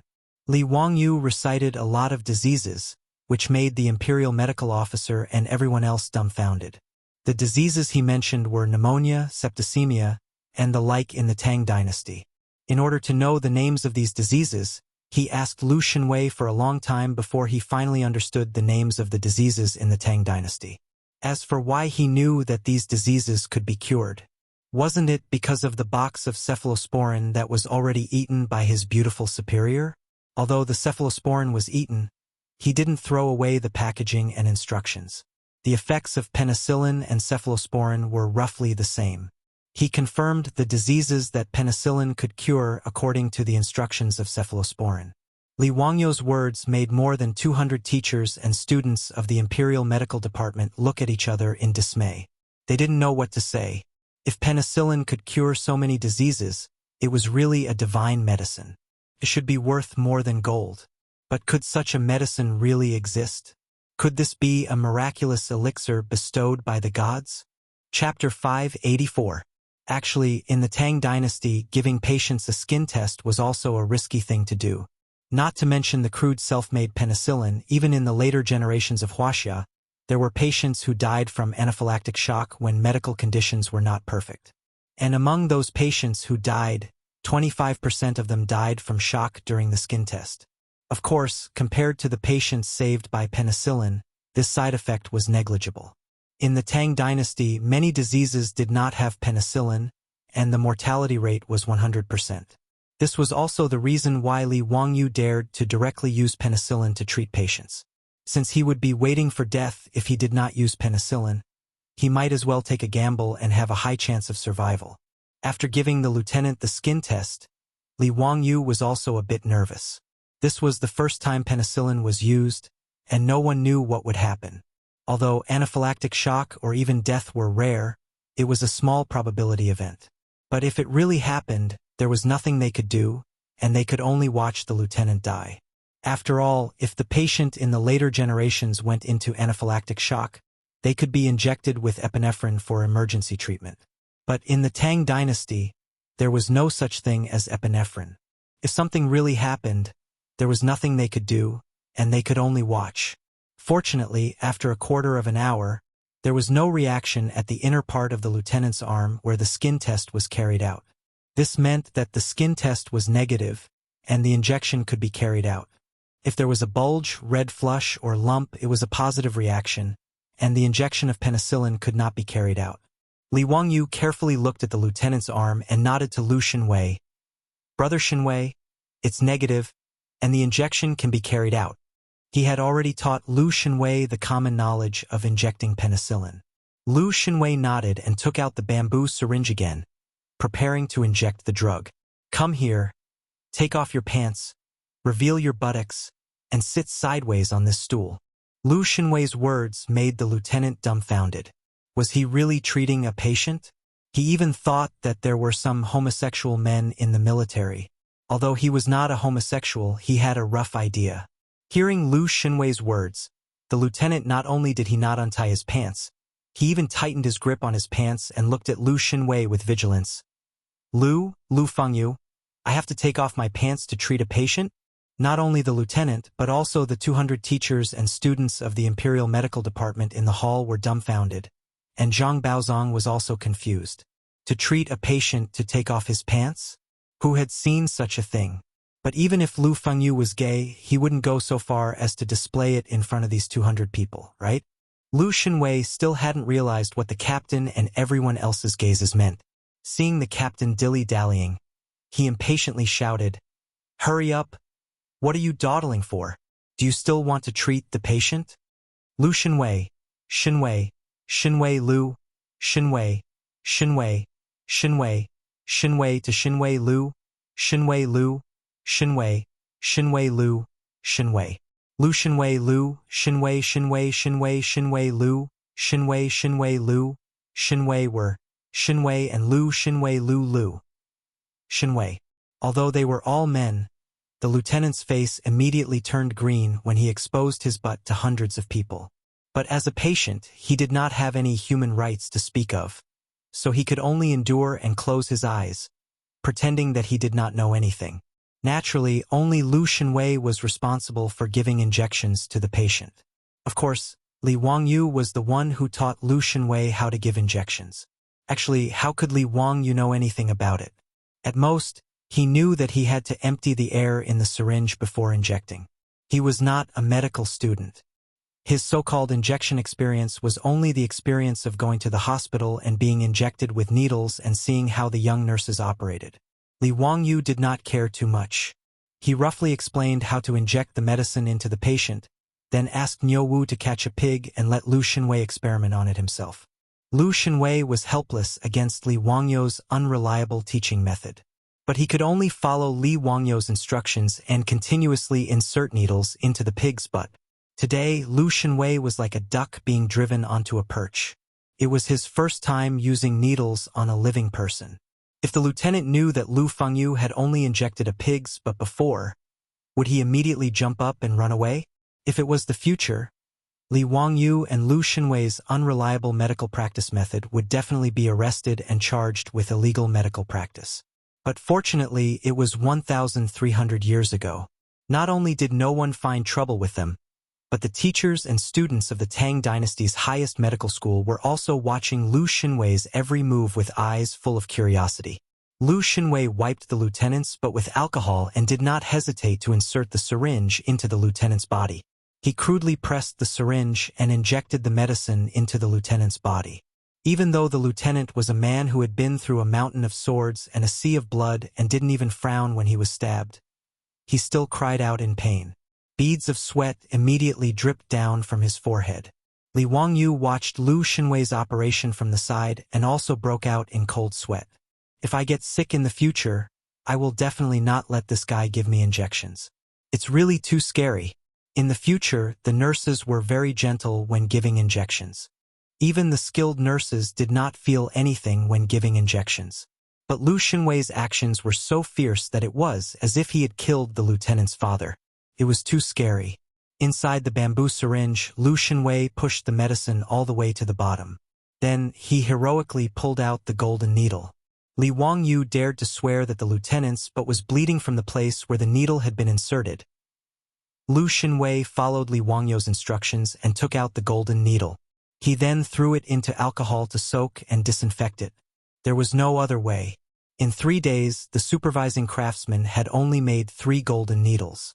Moreover, this was made of gold. It was impossible to use it as a one-time use, right? He could only use it repeatedly after disinfecting it. As for the bamboo syringe, this thing was not rare. Lu Xinwei casually threw it to the side. All right, come back tomorrow at this time. Inject penicillin for a few days and your flower will be fine. But remember, before you recover, you are not allowed to sleep together. Also, don't go to those brothels in the future. Lu Xinwei bluntly lectured him. The lieutenant naturally nodded. After thanking Li Wangyu and Lu Xinwei again and again, he limped out of the door. He had no choice but to limp. His butt was really too painful.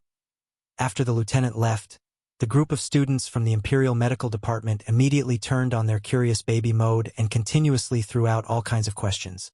Lu Fengyu, that's it? He doesn't need to take medicine anymore? Is this penicillin so magical? It can cure a flower in just a few days? Lu Fengyu, may I ask what this bamboo syringe is? Lu Fengyu, facing this situation, Zhang Baozong's face was as calm as water. He only coldly snorted, "Humph. You don't know what you're talking about. You actually believe such nonsense? This old man doesn't believe that penicillin has such an effect. That injection is even more inexplicable. When did such a treatment method appear in the medical records?" Li Wangyu was too lazy to refute. Whether it was useful or not, they would know in a few days. After a long time, Zhang Baozong was finally dissatisfied and ordered the Imperial Medical Department to invite the next patient in for examination. Chapter 585. The next person to enter was an old man. Li Wangyu didn't recognize him, but from his robes, he could tell that he was a sixth-rank official from the Tang dynasty. Zhang Baozong checked the old man's pulse and confirmed that he had a disharmony in his spleen and stomach. It was dysentery. Zhang Baozong twirled his beard and smiled. "Your illness is dysentery, but it's not hard to treat. You just need to take the milk decoction and you'll be fine." The old man thanked him again and again, but dysentery was not easy to treat. At the very least, many of the doctors in the Imperial Physician Bureau were unable to treat this illness. That was why he hurried over when he heard that Zhang Baozong and Lu Fengyu were in the Imperial Physician Bureau. Seeing that Zhang Baozong could treat it, he was overjoyed and asked Zhang Baozong to write a prescription for him. Zhang Baozong was not in a hurry. He twirled his beard and smiled. "There's no rush. Today, I'm competing with Lu Fengyu and Count Huxian. You should ask Lu Fengyu to treat you again."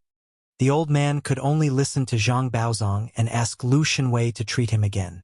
Dysentery was not something that could be cured by penicillin. However, Lu Shenwei was not a quack. As Sun Simiao's eldest disciple, dysentery was not a problem for him. However, as mentioned before, there was only one patient. It was up to the patient to decide who would treat him. The old man hesitated for a moment before bowing apologetically to Lu Shenwei and Li Wangyu. He still asked Zhang Baozong to write down a prescription for him. It wasn't that he didn't trust Lu Shenwei, but that he trusted Zhang Baozong more. Although Lu Shenwei was a doctor of the Imperial Physician Bureau, Zhang Baozong was famous for being a divine doctor. His disciple, Gung Hong, was also a doctor of the Imperial Physician Bureau. Secondly, in the profession of doctors, especially traditional Chinese medicine, the older they were, the more popular they were. Even in the future, patients were still more willing to find an old Chinese doctor to treat them.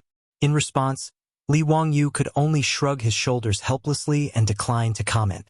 After sending off the grateful old man, Zhang Baozong twirled his beard in satisfaction. The teachers and students of the Imperial Physician Bureau were all busy writing down Zhang Baozong's prescription. What Li Wangyu didn't expect was that the following day would be the same. All of the patients chose to have Zhang Baozong examine them. This caused Zhang Baozong's expression to become even more complacent, while Lu Shenwei could do nothing about it. "Zio, your idea is not reliable. All the patients have gone to that old bastard for treatment. If this goes on, the two of us will definitely lose in 10 days. Li Wangyu was also depressed. He really didn't expect this. He didn't expect that even though he had created a dragon saber like penicillin, it would be useless. Those patients would rather go to that old man Zhang Baozong for treatment than have Lu Shenwei treat them. Even if there were some patients who could recover in a day or two after injecting penicillin, no matter how much Li Wangyu tried to persuade them, it was useless. Li Wangyu was overconfident because he had penicillin in his hands. If he had known earlier, he would have treated one patient each with Zhang Baozong. Then, he would not have ended up in this situation where there were no patients coming for consultation. For an entire day, he and Lu Shenwei could only watch as the patients ran to the old man Zhang Baokang to seek medical treatment. Even the teachers and students of the Imperial Physician Department gathered behind Zhang Baozong with pen and paper in hand. They earnestly took notes, afraid that they would miss the opportunity to learn from a famous doctor. It wasn't until the evening drum sounded and everyone prepared to disperse that Zhang Baozong stood up with the help of his disciples. After all, he was an old man in his 70s. When had he ever seen so many patients in a single day? The old man was quite tired. However, even if his body was tired, Zhang Baozong's mood was quite cheerful. He looked at Li Wangyu and Lu Shenwei and didn't forget to ridicule them. How are the results of County Count Hu and Lu Fengyu today? Oh, I forgot that the two of you only saw one patient today. Haha, this is quite interesting. Even a flower can be treated. I'm looking forward to that lieutenant's recovery. With regards to Zhang Baozong's mocking words, it was rare for Li Wangyu to not reply back. He only indifferently glanced at the smug old man, then pulled the indignant Lu Shenwei and quickly left. Now that the situation was better than the person, there was no point in saying those words. It would only add to the ridicule. Li Wang, you could only pray that tomorrow's patients wouldn't be so deceitful. In any case, he and Lu Shenwei would at least have a chance to perform. Who knew that the situation would be the same the next day? The only exception was when the lieutenant came for an injection, which attracted the attention of the teachers and students of the Imperial Physician Department. At other times, there was practically no one around Li Wangyu and Lu Shenwei. Those patients who couldn't be cured by the Imperial Physician Department all came because of Zhang Baozong's reputation. Even if there were illnesses that Zhang Baozong couldn't treat, Lu Shenwei couldn't do anything either. Most of these were chronic diseases of the elderly. Li Wangyu, who had penicillin in his hands, could only sigh in helplessness. After all, penicillin was only an antibiotic. It wasn't a miraculous medicine or an immortal treasure that could cure all diseases. For those chronic diseases of the elderly, penicillin really didn't have any effect. Another day passed, and Lu Shenwei was a bit better than the day before. At least 2 or 3 more patients still believed in Feng Yu's reputation and asked Lu Shenwei to treat them. On Zhang Baozong's side, there were another dozen or so patients seeking medical treatment. Not to mention the number of people who were ultimately cured, just the number of patients Zhang Baozong had seen was 30 or 40. On the other hand, Li Wangyu and Lu Shenwei's side only had 3 or 4 people. This naturally made Zhang Baozong smile even more proudly. Before leaving, he didn't forget to ridicule Li Wangyu. County Count Huxian, don't forget about the 10,000 taels of gold. Although I'm not greedy for money, it would be disrespectful to refuse someone who insisted on giving me 10,000 taels of gold. County Count Huxian's family is large, and it's rumored in Chang'an, and that the County Count Huxian's mansion has mountains of gold and silver. Presumably, losing some gold to me is nothing to County Count Huxian, haha. Lu Shenwei was so angry at the old man's words that he almost wanted to roll up his sleeves. But Li Wangyu pulled him back and said indifferently, Mr. Baozong, have you never heard of it? As the saying goes, winning first doesn't count, winning later is gold. Everything will be clear in 10 days. Li Wangyu appeared very calm, but in his heart, he was extremely anxious. He was already thinking that if the situation was the same tomorrow, he would have to find Cheng Chumo and the others and have them arrange for some patients to come in and treat as medical fraud. Otherwise, if he lost like this, not only would he lose his wife and soldiers, but his original plan would also be ruined. But no one expected that on the 3rd day, when everyone once again gathered in the hall of the Imperial Physician Department to prepare for the day's treatment, a person would suddenly rush in from outside the doors of the Imperial Physician Department. As he ran, he loudly shouted, Godly doctor, you really are a godly doctor in the world. Dao Zhu is in the world. Godly doctor, please accept my bow. This commotion not only attracted the attention of the patients waiting to be treated in the Imperial Medical Department, but also the hundreds of teachers and students of the Imperial Medical Department in the main hall who heard the commotion. Chapter 586. The one who shouted, Godly doctor, and ran in was the officer who had been injected with penicillin for 2 days. Li Wangyu and Lu Shenwei were also stunned. What did this guy mean by shouting that? Could it be that his disease had been cured? Under everyone's astonished gazes, the officer ran in front of Li Wangyu and Lu Shenwei and directly knelt down in front of them. County Count Hu, Lu Shenwei, the two of you are truly godly doctors. I've recovered. I've really recovered. Who said that there was no cure for this disease? Bah! I'll blind his dog eyes. After the officer finished speaking, he turned his head and glared at Zhang Baozong, his eyes full of disdain. Even Li Wangyu was stunned by his words. Sun Simiao's penicillin was so effective?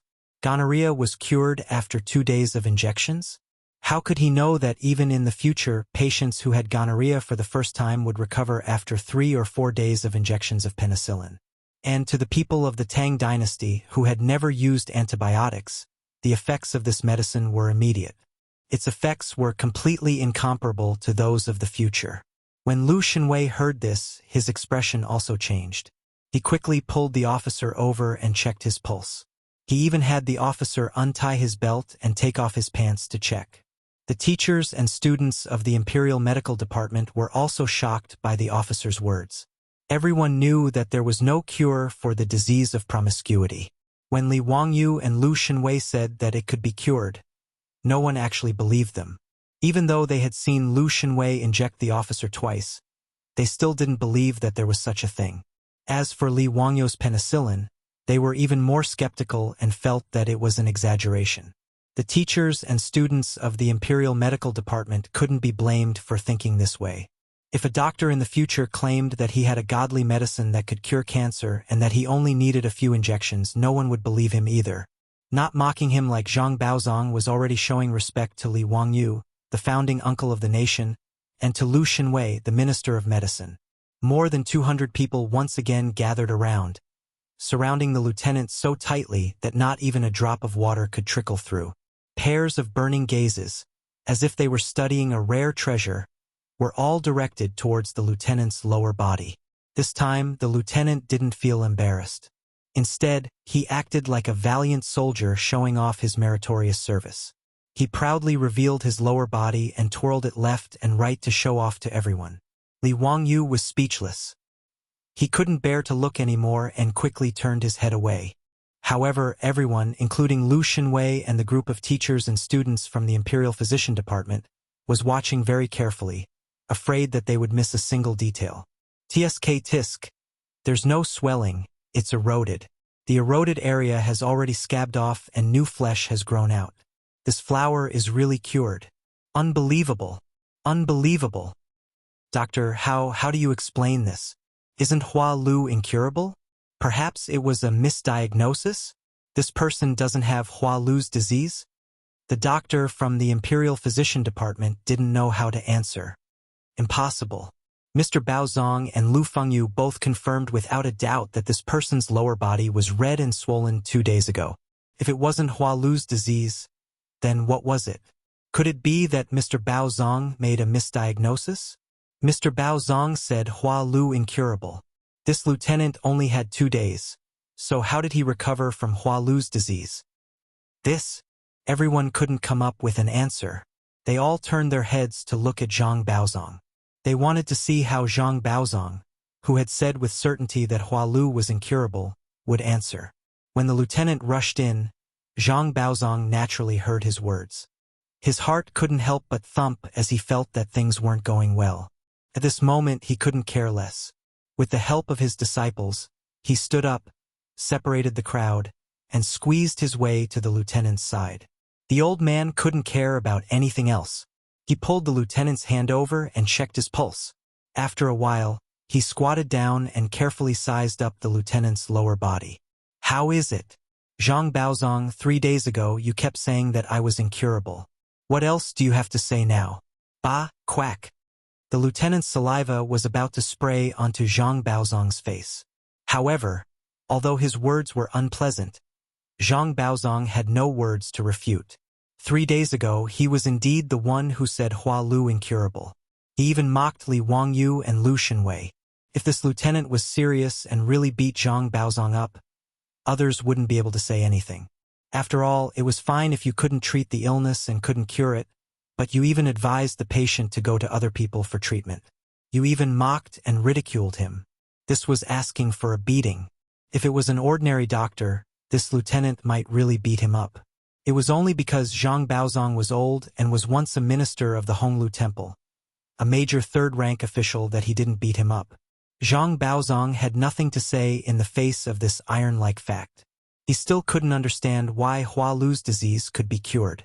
He didn't say anything about the lieutenant's ridicule.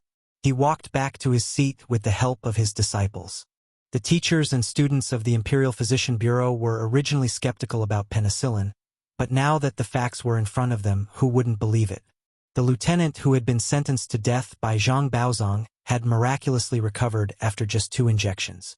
The mental impact of this was no less than an atomic bomb explosion. The lieutenant put on his clothes again and repeatedly thanked Li Wangyu and Lu Xinwei before walking out of the Imperial Physician Bureau's main hall with his head held high. Everyone, don't believe that old swindler Zhang Baozong. Bah! He's a quack. I accidentally contracted Hua Lu, and that old swindler actually said that I was incurable. In the end, Lu Fengyu and the Count of Huxian gave me 2 injections. In just 2 days, I was completely healed. Lu Fengyu is the divine doctor. Everyone, if you want to go in for treatment, you must open your eyes wide. Don't be fooled by those quacks. The lieutenant shouted at the crowd of patients waiting in the Imperial Physician Bureau, causing the patients and their family members to cry out in alarm. Lang Jun, are you serious? Nonsense, several hundred people in the Imperial Physician Bureau said it with their own eyes. How could it be false? If you don't believe me, you can ask the doctors, workers, and doctors of the Imperial Physician Bureau to see if I'm lying. If I'm lying, let the heavens strike me with 5 bolts of lightning and I'll die a horrible death. Hearing him swear like this, a patient's family immediately asked the doctors and doctors they were familiar with in the Imperial Physician Bureau. The people in the Imperial Physician Bureau naturally replied truthfully. 3 days ago, when this lieutenant had come for treatment, Zhang Baozong and Lu Xinwei had diagnosed him as Hua Lu. Zhang Baozong's claim that he was incurable was also not wrong. As for his complete recovery today, it was even more true. After receiving the testimonies of the doctors and doctors of the Imperial Physician Bureau, the patients waiting for treatment couldn't help but look at each other in dismay. This matter was actually true? Wasn't that Zhang Baozong a famous doctor? Was he also just someone who stole from the world? The lieutenant's words angered Zhang Baozong's disciples to the point that they almost wanted to charge out and fight him to the death. He had repeatedly reprimanded their teacher as an old swindler and a quack. How could they endure this? Zhang Baozong's face was also deathly pale, but he still had a bit of reason left. He firmly held onto his disciples, not allowing them to go out and cause more trouble. This time he had truly made a mistake. He had never expected that Li Wangyu and Lu Xinwei would be able to cure an illness that no one in the world could. Was that penicillin really a divine medicine? Chapter 587. Due to the disturbance caused by the lieutenant, the patients who came for Zhang Baozong hesitated. Who would want to seek treatment from a quack? Furthermore, there were many teachers and students in the Imperial Physician Bureau as witnesses. Thus, today's consultation was different from the previous 2 days. Although there were still many patients who trusted Zhang Baozong's medical skills, there were more and more patients who turned to Zhang Baozong for consultation under the influence of the lieutenant. They were basically on par with Zhang Baozong. However, these patients were all suffering from ordinary illnesses and didn't need the precious antibiotic penicillin. This made Li Wangyu feel regretful. He couldn't wait to see a few patients on the verge of death, so that everyone could witness the miraculous effects of penicillin. However, Li Wangyu could only think about it. How could he choose patients when he was in the consultation room? Naturally, he would treat any patient that came. Even if he was anxious, there was nothing he could do. Just before the drum of dusk sounded, the last patient who came late was carefully helped into the lobby by the doctors of the Imperial Medical Department. When Li Wangyu and the others saw this person, they immediately stood up and greeted him. Even Zhang Baozong, who was in his 70s, quickly stood up and greeted him. The person who came was the honorable physician Duke Song Xiaoyu. Xiaoyu was also a legendary figure in the Tang dynasty. He was the 7th son of Xiao Chua, Emperor Liang of the Southern Dynasty, and the younger brother of Empress Xiao of the Sui Dynasty. Xiaoyu was upright and outspoken. After Pai Lupi ascended the throne, he served as the prime minister 6 times and was removed from office 6 times. He was even demoted from his title by the Pai Lupi and exiled from Chang'an city. He was also one of the 24 meritorious officials in the Lingyan Pavilion. Li Wangyu naturally knew such a big shot. When he saw that the old man came to see him, he naturally treated him with respect. At this moment, Xiao Yu was removed from office once again. He had no official position, but everyone still respected him. Speaking of which, Xiao Yu's career was bumpy. In the first year of Chang'an, Xiao Yu served as the left servant of the minister for the second time and served as the prime minister for the second time. In the end, Xiao Yu was impeached after only 5 months as the prime minister. The reason was that he asked Tang Jian, who was on a diplomatic mission to the Turkic Empire, to bring a letter to his sister, Empress Xiao, who was taking refuge in the Turkic Empire. In the end, this matter was exposed. It was said that Xiao Yu was secretly communicating with the former empress. As a result, the strict and upright Xiao Yu, who refused to tolerate the shortcomings of others, was once again removed from his position by Pai Lupi. Li Wangyu knew that Xiao Yu would soon be revived by Pai Lupi and become the prime minister for the third time. Master Xiao, where are you feeling unwell today? Zhang Baozong went over to greet him politely. Haha, thank you for your trouble, Duke Zhang. This old man has been coughing for the past few days and has symptoms of fever. When I cough, my lungs hurt, coughing less sputum with traces of blood in the sputum and sore throat. I've been ill for some time now, and I can't recover from it. The doctors from the Medicine Bureau and the Imperial Physician Bureau have already taken a look at me. I've drunk a lot of medicine, but I don't see any improvement. I'll have to trouble Mr. Zhang to treat this old man, Xiao Yu said weakly with an ugly expression. As Xiao Yu explained his condition to Zhang Baozong, he coughed violently. Li Wangyu was afraid that he would cough out his lungs. Zhang Baozong invited Xiao Yu to sit down and carefully checked his pulse. After a while, he slowly said, Master Xiao, this cough of yours is caused by an evil wind entering your body, causing your lungs' qi to go up in reverse. It's an illness caused by wind and heat attacking your lungs. This illness is very troublesome and requires meditation. It's hard to recover in a short period of time. This old man will prescribe a bowl of mulberry apricot soup for you later. You can drink it for a few days and see the effects. Li Wangyu only understood half of it. The medical terms of the Tang dynasty were really hard to pronounce. He secretly asked Lu Xinwei, Brother Xinwei, what kind of illness is wind and heat attacking the lungs? It's a type of cough.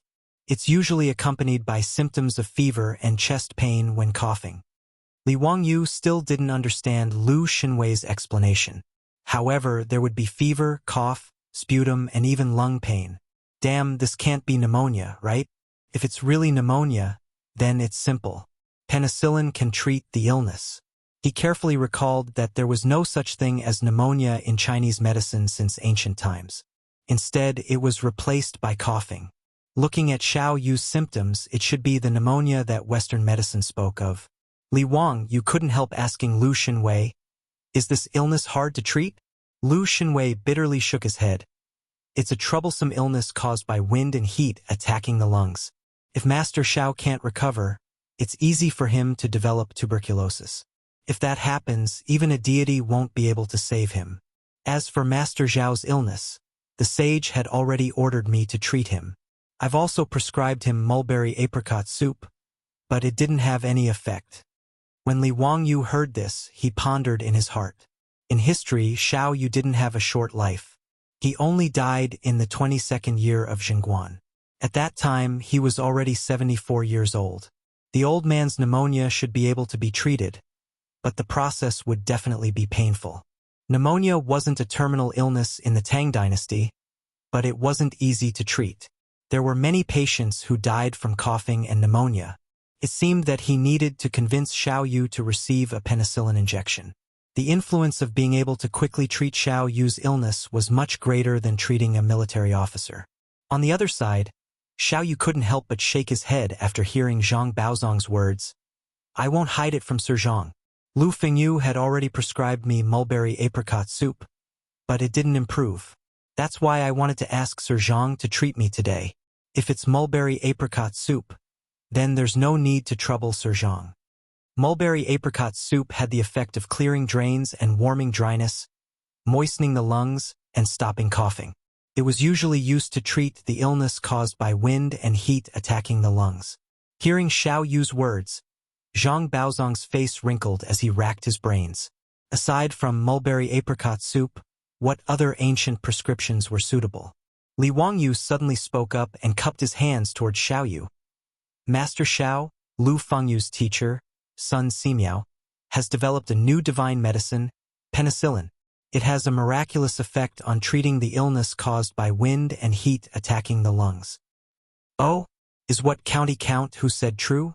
When Lu Fengyu examined me, he didn't mention this matter. Xiao Yu was naturally interested when he heard Li Wangyu's words. This medicine was developed by old immortal Sun a few days ago. Oh, that's interesting. Xiao Yu didn't think much of it. Even though he wasn't a doctor, he knew that this medicine had been passed down from his predecessors. After countless attempts and refinements by countless doctors, the prescription had finally been passed down to this day. Although Sun Simiao was known as a divine doctor, Xiao Yu didn't have much confidence in this so-called new medicine that had just been developed. He also didn't want to become a lab rat himself. Seeing Xiao Yu's disinterest, Li Wangyu hurriedly continued, "Does Master Xiao not believe in the medicine's effects? 3 days ago, there was a military officer who was infected with a venereal disease. This was an incurable disease. There is no cure, but he only had to inject penicillin for 2 days to recover. This is the miraculous effect of penicillin. If Master Xiao doesn't believe me, you can ask the Imperial Physician Medallion and the various doctors to see if I, Li Wangyu, am lying." His words moved Xiao Yu somewhat. He had naturally heard of the incurable disease and knew that it couldn't be cured. If penicillin could even cure an incurable disease, then it wouldn't be impossible for it to cure his lung disease. Thinking of this, Xiao Yu wanted to nod and try the new medicine. However, Zhang Baozong suddenly said, "Wait." Chapter 588. Wait, County Count who Old Master Zhao's status is different. How many people have you used this penicillin on? How dare you use it on Old Master Xiao? If something goes wrong, can you bear the responsibility, County Count who? Lu Fengyu, let me ask you, are there any precedents for the illnesses that County Count who says can be cured by penicillin? How many patients have you cured? Zhang Baozong's question was not wrong. Although Xiao Yu had been removed from his position as Prime Minister by Pai Lupi, he was not an ordinary person. Given his status, he could not be treated lightly. Zhang Baozong's words made Lu Xinwei's face turn red. He opened his mouth, but no words came out. Although he was not happy with Zhang Baozong, he was a kind and honest person, so he could not lie. For Lu Xinwei to go against his conscience and say that penicillin had saved countless lives, he couldn't say such nonsense. Zhang Baozong was old and experienced. When he saw Lu Xinwei's stammering appearance, how could he not understand? Perhaps this penicillin had never been used on a patient before. Even if it was used to cure that military officer, it might be the first time it was used. His guess was right. It was the first time that penicillin had been used on a patient to treat the lieutenant. Although the effects were surprisingly good, how could he say that penicillin could cure the illnesses that Li Wangyu claimed it could? Li Wangyu felt a bit of a headache when he heard Zhang Baozong's question. If it was a normal patient, he would have dared to pat his chest and say that he could cure them. However, Xiao Yu's status was honorable. How could he make such a promise? There was no proof. However, this was not a problem for Li Wangyu. He was determined to use penicillin to treat Xiao Yu's illness. Haha, Mr. Baozong is indeed experienced and prudent. Your words are not wrong. However, just as Mr. Baozong said, this penicillin has not been used on patients with wind-heat disease. However, Li Wangyu purposely paused here. His words caused Xiao Yu, who was full of anticipation, to turn cold. Naturally, he wouldn't be willing to test this new medicine and become a guinea pig. However, when he heard Li Wangyu say but, a glimmer of hope appeared in his heart. He hurriedly asked, "County Count who? But what? But it's not hard to prove." Li Wangyu smiled and said, "In Chang'an, there are naturally many patients who suffer from wind-heat disease.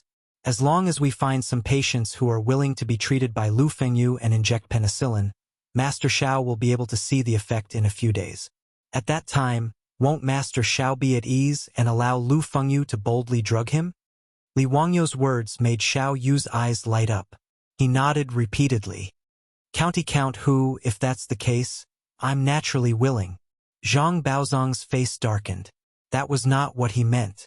If he followed Li Wangyou's plan and found those patients to be cured by penicillin, wouldn't he be looking for trouble? He and Li Wangyou were betting on who could cure more patients in 10 days. Now, most of the patients came to him for treatment. How could he be willing to give Li Wangyou such an opportunity to add more battle results?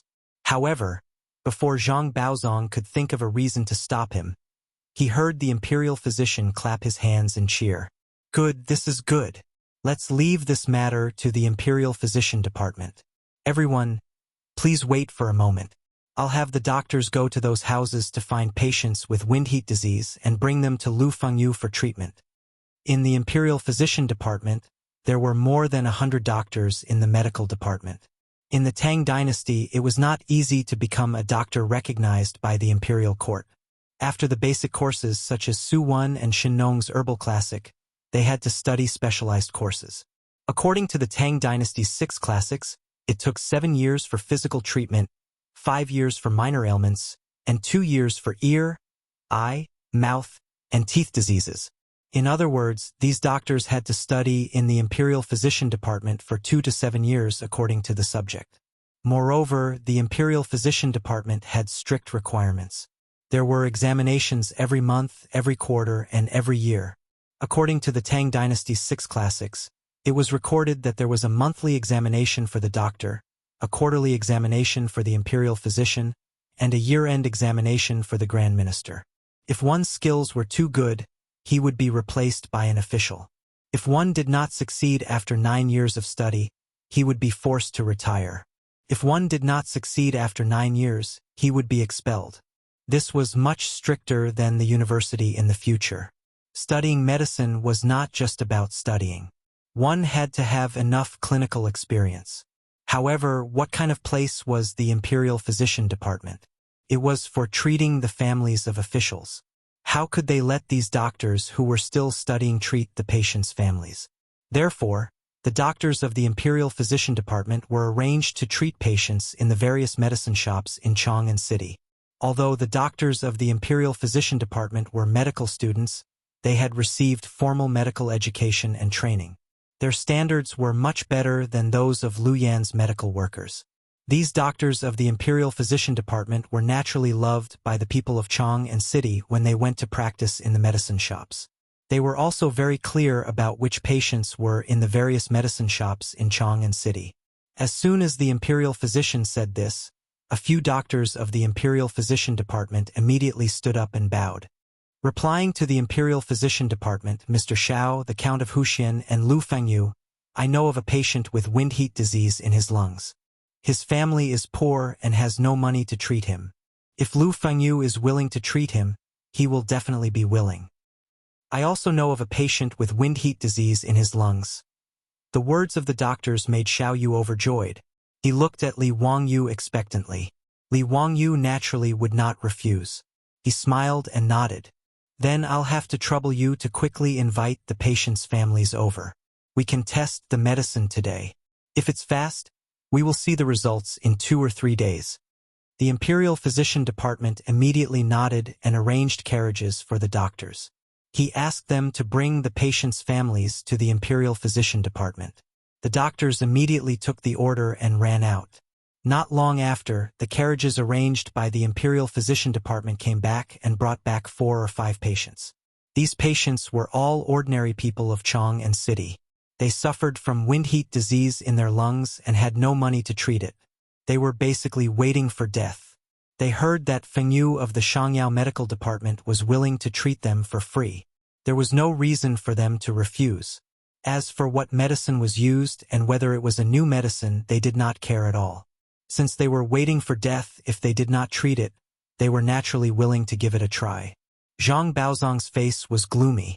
He checked the patient's pulse one by one and confirmed that their symptoms were similar to Xiao Yu's. They were all wind heat disease in their lungs. Lu Xinwei also checked the patient's symptoms and nodded to Li Wangyou. Zio, these people all have the same symptoms. They are the same as Mr. Zhao's. Okay, then let's give them a skin test first. Li Wangyu did not hesitate. Although it seemed a little immoral to experiment on ordinary people, in fact, with the medical conditions of the Tang dynasty, his willingness to treat these dying people was already a bodhisattva's kindness. Even if there was an accident during the treatment, the patients' families could not say anything except kowtowing to them and thanking them. Medical trouble? There was no need to think about this kind of thing. It would never happen in the Tang dynasty. Under Xiao Yu's eager gaze, Lu Xinwei once again gave the patients a skin test of penicillin in front of everyone. However, an accident happened this time. Chapter 589. The few patients who underwent the skin test were all negative and could receive penicillin injections. However, there was a middle-aged man who was coughing non-stop and had a red hue on his arm. This was a positive reaction to penicillin. Naturally, he could not continue injecting penicillin or he would die. Li Wangyu shook his head regretfully. Patient, please go back. This penicillin is not suitable for your treatment. Hearing that he could not receive Li Wangyu's treatment, the middle-aged man fell to his knees in front of Li Wangyu. He coughed non-stop and kowtowed repeatedly. Please have mercy, please have mercy. Please save me. Cough, cough. I'm willing to take the medicine regardless of the consequences. Please don't let me go back and wait for death. Cough, cough, cough, I'd rather take the medicine. Even if I die because of it, I won't say a word. Li Wangyu continued to shake his head. Since the penicillin skin test was positive, he could not continue injecting penicillin. Otherwise, he would not be saving people but harming people. Anaphylactic shock could really kill people. Li Wangyu remembered that when he was young, his mother had a colleague who passed away from anaphylactic shock due to penicillin injection. His mother had been talking about this matter from time to time many years later. It was a pity, although it was an accident with a small probability, since the skin test showed a positive reaction, he could not continue injecting penicillin. But no matter how Li Wangyu refused, the middle-aged man only begged bitterly and kowtowed with his head banging loudly on the ground in a very sorrowful manner. Lu Xinwei looked at the pitiful man from the side and understood his feelings. If it were not for a wealthy family like Xiao Yu, who had doctors from the Imperial Physician Bureau and the Shangyao Bureau to treat him and take all kinds of medicine, the wind-heat disease would be fatal. As for these ordinary people, they would only be treated by Lu Yan's doctors from the pharmacy. Not to mention their medical skills, just the cost of seeing a doctor and getting medicine was unbearable. It was not an exaggeration to say that pneumonia in the Tang dynasty was not an incurable disease, but it was not much different from a terminal illness. It was just waiting for death. Zio, are you sure it's positive? Didn't you tell me that there's another type of false positive reaction in the skin test? Lu Xinwei asked in a low voice. Li Wangyu was stunned by his question. He had indeed told Lu Xinwei that the results of the skin test were mostly negative, positive, and false positive. In fact, there were not many people who were allergic to penicillin. He seemed to remember that in his previous life only about 10% of the people showed a positive reaction in skin test, and most of them were false positives. The proportion of people who were really allergic to penicillin was only about 1%. However, he only knew how it was done, not why it was done. Other than knowing that no reaction was negative and could be injected, how could he know what kind of reaction was a false positive? What was positive? To be on the safe side, Li Wangyu naturally categorized all those who had a reaction to the skin test as positive and did not inject them. This was the safest method. Li Wangyu was at a loss for words, not knowing how to answer. He took a closer look at the middle-aged man's arm. There was only a redness, and there didn't seem to be any other symptoms. Li Wangyu hesitated for a moment, not knowing what to do. The middle-aged man begged bitterly, and even Xiao Yu couldn't bear it. Count Huxian, can this person really not be treated with medicine? I feel that he's quite pitiful. If you send him back, he won't live for long. How about you write a life and death contract and have him sign it? Then Lu Fengyu can treat him as he pleases. If something happens, you can't blame Count Huxian and Lu Fengyu. When the middle-aged man heard Xiao Yu's words, he quickly replied, "This lowly one is willing. Cough, cough, willing. Cough, cough, Cough. As long as esteemed one is willing to treat me, even if I can't be cured and something happens, I won't complain. At this point, Li Wangyu simply made up his mind, gritted his teeth, and nodded in agreement. That's good. Go and find your family members and tell them about the risks of the treatment. If something happens, you can't blame us. Of course, of course. Many thanks, esteemed one. When the middle-aged man heard that Li Wangyu had relented, he quickly got up from the ground and ran to the Imperial Physician Department's main hall to call for his family.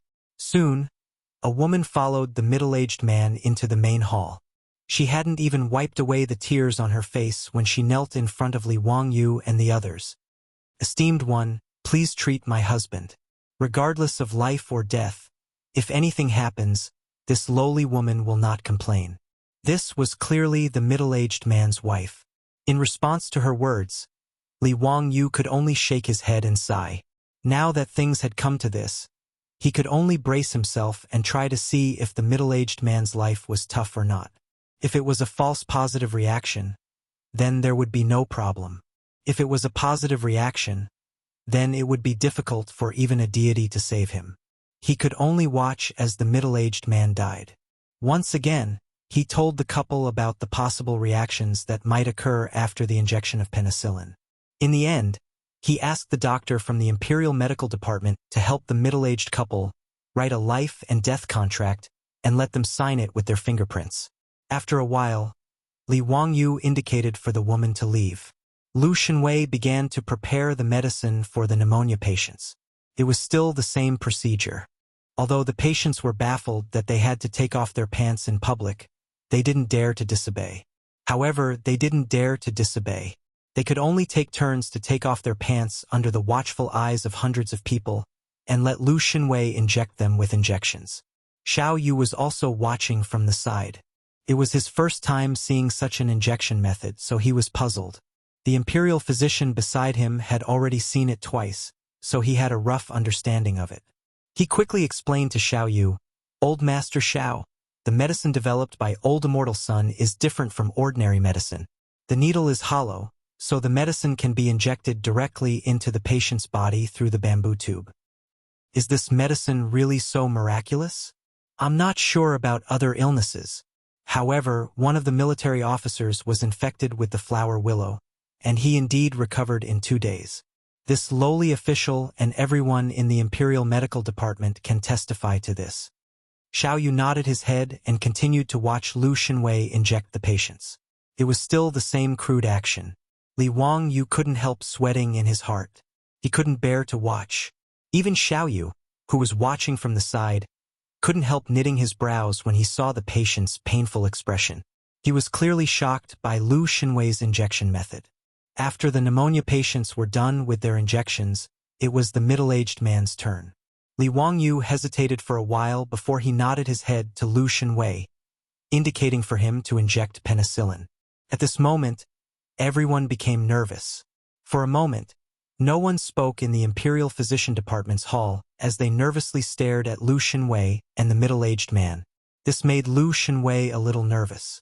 He held the syringe on the middle-aged man's butt for a long time, but he didn't manage to inject it. Everyone's gazes followed the syringe in Lu Shenwei's hand. Just when they were nervous, the middle-aged man suddenly opened his mouth and howled. It scared Lu Shenwei so much that his hand trembled and he almost stabbed the needle into the back of his hand. Chapter 590. Lu Shenwei came back to his senses. He hadn't inserted the needle yet, so why was this man screaming? He angrily slapped the middle-aged man's head.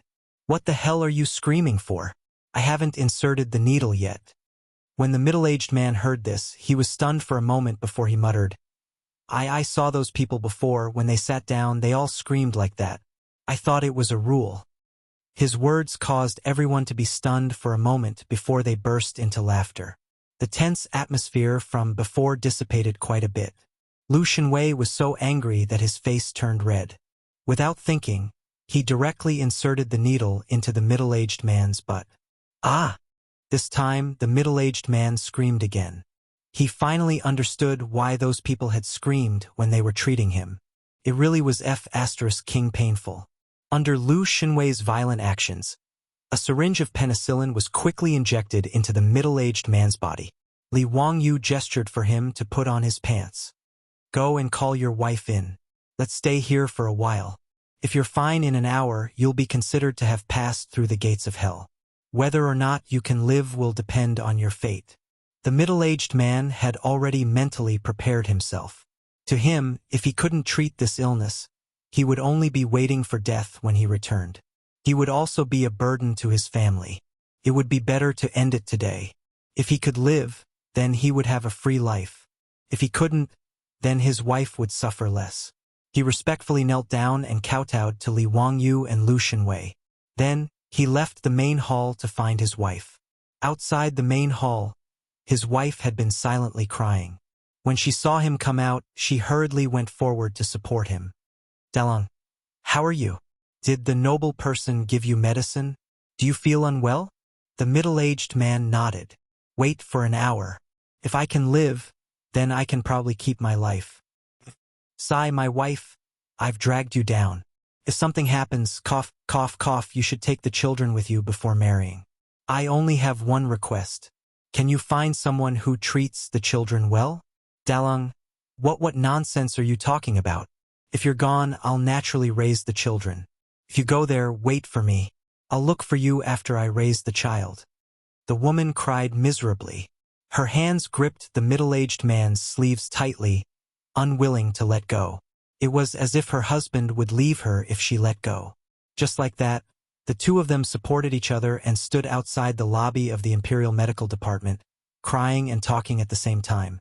Seeing this, Li Wangyu and the others felt uncomfortable in their hearts. Lu Shenwei even felt that the corners of his eyes were a little wet. He couldn't help but ask, Zio, what if there's really an allergic reaction like you said? Is there no way to save him? Li Wangyu slowly shook his head. The Tang dynasty only had such medical facilities. How could they save him? He couldn't bear to look at the couple any longer. So he simply turned his head away and cupped his hands towards Xiaoyu. Master Xiao, I estimate that the patients will recover in 2 to 3 days if they're quick, or 4 to 5 days if they're slow. Master Xiao, you can continue to take the decoction for the next few days. When you see the effect in a few days, you can rest assured and use the medicine. He didn't expect that the old man, Xiaoyu, would suddenly roll up his sleeves. Come, do that skin test for this old man. Master Xiao, what do you mean by this? Li Wangyu didn't react for a moment. Injection of penicillin. This old man doesn't need to wait for those patients to recover. This old man has been open and above board all my life, but I almost made a big mistake today. Since those commoners can use the medicine, why can't this old man use it? It's beneath me to let others test the medicine for this old man. Haha. But this old man doesn't regret it. If it can cure those patients, it'll be a good story. Come, Lu Fengyu, do the skin test for this old man. Xiao Yu's words shocked Zhang Baozong, the imperial medical officer, and the others. They all tried to dissuade him. Master Xiao, you can't. You can wait a few more days. It won't be too late to use the medicine after the effects of the medicine have taken effect. Master Xiao, please reconsider. This penicillin is a new medicine. It's better to wait. Xiao Yu shook his head firmly. This old man is already ashamed to let the commoners test the medicine. Everyone, please don't try to dissuade me. Since this medicine can be used by the commoners, why can't this old man use it? Lu Fengyu, please do the skin test for this old man. Lu Shenwei hesitated. Giving acupuncture to commoners was different from giving acupuncture to a big shot like Xiaoyu. Li Wangyu, on the other hand, solemnly bowed to Xiaoyu. Master Xiao is righteous. This penicillin is a good medicine. If it's promoted, it can save countless lives. Since Master Xiao dares to test the medicine for the common people, how can we not take responsibility? He turned his head to look at Lu Shenwei. Brother Shenwei, please do the skin test for Master Xiao. If there's any accident, I'll go and ask for forgiveness from the saints. Li Wangyu's words made Lu Shenwei's eyes turn red. Zio, what are you saying? I'm the one who used this medicine. Naturally, I'll take responsibility for it.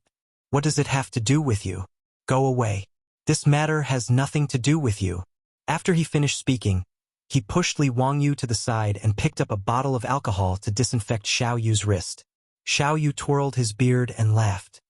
Haha, what does this have to do with the two of you? I'm the one who let you use this medicine. If there's any problem, I'll take responsibility for it. Everyone listen carefully. If anything happens after I use this medicine, it has nothing to do with Count Huxian or Lu Fengyu. I ask that you all testify when the time comes.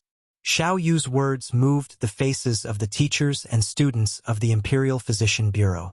They all bowed to him. Master Xiao is righteous. Zhang Baozong and the Imperial Physician Bureau could only look at each other and sigh. They didn't say anything to stop him. Lu Shenwei steadied his mind and, in a rare moment of gentleness, pierced the needle into the skin above Xiao Yu's wrist and injected some penicillin medicine. A doctor from the Imperial Physician Bureau came forward and helped Xiao Yu to the side to rest. The atmosphere in the hall was a bit tense. After 15 minutes, Li Wangyu came forward to check. He couldn't help but let out a long sigh. It was negative, no reaction at all. He suppressed his excitement and nodded to Lu Shenwei. Brother Shenwei, it's negative.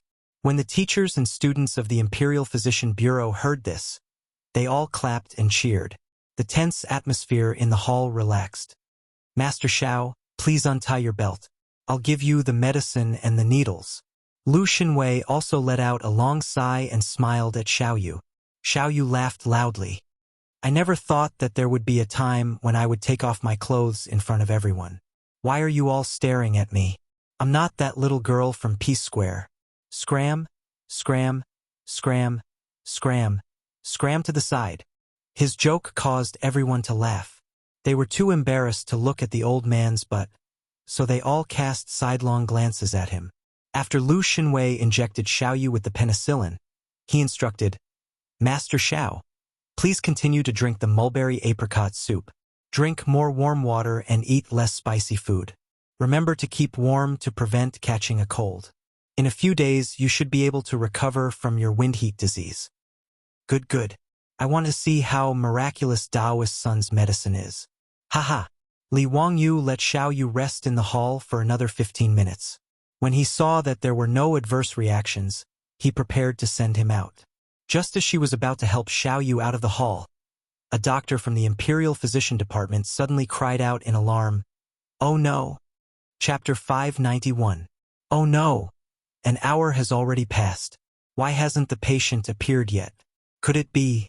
The doctor from the Imperial Medical Department suddenly spoke up, reminding everyone of the middle-aged man who had signed the life and death contract. According to Li Wangyu, if nothing happened in an hour, then everything would be fine. Everyone had been busy giving Xiao Yu injections and had forgotten about this matter. With the doctor's reminder, everyone suddenly came to their senses. Li Wangyu slapped his forehead. Damn it, how could they have completely forgotten about the middle-aged man? Just as he was about to run over to check on the middle-aged man's condition, he heard a woman's heart-wrenching cries coming from outside the Imperial Medical Department's lobby. Li Wangyu's heart sank. Oh no! Everyone in the Imperial Medical Department was in a mess as they rushed out of the lobby. When everyone rushed out of the lobby, they didn't see the scene of the middle-aged man collapsing to the ground as they had imagined. At this moment, the couple outside the lobby were hugging each other and crying bitterly, F***CK. Isn't everything fine? What's the meaning of crying so sadly? Li Wangyu couldn't help but feel speechless. He had thought that the middle-aged man had already gone into shock due to the penicillin allergy. Are the two of you crying in grief here? Why are you crying all of a sudden? An Imperial Medical Department doctor couldn't help but reprimand them. Suddenly awakened by his words, the wailing couple looked up in shock. They didn't know when the two of them had been surrounded by people, but they couldn't help but be shocked. Replying to noble sir, this lowly one and my wife were only grieving for a moment and couldn't control ourselves. Please forgive us for disturbing you. Seeing that this lowly one doesn't have long to live, please don't blame my wife. She was just sad for a moment. Li Wangyu was so angry that he laughed. Get lost, get lost. What do you mean you don't have long to live? Didn't I say it before? You'll be fine in an hour and your illness will be cured. What are you yelling for? Go back. Remember to come back tomorrow at this time to continue the injection. In a few days, your lung disease will be cured. What? Noble lady, please don't lie to this lowly one. Will this lowly one really not die? The middle-aged man could not help but tremble as he spoke. His wife grabbed his sleeve tightly. Not only did she not stop crying, she cried even louder. Delong, did you hear what Guerin said? You won't die, you won't die. Li Wangyu rolled his eyes speechlessly. This middle-aged man really had a false positive penicillin skin test. He only decided to take the risk because he saw that there was only a red flush on her wrist and no hard lumps. Now that the middle-aged man was fine, his pneumonia would naturally be cured. The couple wailed for a long time before finally venting the misery in their hearts that had been pent up for many days. The two of them knelt down again and kowtowed respectfully to the crowd.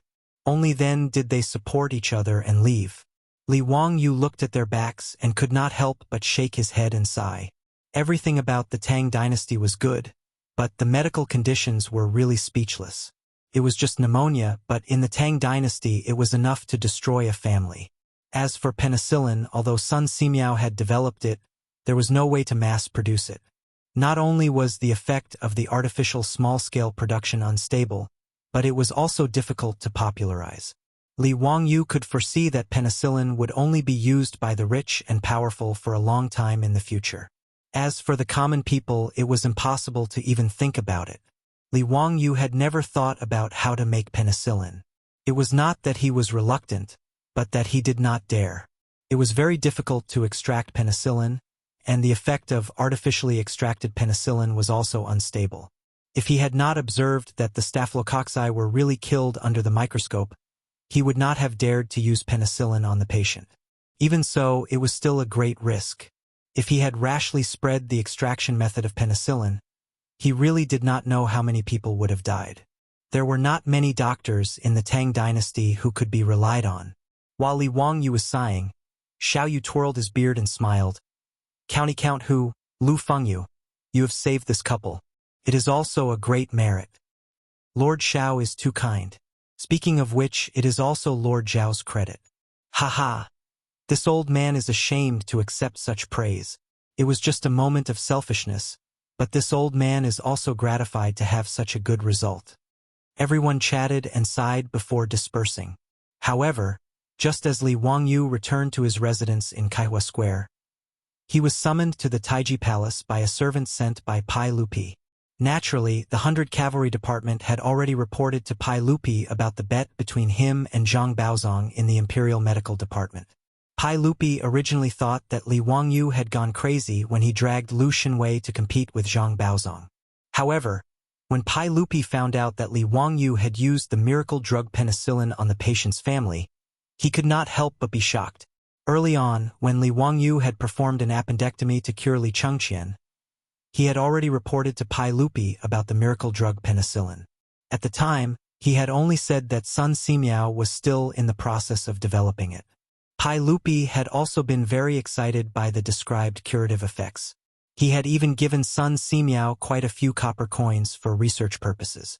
He had not expected that the penicillin that Li Wangyu had said could prevent wound infections would be developed by Sun Simiao just like that. Pai Lupi had originally planned to wait and see what the effects of the penicillin were. However, he had not expected that the penicillin that he had only thought of as preventing wound infections would actually be able to cure a flower willow disease.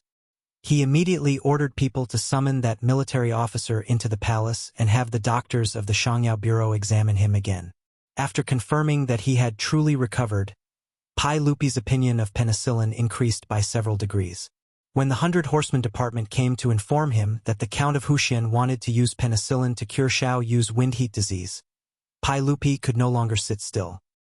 He did not care that the evening drum had already been sounded in Chang'an. He ordered Mi Tuo to send people to summon Li Wangyu into the palace. In the Taiji Palace's Yinyang Hall, Li Wangyu respectfully bowed to Pai Lupi. He smiled and asked, "Uncle, for you to summon me into the palace in such a hurry, is there a reason?" "Humph, you scoundrel. If penicillin is so important, why didn't you inform me?" Li Wangyu laughed awkwardly and said, "Hee hee, uncle, this penicillin has just been developed by old immortal Sun, and its effects have not been confirmed. How could I rashly report it to uncle? I originally wanted to wait until I finished my competition with Zhang Baozong and saw the actual effects of penicillin before reporting to uncle." "That's enough. Hurry up and tell me clearly. What are the effects of penicillin? You scoundrel, you have some guts. You actually dared to use a newly developed medicine on Master Xiao.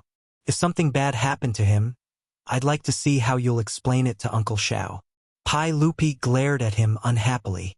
Li Wangyu rubbed his nose and said, "Uncle, wasn't that because Master Xiao was righteous and could not bear to see the commoners test medicine on him?"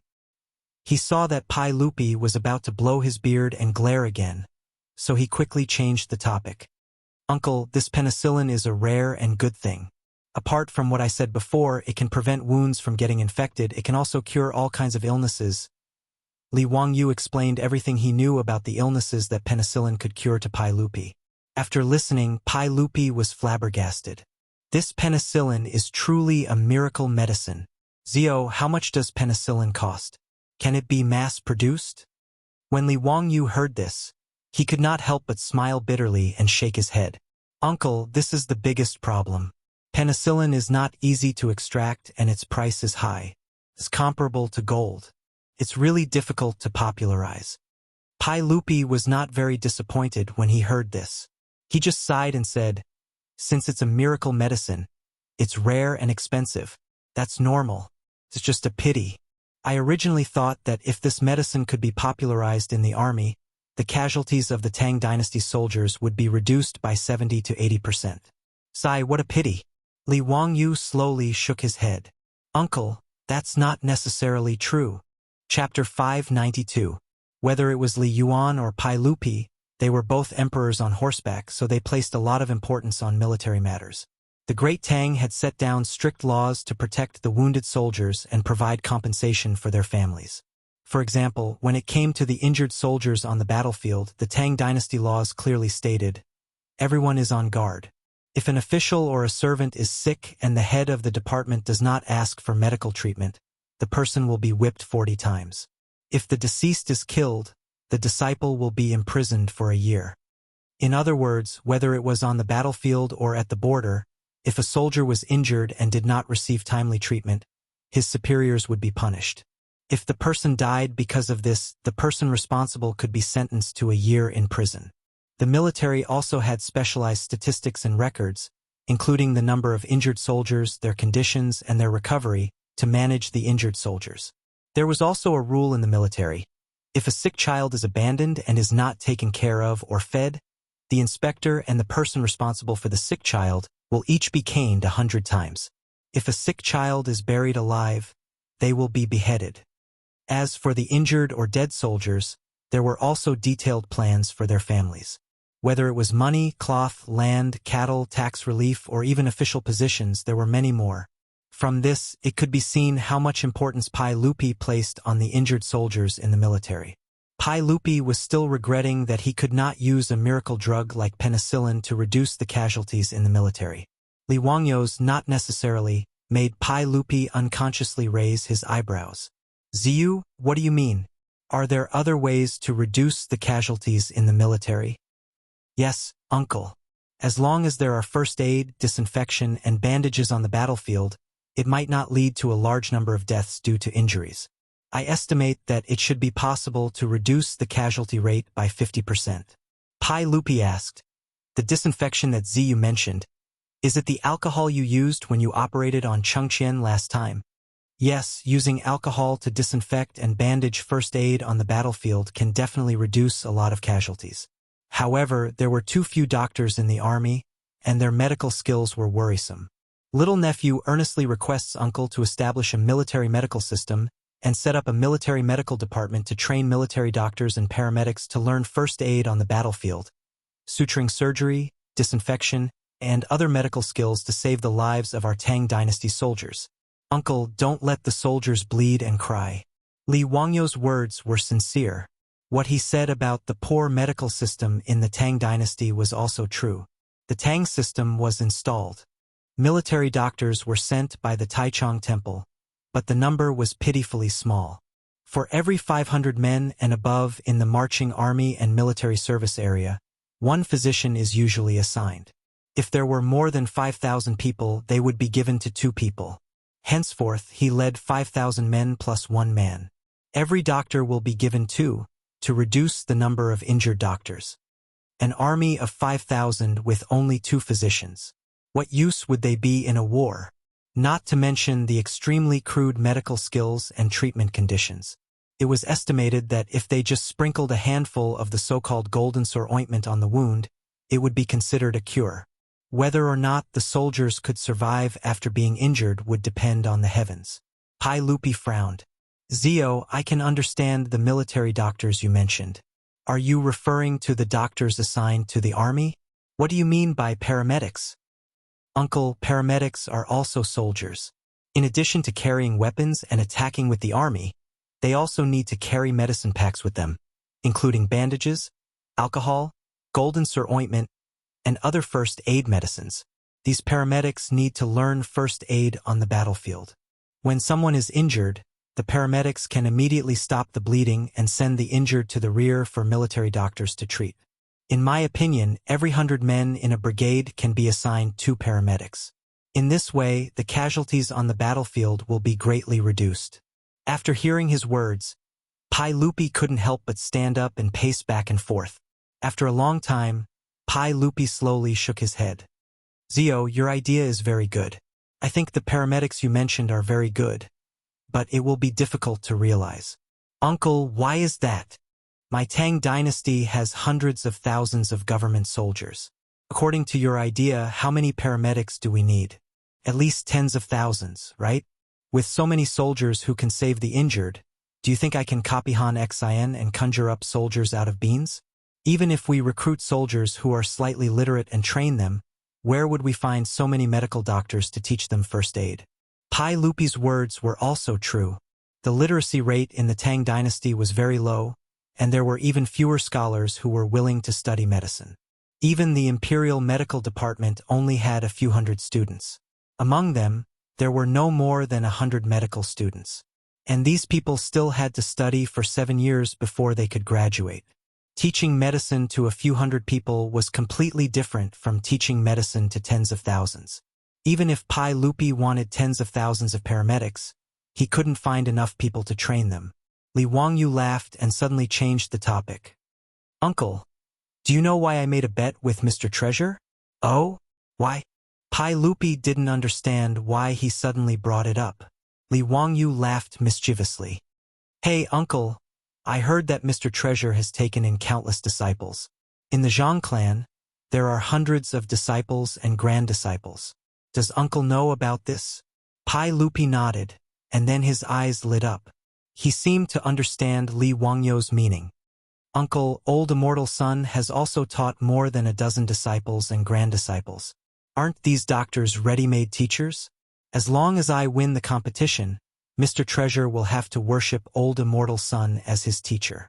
When that time comes, all the disciples and grand disciples of the Zhang clan will have to listen to old immortal son's instructions. I intend to let these people learn the art of surgery from old immortal son and then become medical doctors. They will be specially trained to be military doctors and paramedics. In the future, the military doctors will no longer be sent by Taichung Temple. Instead, they will be sent by the military medical department after receiving first aid knowledge on the battlefield. This way, it will definitely reduce the casualty rate of the soldiers in battle. After listening to Li Wangyu's explanation, Pai Lupi finally understood why he made such a bet with Zhang Baozong. He couldn't help but stroke his beard and smile. Zio, you little brat, you've schemed well. Since that's the case, I approve of this. After I discuss with Jijia, Shenling, and the others, I will establish the military medical department to train military doctors and paramedics. However, I'll leave the medical doctors in the military medical department to you. If you can't win against Zhang Baozong and trick those doctors, I'll settle the score with you. Hey, Uncle, don't worry. I have penicillin in my hands.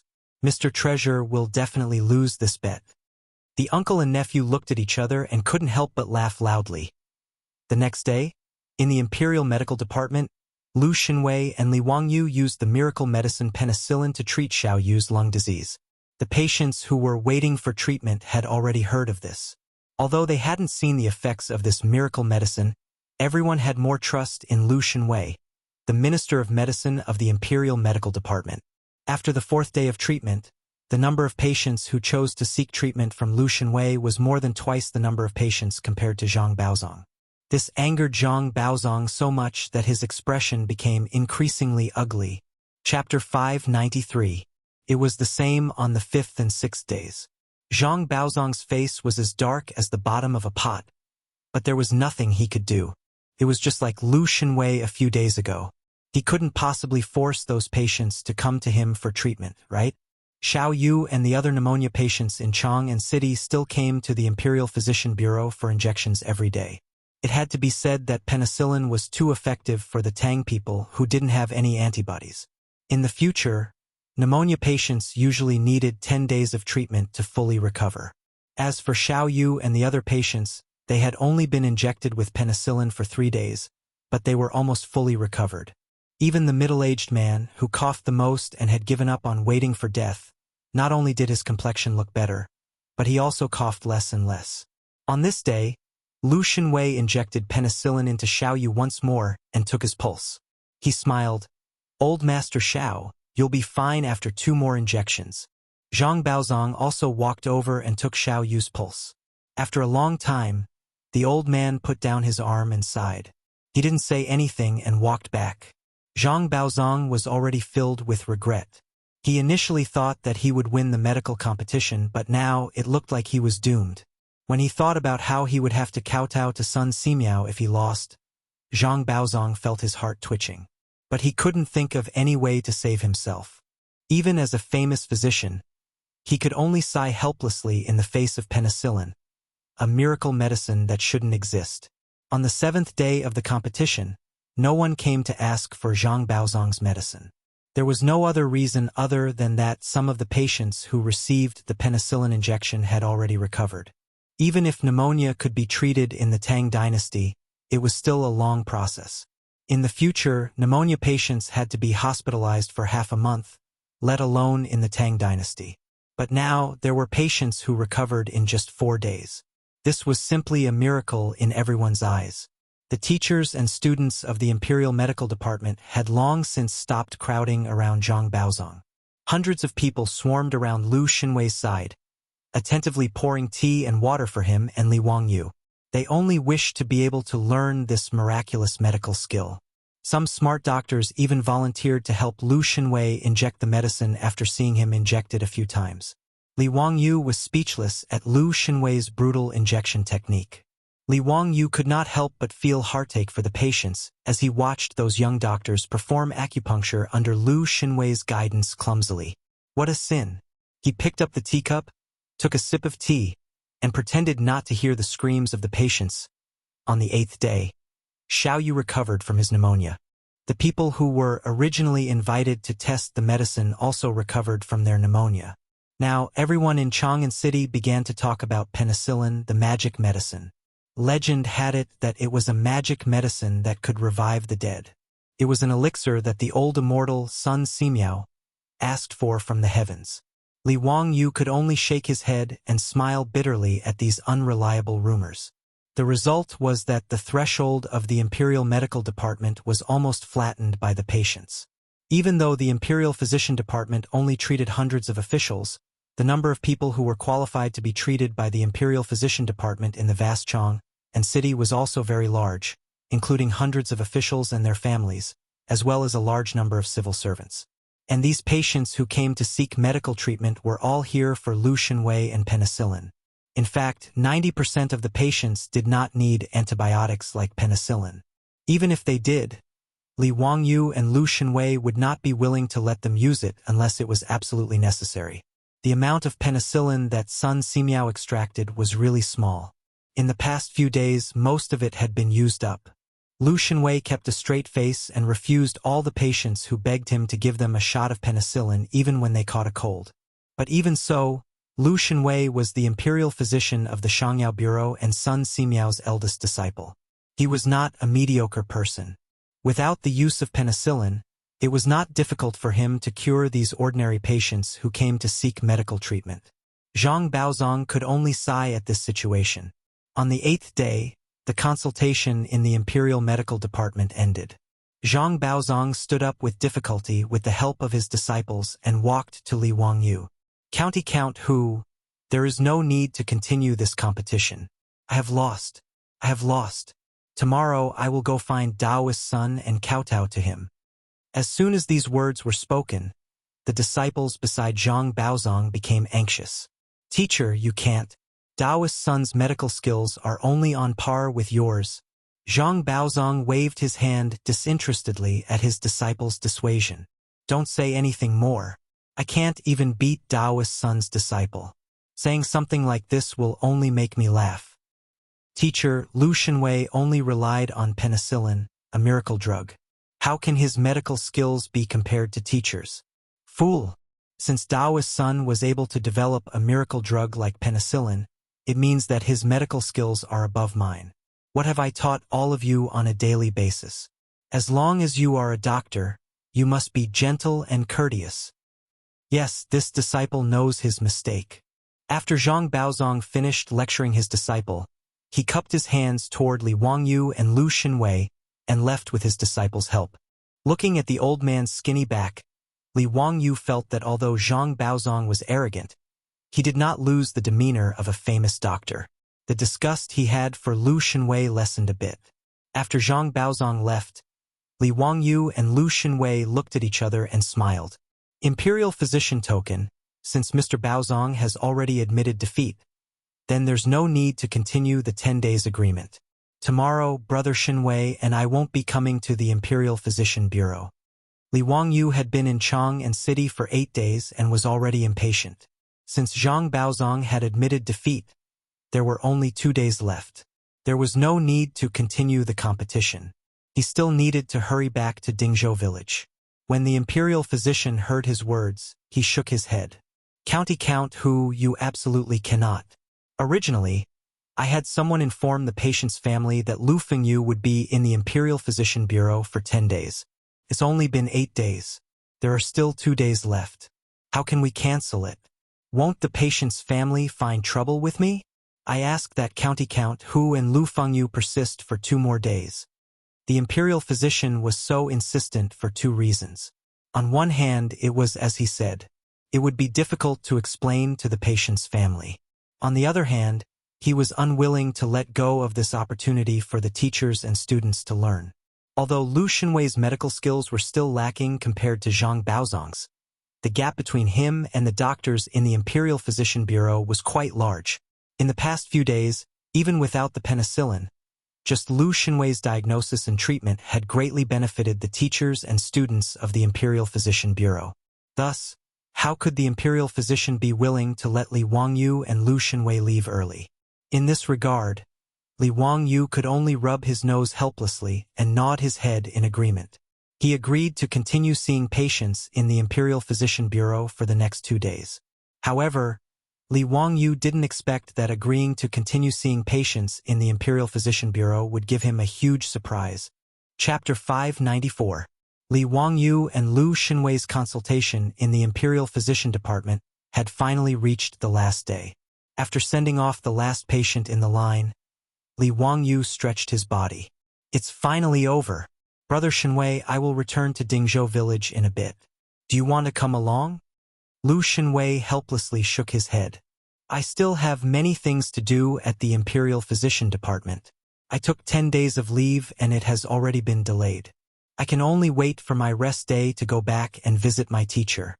Li Wangyu smiled and nodded his head. Being an official was troublesome, which was also the reason why he did not want to become an official. However, now that he thought about it, he could use the excuse of observing filial piety for Li Zhou. What if 2 years later, Pai Lupi forced him to become an official? Every day when the rooster crows, he would have to wake up and go to court. He also had to deal with official matters. Just thinking about it made him feel bitter. Forget it, he would think about the matter 2 years later. There was no point in thinking about it now. Li Wangyu smiled and was about to leave when he saw another person poking his head out of the Imperial Physician Department's main hall. He was hesitating whether or not to enter. When Li Wangyu saw the person, he smiled. Wasn't this the colonel from Shi City? He and the other rich kids had gone to Shi City to drink and have fun. In the end, that bastard Chai Lingwu knocked over a candle in the middle of the night and caused a fire. Luckily, he was not burned to death. At that time, the person who came to put out the fire was this colonel. Speaking of which, this colonel could be considered his savior. Li Wangyu waved his hand at the colonel. Come in. Why are you poking your head out of the door? Are you feeling unwell? Why are you here? I remember you. You are the colonel from Shi City, right?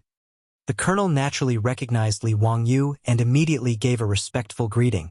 Greetings, County Earl Hu. I am the colonel of Shi City's Wuhupu. My surname is Peng and my name is Yuan Kue. Colonel Peng, thank you for putting out the fire at the Hu wine shop that day. County Earl Hu is too polite. That was my duty. There is no need to thank me. Li Wangyu said with a smile. Since you've come to the Imperial Physician Department today, does Colonel Peng want to have a consultation? His words caused the colonel to hesitate for a while before he finally opened his mouth and said, This official's lower body hasn't been feeling well recently. I'm afraid that I've been infected with the venereal disease. I heard that Lu Fengyu has a magical medicine that can cure it, so... Li Wangyu was speechless. These damned fellows were all womanizing and had gotten themselves dirty. In the Tang dynasty, there were no safety measures like condoms. Serves these perverts right to be infected. Peng Yuankue could be considered his savior. So Li Wangyu naturally wouldn't sit by and do nothing. Let Lu Fengyu examine you. You bunch of bastards. Can't you be a bit more honest? Li Wangyu unhappily called for Lu Xinwei to examine his body. Peng Yuankue smiled embarrassedly and didn't dare to reply. He obediently walked in front of Lu Xinwei and reached out his hand to take his pulse. He then took off his pants for Lu Xinwei to examine. Li Wangyu naturally wasn't interested in seeing a big man's bird walk. He minded his own business and drank tea. The group of teachers and students from the Imperial Physician Department were eager to learn. They all came forward to examine Peng Yuankue's condition. After Lu Xinwei carefully examined Peng Yuankue, he couldn't help but say, That's strange. I've never seen this venereal disease before. Why is there ulceration between his legs? The Imperial Physician and doctor from the Imperial Physician Department also nodded. Lu Fengyu is right. This doesn't seem to be a venereal disease.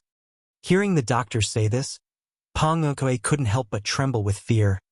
Lu Fengyu, Imperial Physician. Can I still be saved? Don't be anxious. Let me examine you carefully first. Do you have any other discomfort on your body? Peng Yuankue hesitated for a moment before honestly replying. In the past 2 days, I've had some ringing in my ears. My vision is a bit blurry. My waist hurts, and I can't urinate properly. There are also some knots growing on my body. It seems to be ulceration. Hearing him say this, Lu Xinwei immediately had him take off his clothes. Li Wangyu was leisurely drinking tea outside the crowd. When he heard Lu Xinwei and Peng Yuankue's conversation, he couldn't help but be stunned. This disease really wasn't gonorrhea. Why did it seem like a disease that shouldn't have appeared? Li Wangyu put down his teacup and got up to separate the teachers and students gathered around Peng Yuankue. When he squeezed in to take a look, he couldn't help but be shocked by the large ulceration on Peng Yuankue's body. If he wasn't mistaken, this should be syphilis, right? Moreover, according to Colonel Peng's description, he had ringing in his ears and decreased vision. These were all typical symptoms of syphilis. In the university of his previous life, there was a health education class. In order to let the university students have a better understanding of these diseases, the teacher who taught the class had once shown the slides of these STDs for them to see. Li Wangyu remembered it very clearly because this disease was simply too disgusting. He liked to read history books. He once read that the Qing dynasty's Emperor Tongzhi died of syphilis. It was said that when he died, his whole body was festering. It was very tragic. But how could this be syphilis? It doesn't make sense. One must know that syphilis was not a disease that originated in China. Later research proved that this disease originated in the Americas. It was after Columbus's voyage that he discovered the Americas. His crew had an affair with the natives there and brought the disease back to Europe. Later on, when the Europeans opened up China's sea route, they also brought syphilis to China. But now, it was only 628 AD, the second year of Chang'an, in the Tang dynasty's Chang'an city. How could there be a syphilis patient? Is this a ghost? Li Wangyo's voice was trembling. Colonel Peng, tell me honestly, how did you get this disease? This? Peng Yuankue was suddenly asked about this matter. He didn't know how to answer. Humph, you still won't tell me the truth? Let me tell you, this disease is also a type of disease called syphilis. But this disease didn't exist in the Tang dynasty. Tell me honestly, how did you get this disease? Li Wangyo's words scared Peng Yuankue so much that he knelt down. The county governor of Hu County. It was a merchant in Shi City. He invited me to his residence for a banquet. After I got drunk, I had sex with the merchant's concubine. After I came back, I got this disease. Lu Xinwei asked curiously, Zio, you said this disease is called syphilis? Is it also a type of disease called syphilis? Why have I never heard of this disease? The imperial physician on the side also said, That's right. I've also never seen any description of syphilis in the medical records. Li Wangyu opened his mouth to answer Lu Xinwei and the imperial physician's questions, but he didn't know how to answer. He could only say vaguely, It's hard to explain in a few words. In short, this is a very infectious disease. Brother Xinwei, quickly give Colonel Peng a skin test and prepare to inject penicillin. This disease can kill. Hearing that his disease could be fatal, Peng Yuankue was so scared that he repeatedly kowtowed. Lu Fengyu, please save me. When Lu Xinwei heard Li Wangyo's serious words, he didn't hesitate and immediately gave Peng Yuankue a skin test and an injection of penicillin. Li Wangyu indicated for Peng Yuankue to put on his clothes and subconsciously took a few steps away from him. Although syphilis was mainly transmitted through blood, Li Wangyu always felt scared when he was too close to Peng Yuankue. All right, for the next 10 days, go find Lu Fengyu every day to inject penicillin. Your disease can be cured, so there's no need to worry. Now, take me to the poor merchant at once. This is no small matter. Chapter 595. The narrowest part of the Bering Strait was only 35 kilometers, and the widest part was 80 kilometers. In history, the earliest record was the Danish explorer Vidas Bering.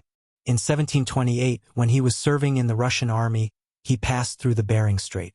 This strait that separated Asia and North America was named the Bering Strait. In the future, Li Wangyu had argued with others about whether or not the Bering Strait could be crossed on foot in winter. After looking up a lot of information, the conclusion was that it was very, very difficult. Although the Bering Strait was frozen all year round, 35 kilometers did not sound far. It seemed that one could reach the other side in a few hours by sleigh. However, the frozen sea was not smooth.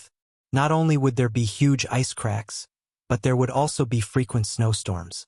Moreover, one had to overcome temperatures of -30 to -40 degrees Celsius. Even in the future, it was difficult to cross the frozen Bering Strait on foot, let alone 1,000 years ago. Li Wangyu found it hard to imagine that someone from the Wuxia kingdom could cross the Bering Strait at this time. However, even if they crossed the Bering Strait, how could they continue south through Alaska and Canada and enter North America? Li Wangyu could not understand this. However, Peng Yuankue was infected with syphilis, so he had to believe it. Seeing Li Wangyu ask about the whereabouts of the Wuxia kingdom merchant, Chichi Zhongxi could only spread out his hands helplessly. County Earl, the Wuxia kingdom merchant only came to Taowu to trade, but he has already returned to Wuxia kingdom. When Li Wangyu heard this, he could not help but feel disappointed. Wuxia kingdom was thousands of miles away from Chang'an city. Where could he find someone? It seemed that there would be no results even if he continued to investigate this matter. Regardless of whether or not someone from the Wuxia nation had accidentally run to America, there were no clues now. Even Bai-en was a few thousand miles away. It would take at least a few months for him to arrive. How could he find someone else? Chi-Chi Zhongshi's concubine had been infected with syphilis by the Wuxia kingdom merchant in Taowu. It was also an accident that she was brought to Chang'an City. With his interest waning, Li Wangyu planned to get up and leave. Chi-Chi Zhongxi respectfully prepared to send Li Wangyu out, but after taking 2 steps, Li Wangyu suddenly turned his head and asked, Chi-Chi Zhongxi, did the concubine you beat to death give her anything from the Wuxia kingdom? Li Wangyu was still a bit unwilling. Since the concubine had served the Wuxia kingdom, perhaps they had given her something as a gift. What if there were some specialties from America? He didn't believe that the people from the Wuxia kingdom only brought back syphilis, the only specialty of the Americas. Beggar Zhongxi shook his head, replying to County Uncle, after that lowly servant was beaten to death by me, she was dragged outside the city and buried. Apart from gold, silver, and jewelry, everything else in her room has been burned. There's nothing special about it. When Chi-Chi Zhongxi, Chi-Chi Zhongxi, Chi-Chi was Chi-Chi Zhongxi. Chi-Chi Zhongxi Chi-Chi. Chi-Chi Chi-Chi not. Chi-Chi. Cho Chi-Chi a Chi-Chi Chi-Chi. Chi-Chi yes. County Earl, please come with me. That concubine had just returned to Chang'an from the north with the merchant caravan a month ago. She did not have any valuables with her. Chi-Chi Zhongxi Kingdom led Li Wangyu and his group to a room in the middle of the courtyard. This is the room that concubine used to live in. Li Wangyu pinched his nose and asked someone to open the door. He went in and looked around. Naturally, it was empty. He helplessly retreated. Just as he was about to leave, his eyes were attracted by a few flower pots in the middle of the courtyard. Li Wangyu's voice began to tremble. These pots of crops, where did they come from? Chi-Chi Zhongxi Kingdom did not understand. He hurriedly asked the servants in the residence before replying, County Earl, the servants said they were planted by that concubine. May I ask if there is anything wrong? Li Wangyu ignored him and directly shouted at Niu Wu and the others. Niu Wu, immediately have people surround these plants. If anyone dares to damage these plants, kill them without mercy. Yes. Niu Wu and the troops were confused by Li Wangyu's order. However, this was the first time they had seen their Langjun give such a nervous order. Naturally, they did not dare to be negligent. Immediately, some of the troops stepped forward and pulled out their sabers from their waists. They surrounded the pots of crops that Li Wangyu was pointing at and forbade others from approaching. Beggar Zhongxi was scared out of his wits by this scene. After a while, he stuttered, May I ask County Earl who? Is there something wrong with these pots of crops? Don't ask so many questions. Niu Wu. Li Wangyu ignored him and turned to shout at Niu Wu. What orders do you have, Langjun?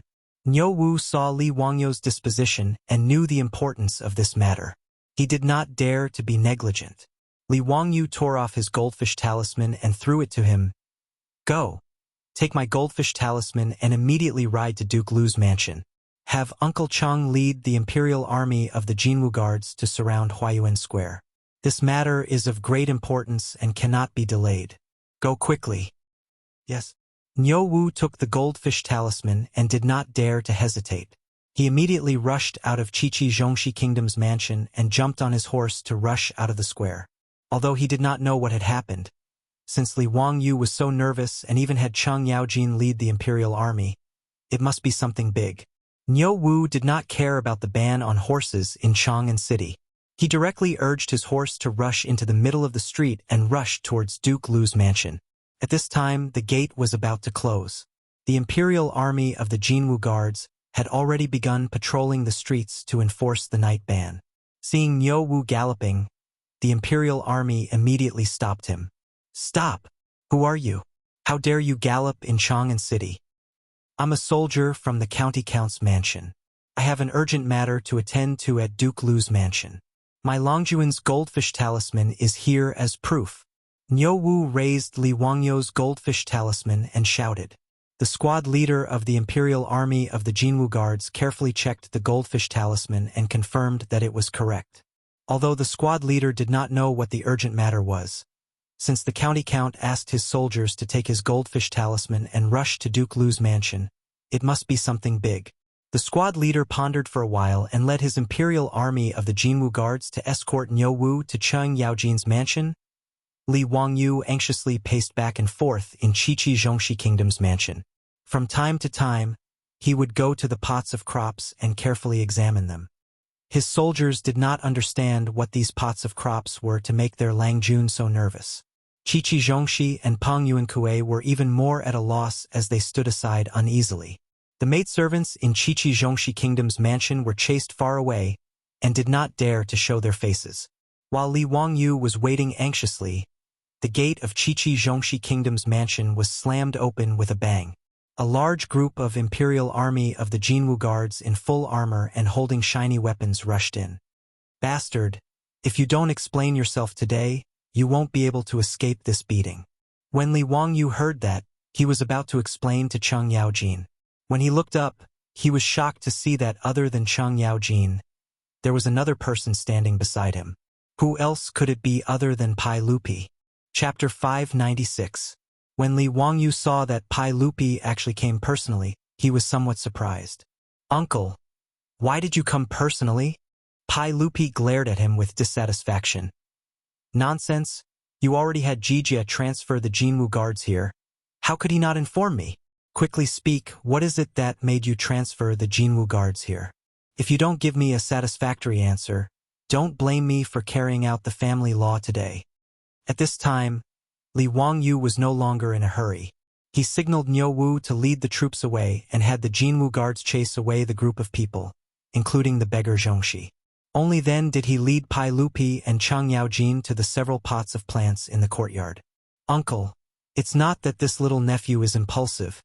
It's just that these pots of plants are too precious." Pai Lupi and Cheng Yaojin curiously looked over and saw that there were many plants in the courtyard. Among them, there were 4 or 5 pots of plants with many flowers blooming. There were white, pink, purple, and various other colors that were bright and dazzling. "Oh, what kind of flowers are these? It's rare to see flowers blooming in November. It's quite beautiful. How come I've never seen this kind of flower before?" Cheng Yaojin curiously asked. He even reached out to grab a flower to see what it was. Li Wangyu grabbed his arm in fright. "Uncle Cheng, you can't touch it. This is the life of the common people." "What?" Cheng Yaojin was so frightened by his words that his hand trembled. He asked in disbelief, "You little bastard, what did you say? This is just a pot of plants. What nonsense are you talking about?" Pai Lupi was also stunned. He originally wanted to reach out his hand, but he quickly withdrew it. He was prepared to listen to Li Wangyu's explanation. "Uncle Cheng, this little nephew isn't joking. Otherwise, when this little nephew is full, I'll ask you to bring the Jinwu guards and surround this square." "Zio, speak clearly. What is this flower?" Pai Lupi knew that Li Wangyu wasn't a person who fooled around. Otherwise, he wouldn't have agreed to his request to transfer the Jinwu guards and come with him to see what was going on. Li Wangyu wasn't in a hurry to answer. Instead, he asked, Uncle Cheng, how much grain does the Tang dynasty produce from farming?" "1 dan more than 2 dan, why are you asking this?" Cheng Yaojin asked. Li Wangyu nodded and continued. "If there are crops that can produce 10 dan, or even more, what do you think?"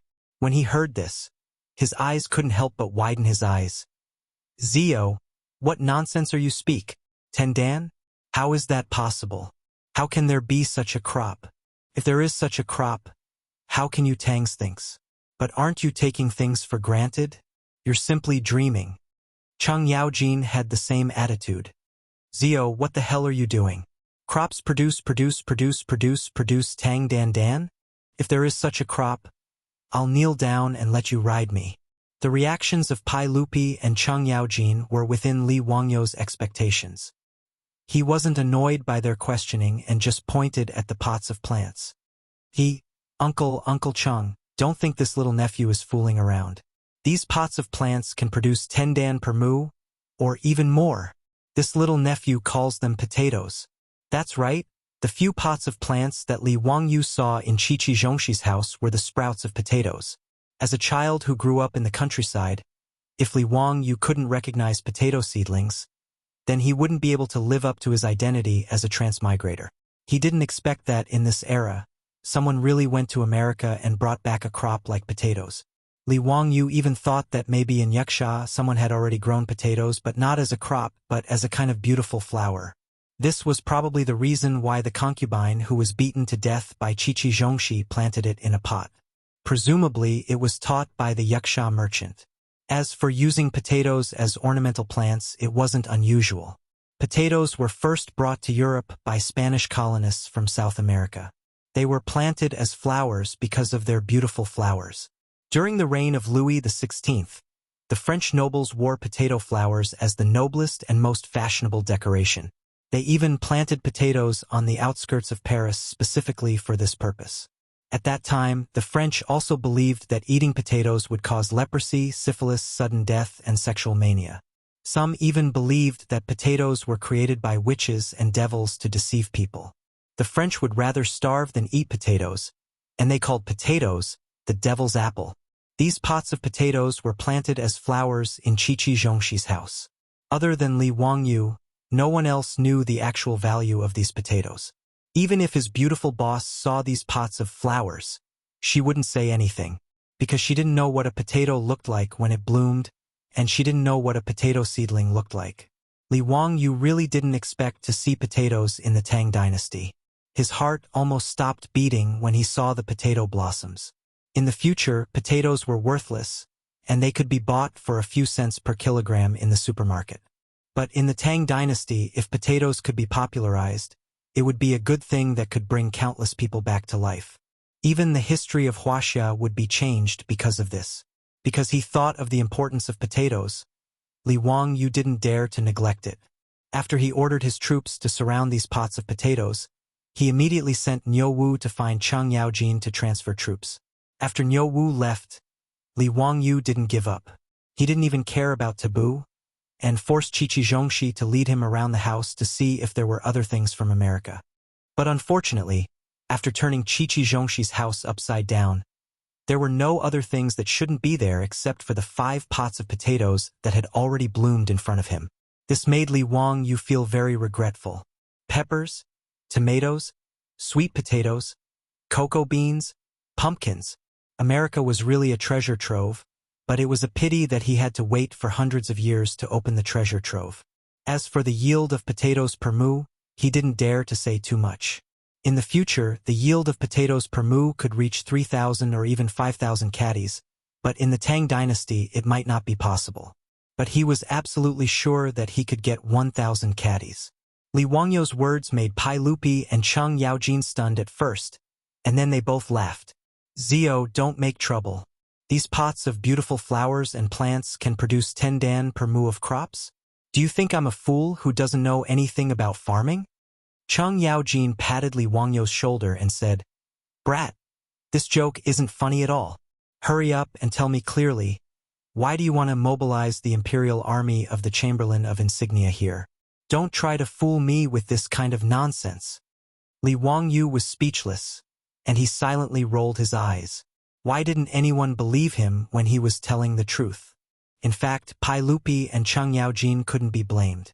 This kind of words, not to mention the two of them, probably no one in the entire Tang dynasty would believe Li Wangyu's words except for their beautiful superiors. Li Wangyu's expression was solemn, and he bowed deeply to Pai Lupi and Chang Yaojin. Reporting to your majesty, this subject's words are all true, and not half a word of nonsense. These 5 pots of potatoes can really produce more than 10 dan per mu of crops. Not only can they be eaten, but they are also very delicious. They can be used as a staple food to satisfy hunger, and can also be used as a dish. They are rare treasures.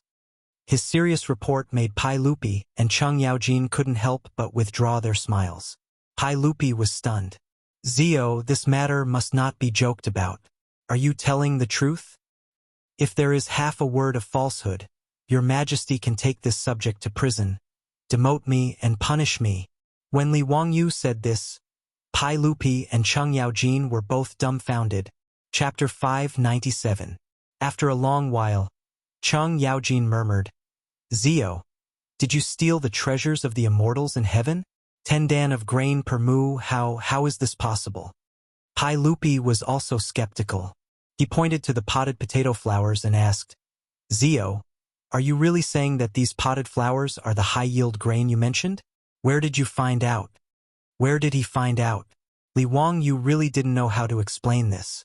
However, since Pai Lupi, Fang Xianling, and the others all thought that he might be the reincarnation of an ancient great power, then he could continue to use this excuse to fool them.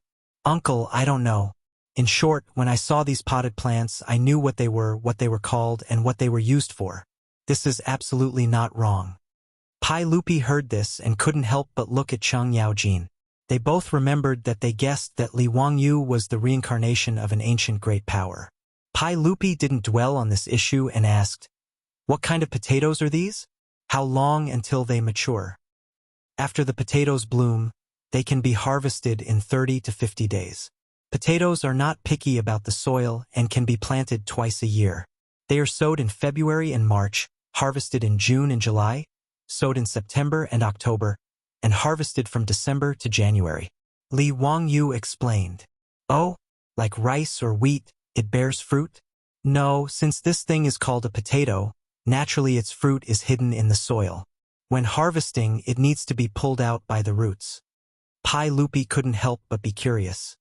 If it is as Zio said, why would such a precious species appear in the residence of the Bayan people? Zio, do you know where this thing comes from? Why have I never heard of it?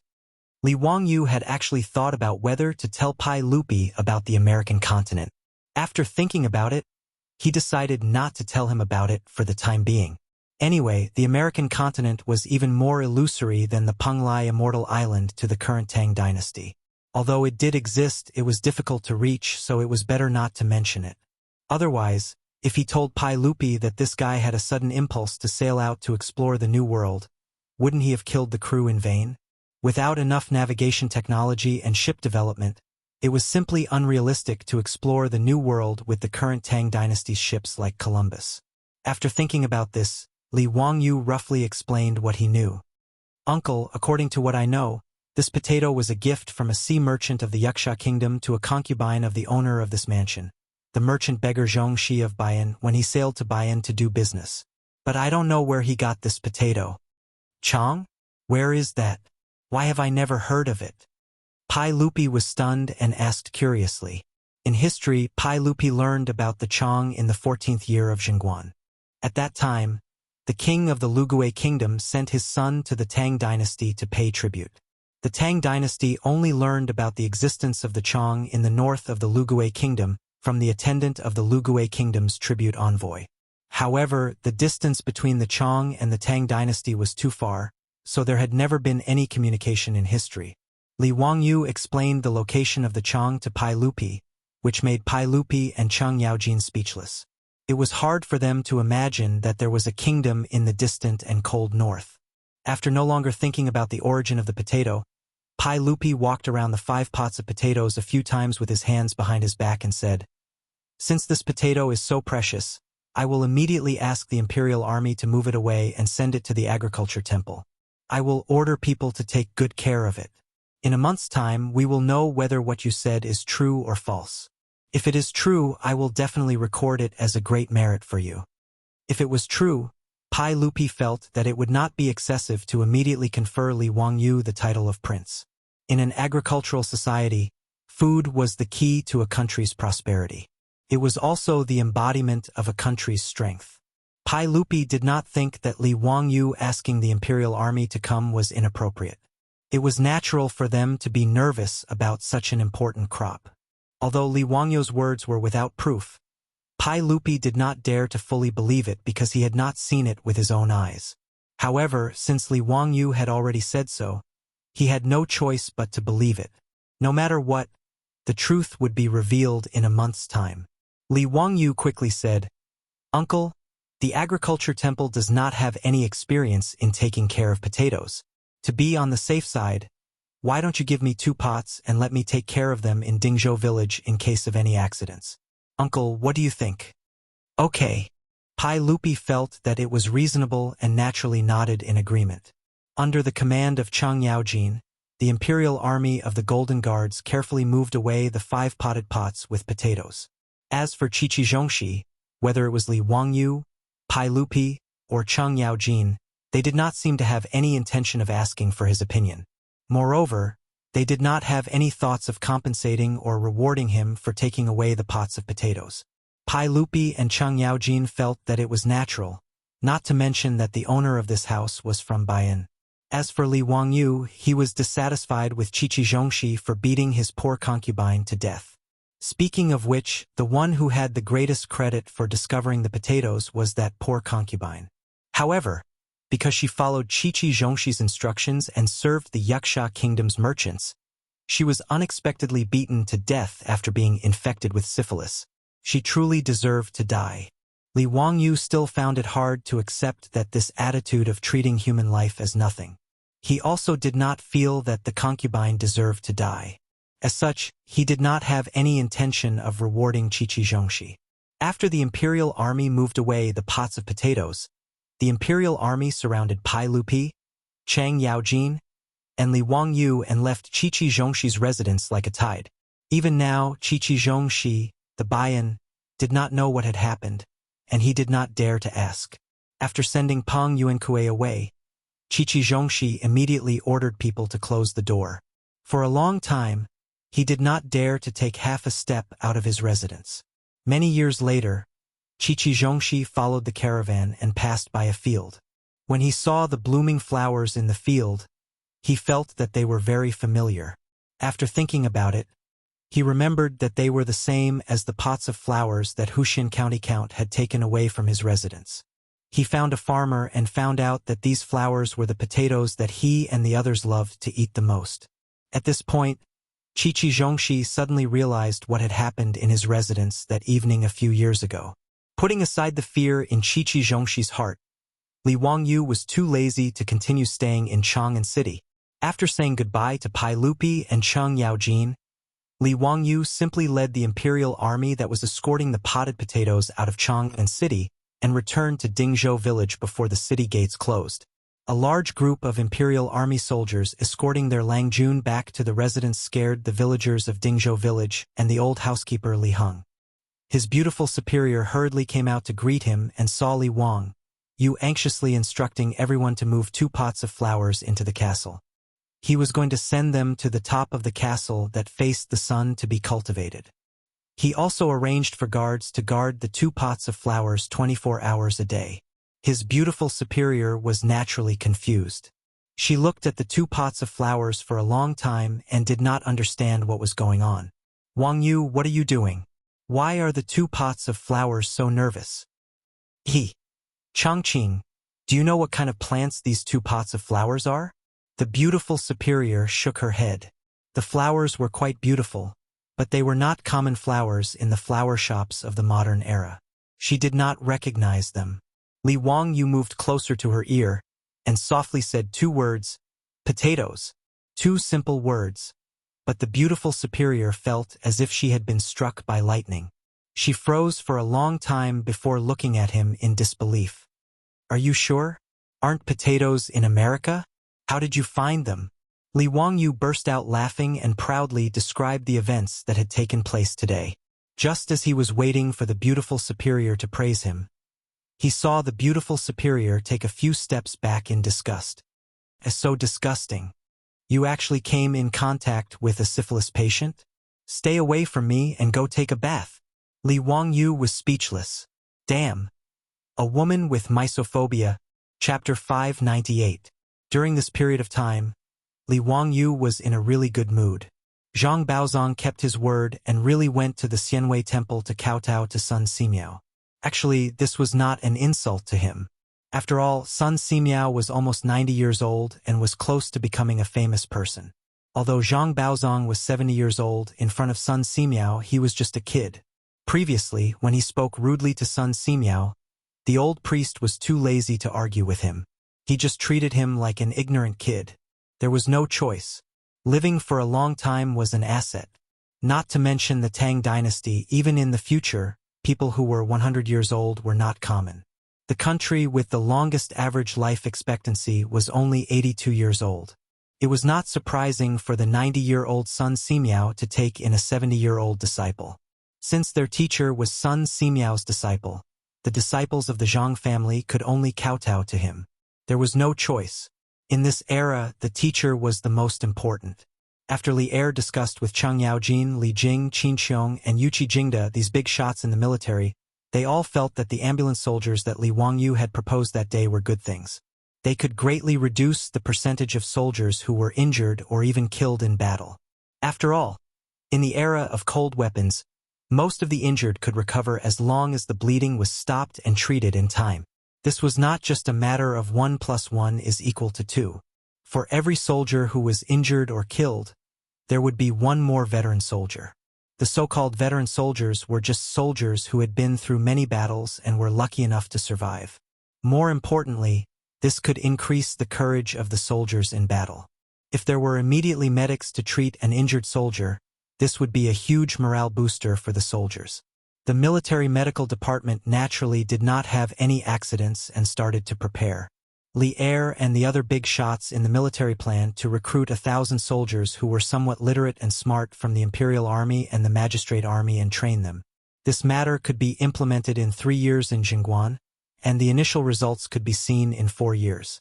On the other hand, Li Wangyu never imagined that he would encounter a syphilis patient like Peng Yuankue in a competition with Zhang Baozong on a whim. Furthermore, he never imagined that he would be able to dig out a treasure like the potato. Potatoes were really good stuff. They had a high yield per mu and were also resistant to cold. They could be grown even in sandy soil. The land of the Tang dynasty could be used to grow wheat or rice for one season, and then potatoes for the winter. Once the potato plantation was expanded, food would no longer be a problem. At the very least, no one would starve to death during a famine. When Li Wangyu thought of stewed beef with potatoes, hot and sour shredded potatoes, potato biscuits, fried potatoes, baked potatoes, potato roast meat, these delicacies, he couldn't help but swallow his saliva. Damn, why didn't potatoes taste that good in the future? Even his beautiful boss couldn't help but check on the growth of the potatoes every day when she found out that the 2 pots of beautiful flowers were potatoes. She was also looking forward to the potato. As the days passed, Li Wangyu and his beautiful boss spent the winter in the Tang dynasty for the first time. However, they didn't feel cold at all. When he was building the castle, Li Wangyu was afraid of the cold winter, so he specially designed and installed many fireplaces. However, he didn't expect that they would be useless. In order to keep out the cold, he also spent a lot of money to ask the craftsmen to make many copper pipes and install them in the castle. He originally planned to connect the hot spring water from the mountain to the pipes during the winter and use it as a heater in the castle. However, he didn't expect that his efforts would be in vain. Now it was mid-December, but Li Wangyu hurried. The temperature in Chang'an was about 5 or 6 degrees. If the sun came out, even a thick coat couldn't be worn. The temperature was at least 10 degrees. This was similar to his experience when he traveled to Kunming in Yunnan in the future. Li Wangyu really didn't expect that the temperature in the Tang dynasty during the warm period would be so high in winter. Good news came one after another. On this day, Yang Quan hurried to Dingzhou village on a horse. Yang Quan, led by the old butler Li Heng, found Li Wangyu by the lake in his mansion. "Zio, you're still in the mood to fish here? Let's go to the festival quickly." Li Wangyu was stunned. It wasn't the New Year or any other festival. What was the festival about? Brother Xuqing, what festival? Harvest. The harvest festival. The rice is ripe. What? Li Wangyu didn't react for a moment. What rice is ripe? The next second, he threw the fishing rod away and jumped up. Brother Xuqing, what did you say? The rice is ripe? Really? Ha ha. Zio, you don't believe me? You were the one who proposed to change the planting of rice in September. Why don't you believe it yourself? Do you know that the hundreds of thousands of people in Hu County worship you like a living Buddha? The prefectures and counties around Hu County are now regretting their decision. Ha ha ha, those bastards. That's what they get for laughing at me. Li Wangyu couldn't help but sweat when he heard Yang Quan, who was always gentle and refined, laugh like a Cheng Yaojin. He also knew that when he proposed to change the planting of rice in September, Yang Quan was the one who was under the most pressure. After all, when Li Wangyu proposed this plan, he, as the official of Hu County, supported it wholeheartedly. Although Li Wangyu promised that if the planting of rice failed, he would provide rations for the hundreds of thousands of people in the following year until the new crop was ready, Yang Quan would still be in a lot of trouble. Li Wangyu already knew that Yang Quan's promotion this time was likely to jump several ranks. He would be directly appointed by Pai Lupi as a rank 5 imperial censor and become a subordinate of Wei Zheng. However, if the planting of rice in Hu County failed, Yang Quan would be removed from his position as county magistrate at the beginning of spring. It was hard to guarantee that there wouldn't be any problems with his promotion. Li Wangyu was naturally grateful for this. Fortunately, ever since the planting of rice it had been growing well. Those who used this as an excuse to secretly criticize Li Wangyu and Yang Quan could only obediently shut their mouths. Li Wangyu hadn't paid much attention to the rice during this time. Now that he heard Yang Quan say that the rice had ripened, he was delighted. Zio, let's go. Haha. I've been an official for many years, but this is the first time I've seen a harvest festival in the 12th month. Yang Quan pulled Li Wangyu and walked out. Li Wangyu naturally had to follow along. Not only was he happy for Yang Quan and the people of Hu County, but he himself would also benefit greatly from this. Back then, Pai Lupi's words were like gold and jade. He had clearly said that the imperial court wouldn't take the rent from Hu County this year and would hand it all over to Li Wangyu. Now that the hundreds of thousands of people in Hu County had successfully switched to rice, the rent handed over to his family would be quite a bit. According to the previous records of Hu County, that was 100,000 dan of grain. Moreover, since Hu County had switched to rice this year, the rent paid by the people was naturally rice. The price of rice was much higher than wheat. This year, the Guangzhong Road was hit by a locust plague. Although the locusts were eliminated in time, the price of grain was still high. When Li Wangyu had just transmigrated to the Tang dynasty, during the second month of the second year of Chang'an, the price of grain was 360 coins per bushel.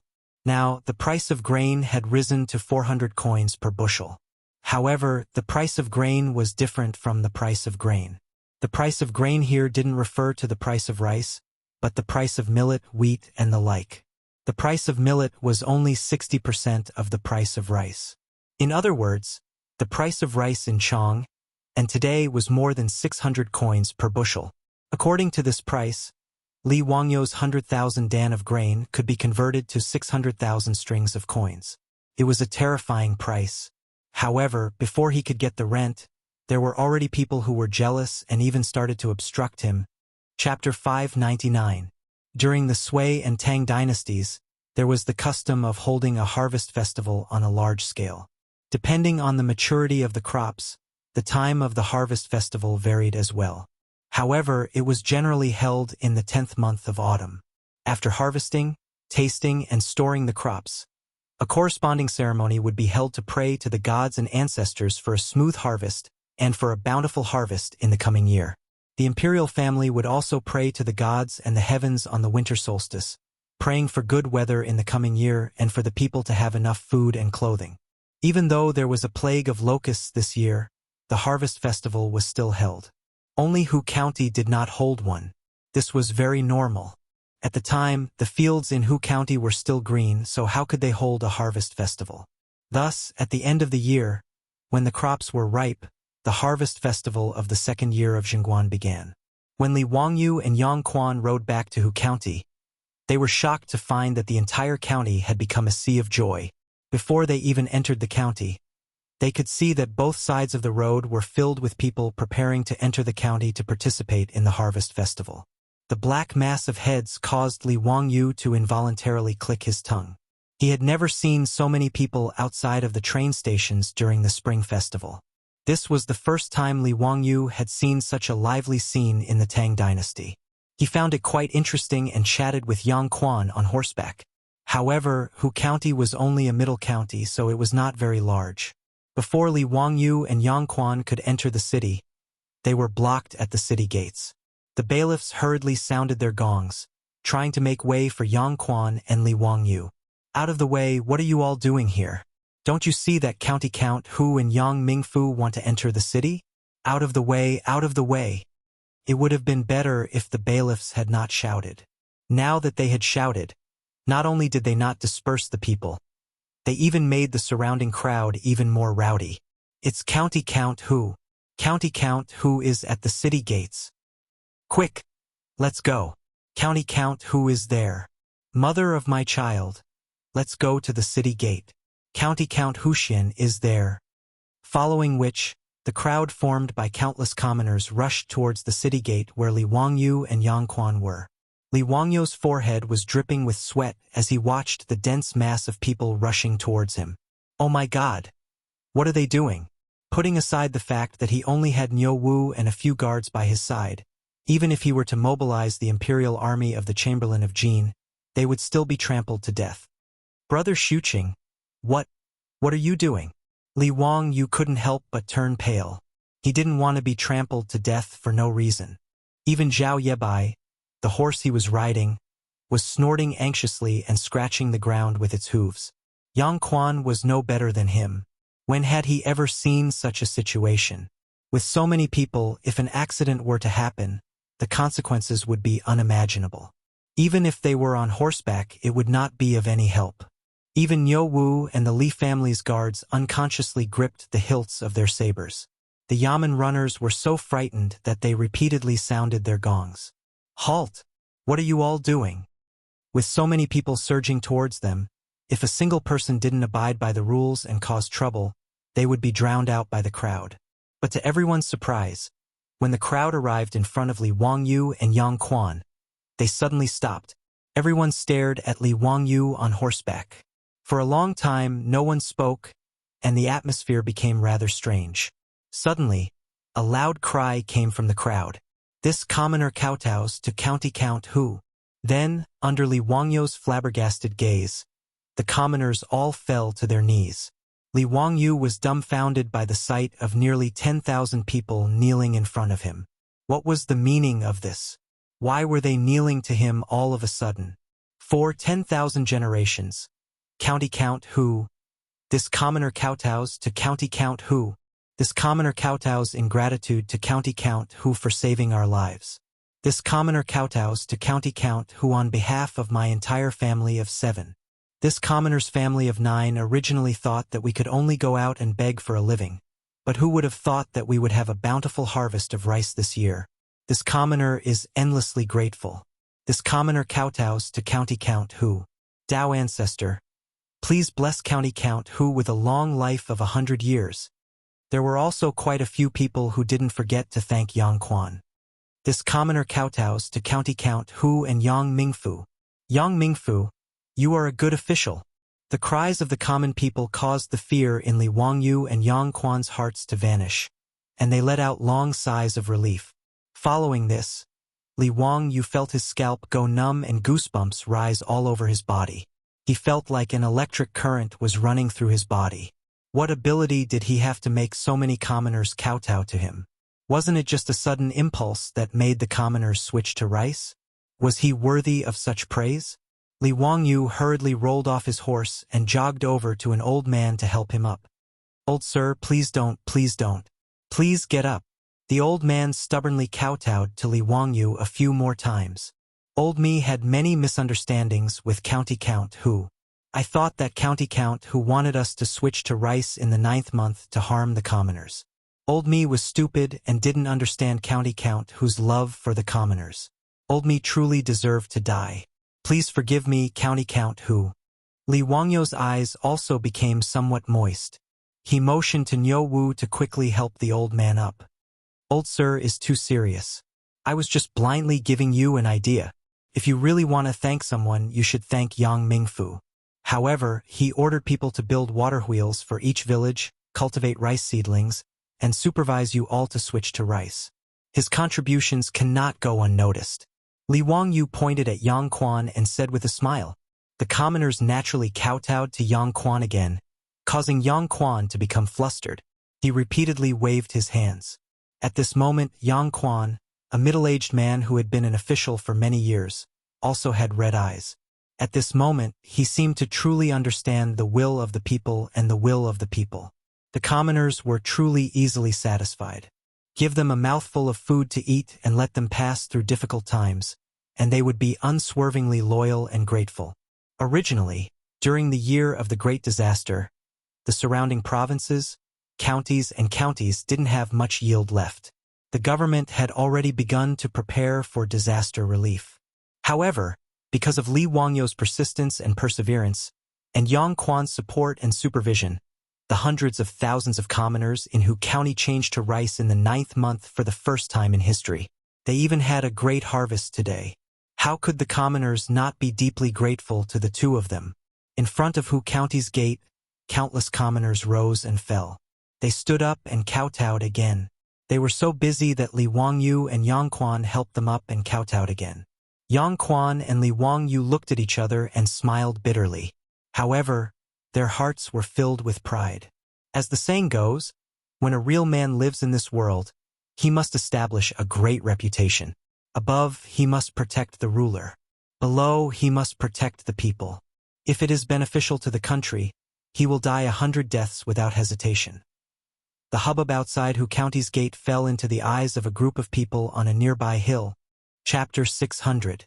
During the Sui and Tang dynasties, there was the custom of holding a harvest festival on a large scale. Depending on the maturity of the crops, the time of the harvest festival varied as well, but it was generally held in the 10th month of the golden autumn. After harvesting, tasting, and storing the crops, a corresponding ceremony would be held to pray to the ancestors and gods, praying for a smooth harvest and for a bountiful harvest in the coming year. The imperial family would also pray to the gods and the heavens during the winter solstice, praying for good weather and for the people to have enough food and clothing. Even though there was a plague of locusts this year, the harvest festival was still held. Only Hu County did not hold one. This was very normal. At the time, the fields in Hu County were still green, so how could they hold a harvest festival? Thus, at the end of the year, when the crops were ripe, the harvest festival of the 2nd year of Chang'an began. When Li Wangyou and Yang Quan rode back to Hu County, they were shocked to find that the entire county had become a sea of joy. Before they even entered the county, they could see people on both sides of the road, preparing to enter the county to participate in the harvest festival. The black mass of heads caused Li Wangyou to involuntarily click his tongue. He had never seen so many people outside of the train stations during the spring festival. This was the first time Li Wangyou had seen such a lively scene in the Tang dynasty. He found it quite interesting and chatted with Yang Quan on horseback. However, Hu County was only a middle county, so it was not very large. Before Li Wangyou and Yang Quan could enter the city, they were blocked at the city gates. The bailiffs hurriedly sounded their gongs, trying to make way for Yang Quan and Li Wangyou. "Get out of the way, what are you all doing here? Don't you see that County Count Hu and Yang Mingfu want to enter the city? Get out of the way, all of you get out of the way." It would have been better if the bailiffs had not shouted. Now that they had shouted, not only did they not disperse the crowd, but they also made the crowd even more noisy. "It's County Count Hu. County Count Hu is at the city gates. Quick, let's go. County Count Hu is there. Mother of my child, let's go to the city gate. County Count Huxian is there." Following which, the crowd formed by countless commoners rushed towards the city gate where Li Wangyou and Yang Quan were. Seeing the black mass of people coming towards him, Li Wangyou's forehead was soaked with a few drops of sweat. Oh my God! What are they doing? Putting aside the fact that he only had Niu Wu and a few guards by his side, even if he were to mobilize the imperial army of the Chamberlain of Jin, they would still be trampled to death. "Brother Shuqing, what are you doing?" Li Wangyou couldn't help but turn pale. He didn't want to be trampled to death for no reason. Even Zhao Yebai, the horse he was riding, was snorting anxiously and scratching the ground with its hooves. Yang Quan was no better than him. When had he ever seen such a situation? With so many people, if an accident were to happen, the consequences would be unimaginable. Even if they were on horseback, it would not be of any help. Even Niu Wu and the Li family's guards unconsciously gripped the hilts of their sabers. The Yamen runners were so frightened that they repeatedly sounded their gongs. "Halt! What are you all doing?" With so many people surging towards them, if a single person didn't abide by the rules and cause trouble, they would be drowned out by the crowd. But to everyone's surprise, when the crowd arrived in front of Li Wangyou and Yang Quan, they suddenly stopped. Everyone stared at Li Wangyou on horseback. For a long time, no one spoke, and the atmosphere became rather strange. Suddenly, a loud cry came from the crowd. This commoner kowtows to County Count Hu. Then, under Li Wangyo's flabbergasted gaze, the commoners all fell to their knees. Li Wangyu was dumbfounded by the sight of nearly 10,000 people kneeling in front of him. What was the meaning of this? Why were they kneeling to him for no reason? County Count Hu, Marquis Hu, for 10,000 generations. This commoner kowtows to County Count Hu. This commoner kowtows to County Count Hu for saving our lives. This commoner kowtows to County Count Hu on behalf of my entire family of 7. This commoner's family of 9 originally thought that we could only go out and beg for a living. But who would have thought that we would have a bountiful harvest of rice this year? This commoner is endlessly grateful. This commoner kowtows to County Count Hu. Tao Ancestor, please bless County Count Hu with a long life of 100 years. Quite a few of them didn't forget to thank Yang Quan. This commoner kowtows to County Count Hu and Yang Mingfu. Yang Mingfu, you are a good official. The cries of the common people caused the fear in Li Wangyu and Yang Quan's hearts to fade away, and they let out long sighs of relief. Li Wangyu felt his scalp go numb and goosebumps rise all over his body. He felt like an electric current was running through his body. What ability did he have to make so many commoners kowtow to him? Wasn't it just a whim that made the commoners switch to rice? Was he worthy of such praise? Li Wangyu hurriedly rolled off his horse and ran to an old man to help him up. Old sir, you can't do this, you can't do this. Please get up. The old man stubbornly kowtowed to Li Wangyu a few more times. Old me had many misunderstandings with County Count Hu. I thought that County Count Hu wanted us to switch to rice in the 9th month to harm the commoners. Old me was slow-witted and didn't understand County Count Hu's love for the commoners. Old me truly deserved to die. Please forgive me, County Count Hu. Li Wangyo's eyes also became somewhat moist. He motioned to Niu Wu to quickly help the old man up. Old sir, you are too serious. I was just blindly giving you an idea. If you really want to thank someone, you should thank Yang Mingfu. However, he ordered people to build water wheels for each village, cultivate rice seedlings, and supervise you all to switch to rice. His contributions cannot go unnoticed. Li Wangyu pointed at Yang Quan and said with a smile. The commoners naturally kowtowed to Yang Quan again, causing Yang Quan to become flustered. He repeatedly waved his hands. At this moment, Yang Quan, a middle-aged man who had been an official for many years, also had red eyes. At this moment, he seemed to truly understand the will of the people and the will of the people. The commoners were truly easy to satisfy. Give them a mouthful of food to eat and let them pass through difficult times, and they would be unswervingly loyal and grateful. Originally, during the year of the Great Disaster, the surrounding provinces and counties didn't have much yield left. The government had already begun to prepare for disaster relief.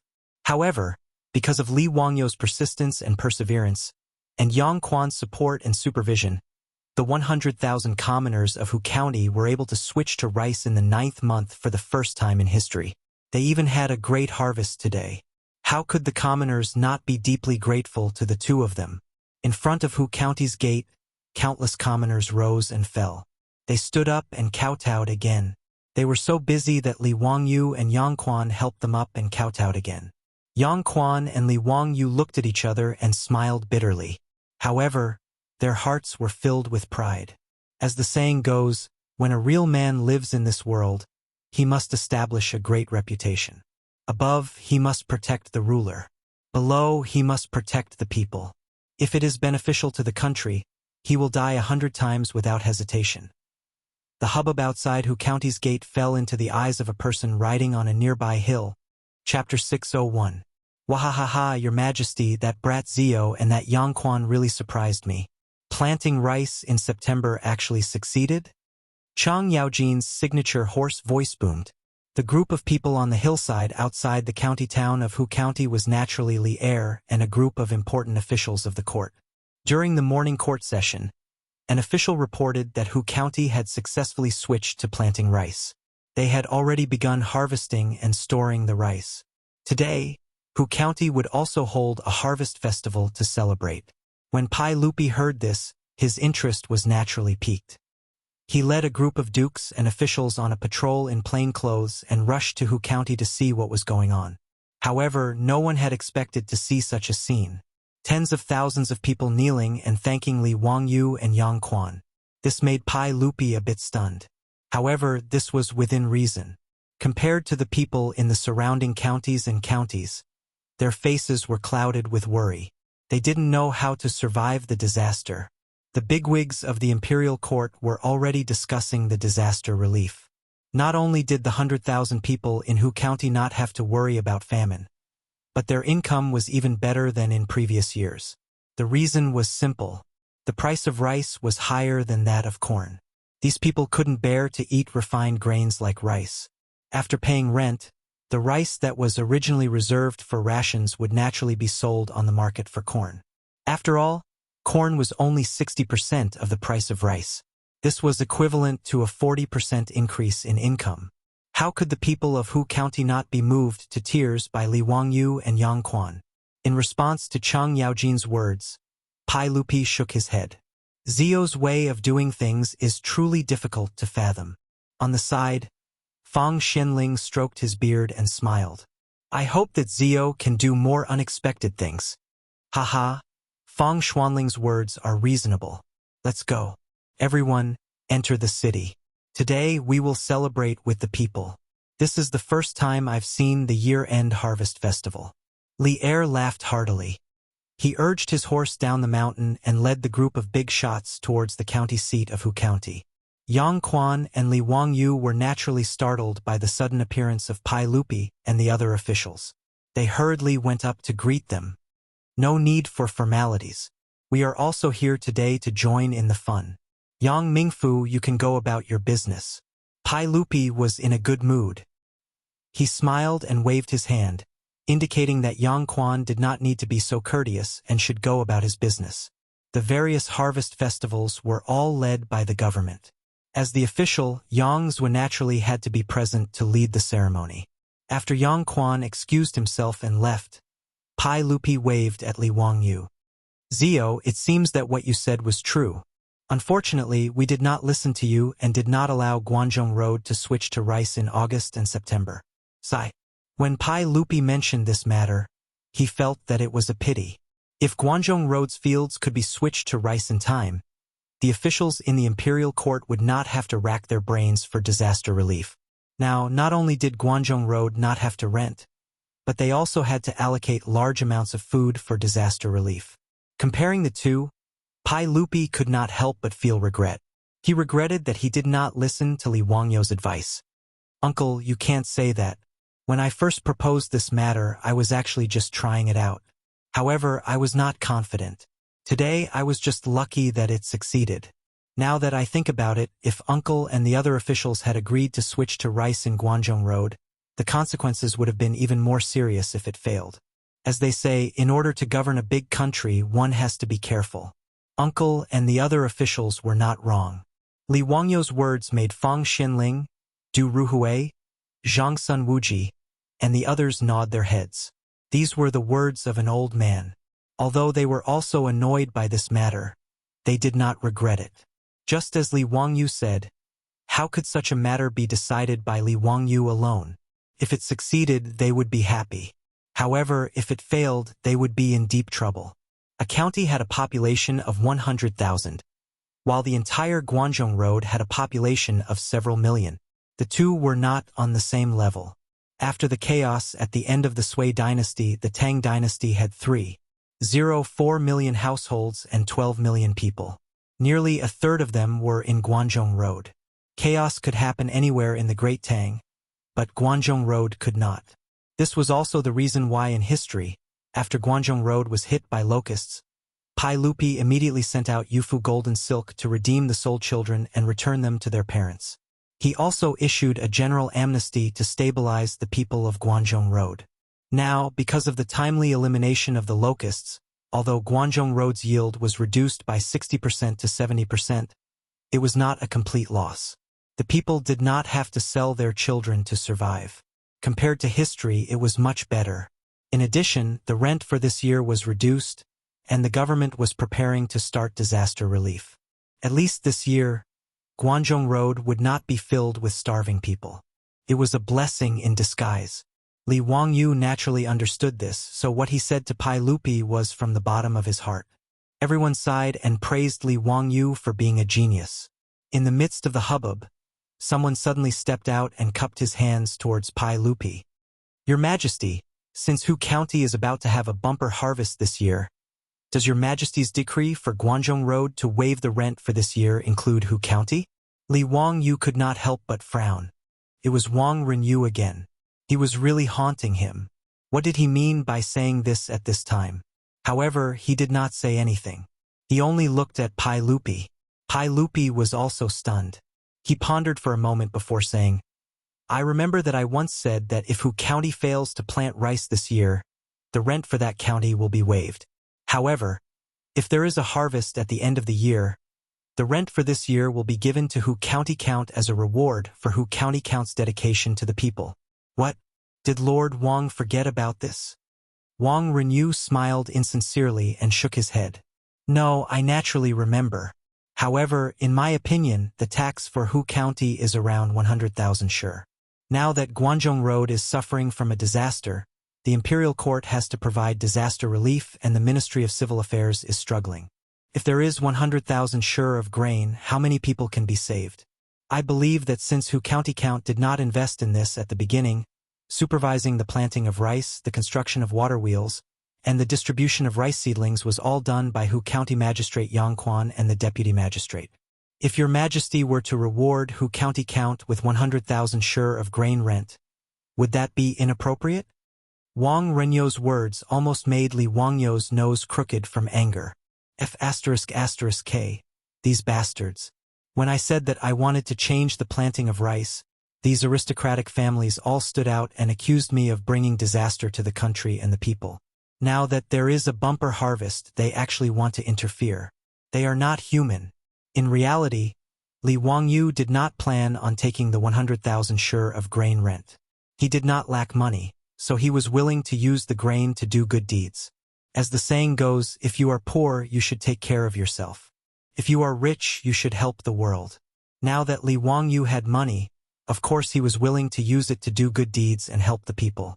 Originally, he had been thinking about using the 100,000 sure of grain to the newly established Wangyu Charity Hall to help the people of Guangzhou Road.